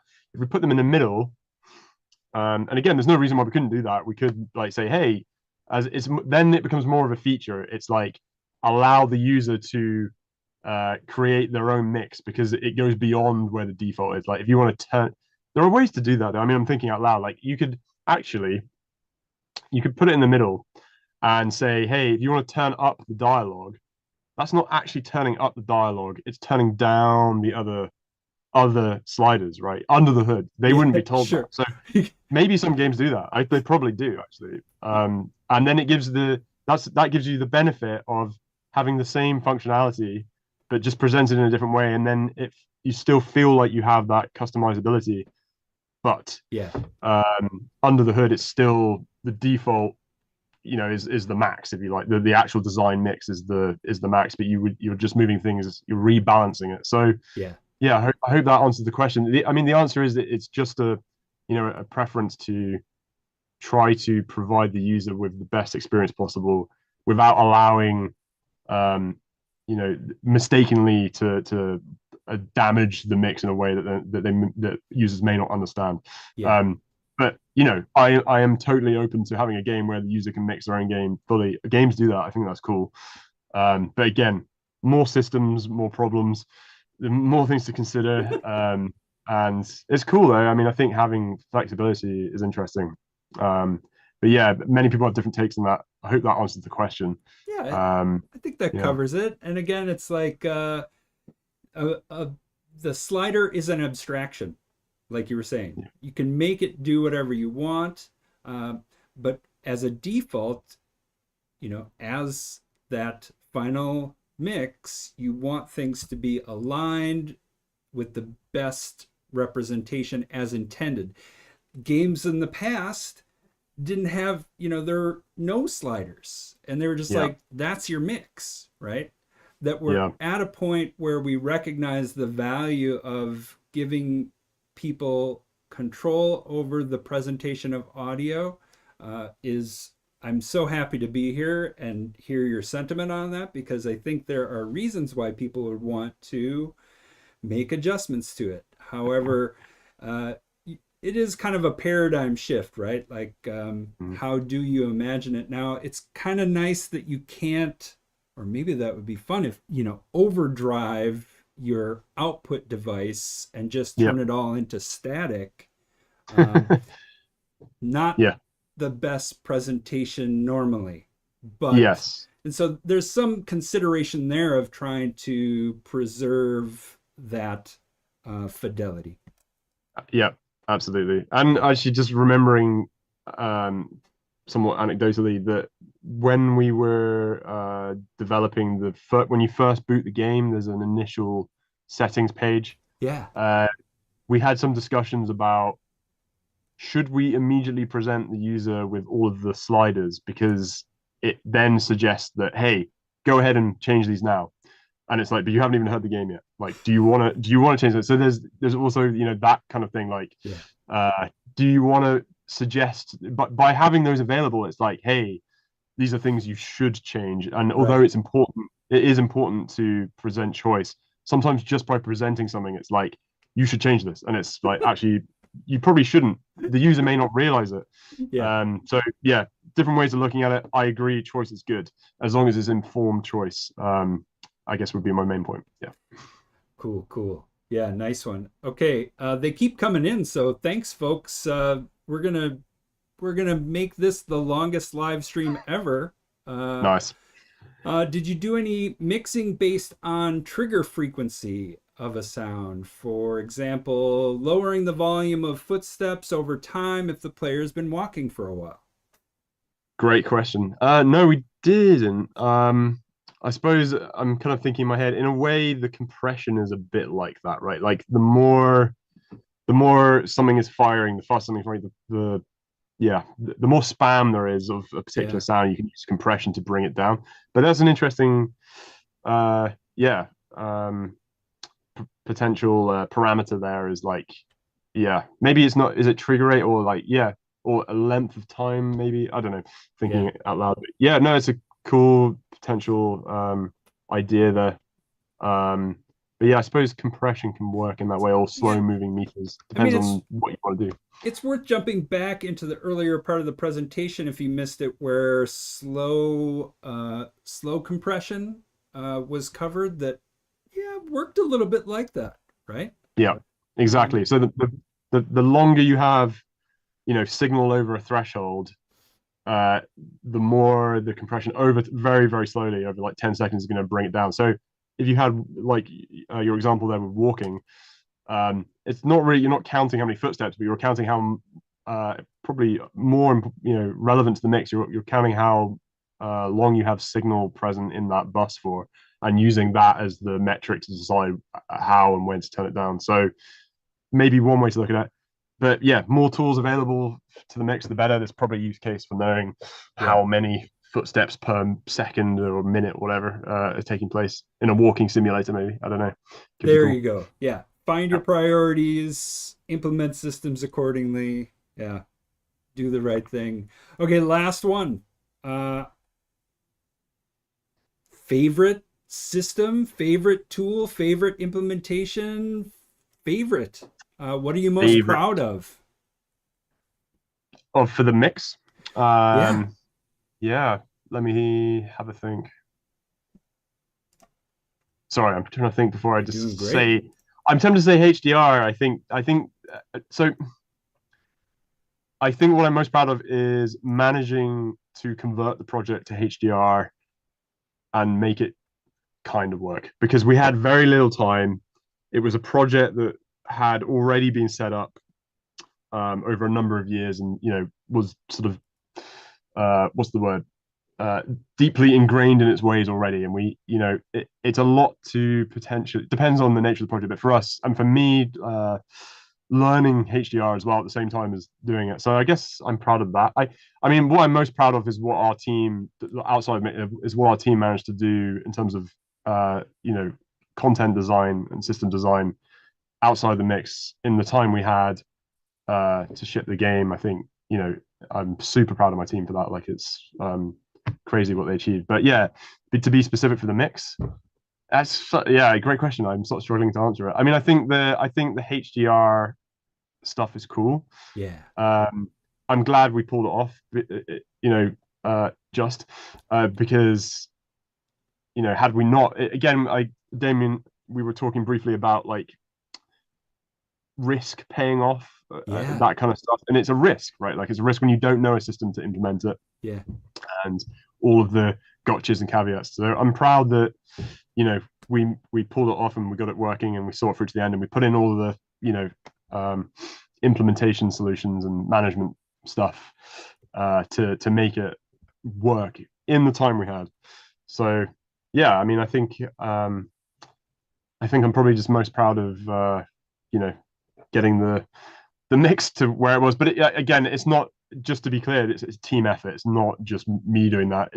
We had a team of people, supervisors, people much more experienced and talented than me from other titles that have worked on other titles. So, it's the group as a whole. But I know it's a kind of non-answer. I'm most proud of the team that worked in it, all the sound designers that contributed, music, dialogue, everybody in the audio team, production, programmers, technical sound designers. Now I can't miss anyone out. But yeah, I think I'm gonna start playing the music here at the Oscars.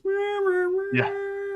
And I guess maybe to just say, like, it doesn't matter how good a mix is executed. If the content that's feeding the mix is not good, the end result is not going to sound nearly as good. I know it's an obvious statement, but I suppose that's why I'm leaning towards saying I'm most proud of the team building what they built in the time they had. Yeah. Hope that answers the question. That's great. Well, I am the most proud of your fortitude to endeavor the longest Wise Up on Air yet. It wasn't my intention. With such depth. There's comments in the chat thanking you for going so deep on this. I'm bringing it right back to a question that landed around impulse responses to close it out, and that is that the EQ on the impulse response is incorporated into the converted IR media during sound bank generations. So things like offline compression happen after the EQ, for example. So nice. Bam! Wow! All the questions, slam dunked, beautiful presentation. Harvey, thanks so much for sharing all of this knowledge with us today. It's been fantastic. You're most welcome. And yep, Damien, everyone at Audiokinetic, thanks for having me. And everyone in the chat, thanks for watching. I hope you enjoyed. Dig it. And folks out there in the world, catch up with us wherever we are. Harvey will be in China later this year presenting this in a slightly more succinct form. Yeah, so I'm produced.